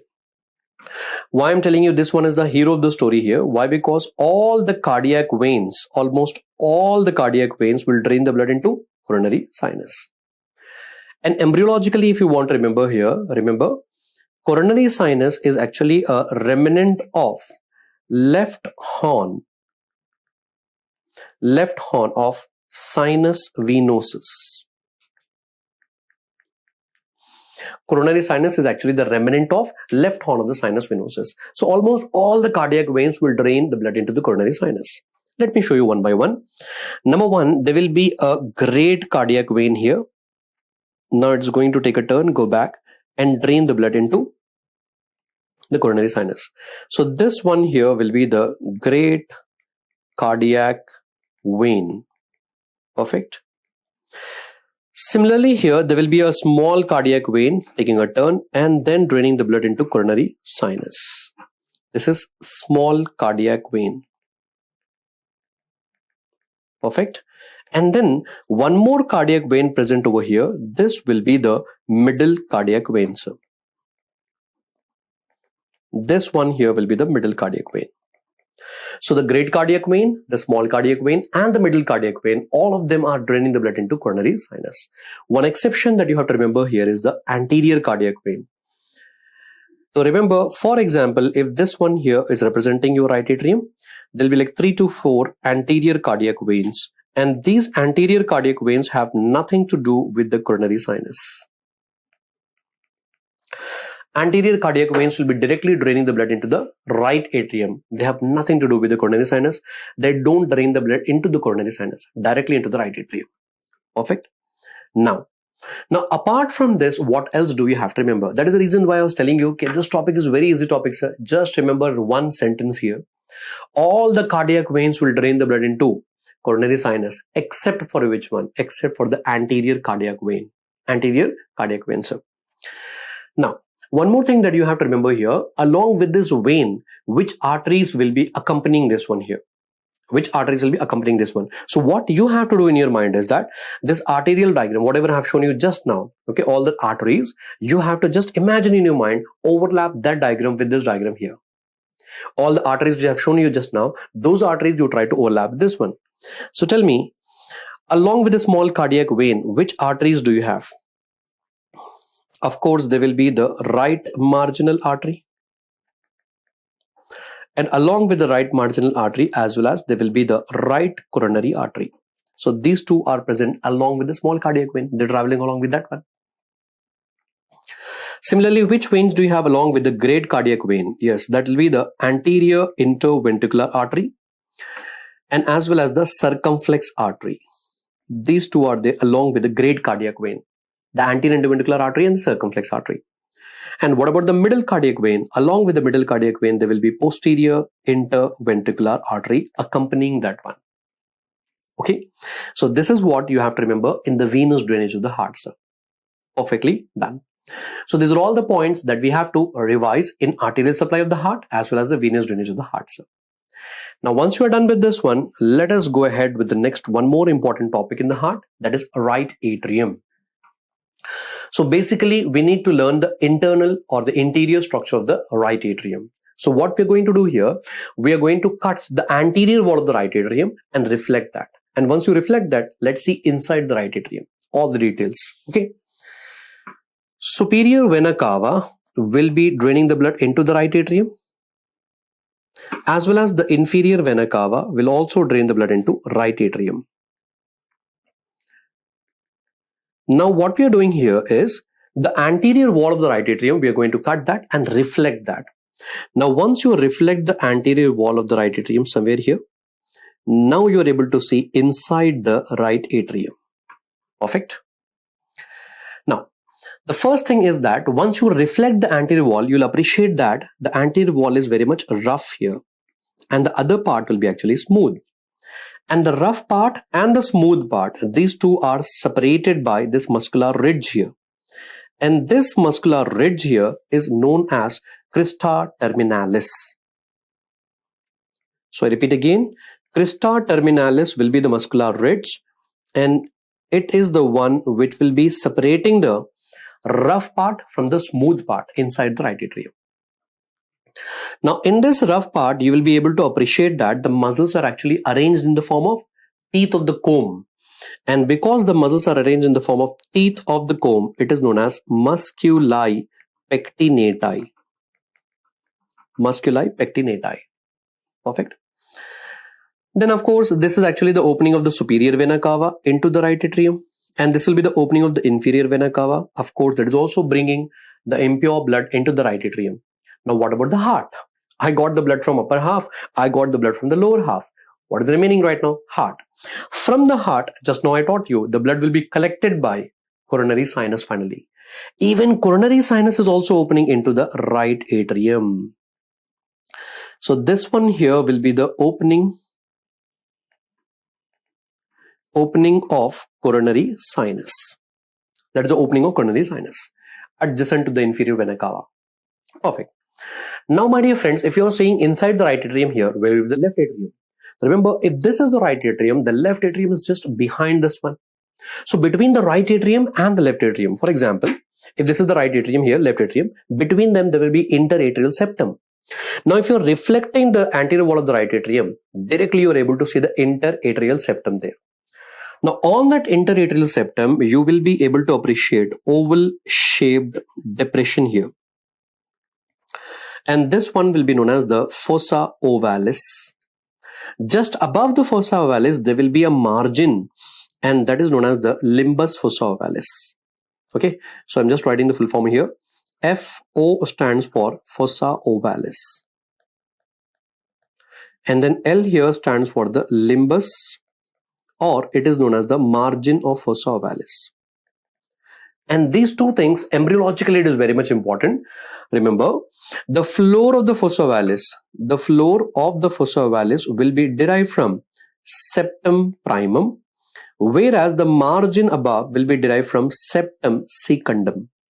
I repeat again, the floor of the fossa ovalis will be derived from septum primum, whereas the margin above will be derived from the septum secundum. Sir. Okay.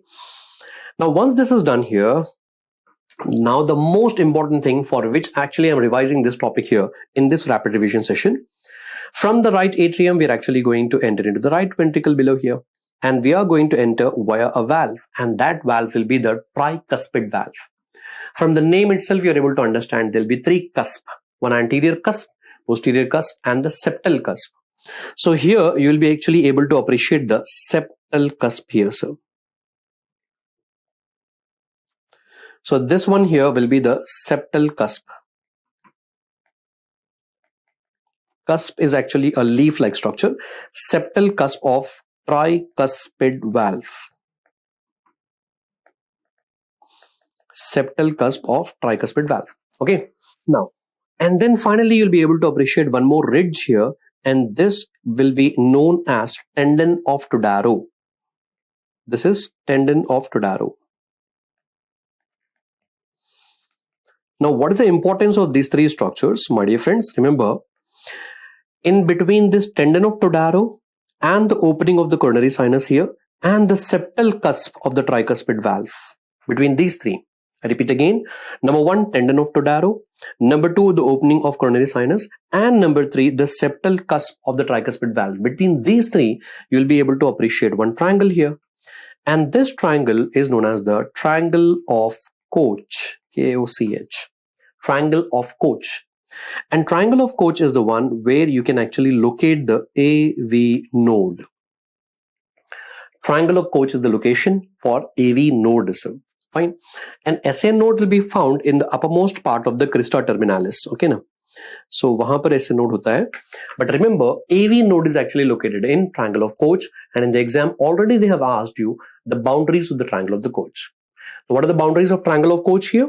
Number one, the tendon of Todaro. Number two, the opening of coronary sinus. And number three, the septal cusp of tricuspid valve here. Now, just to complete this one, the last and final thing is, in the right atrium, you'll be able to find one ear-like projection here. And this ear-like projection is known as the auricle. Of course, the right auricle here. I hope all the details are like crystal clear. We have covered like many points here in the right atrium, along with a few embryological points also. Now, welcome to the next topic that we are going to discuss here, and the last topic in this rapid revision session of thorax, that is thoracic duct. Now, we all know that thoracic duct is actually the largest lymphatic vessel. All the lymph from our body will be finally drained into thoracic duct only. Fine. Now, there are only like, 3-4 points that you have to remember for your exams. First thing is, this thoracic duct is going to begin from where? Remember, thoracic duct is going to begin from cisterna chyli. Cisterna chyli. And this cisterna chyli will be located in abdomen at the level of L2. It is the dilated lymphatic vessel which is acting like a lymphatic heart. So you can actually remember this one as a lymphatic heart, cisterna chyli, located at L2. Now, from this cisterna chyli begins your thoracic duct, and now the thoracic duct is ascending up. The first landmark, it has to cross the diaphragm. And yes, of course, in the diaphragm, it is going through which opening of the diaphragm? Remember, it is going through the aortic opening. Aortic opening will be at the level of T12 vertebra. At the level of T12, voice of America. Remember, A for aortic opening, at the level of T12. And in aortic opening, not only thoracic duct, along with the thoracic duct, of course, aorta is going to pass. And of course, along with that, azygous vein is also present in that one. You can appreciate in the diagram here, sir. Then further, the thoracic duct is ascending up, ascending up, ascending up. And then it is going to deviate from the right towards the left. And that point you have to remember, it is deviating at the level of T5. Thoracic duct deviates toward the left at the level of T5. Then finally, further it is ascending up. Again, it is going to deviate and finally drain the lymph. And where it is going to drain the lymph? At the junction of left subclavian vein and the left internal jugular vein. Even this question also was asked in the FMG exam. So thoracic duct is going to drain finally the lymph at the junction of left subclavian vein and left internal jugular vein, and that will be at the level of C7. So these are like 3-4 landmarks that you have to remember. Number one, thoracic duct is going to cross the diaphragm at which level? At the level of T12 via aortic opening. Number two, thoracic duct is deviating from the right towards the left at the level of T5. And finally draining at the level of C7 at the junction of left subclavian vein and the left internal jugular vein. Now I told you that thoracic duct is going to drain the lymph from the entire body. Now we need to remember the exception here. Except where? So which part is not going to drain into the thoracic duct? You can remember with the help of that small diagram very easily.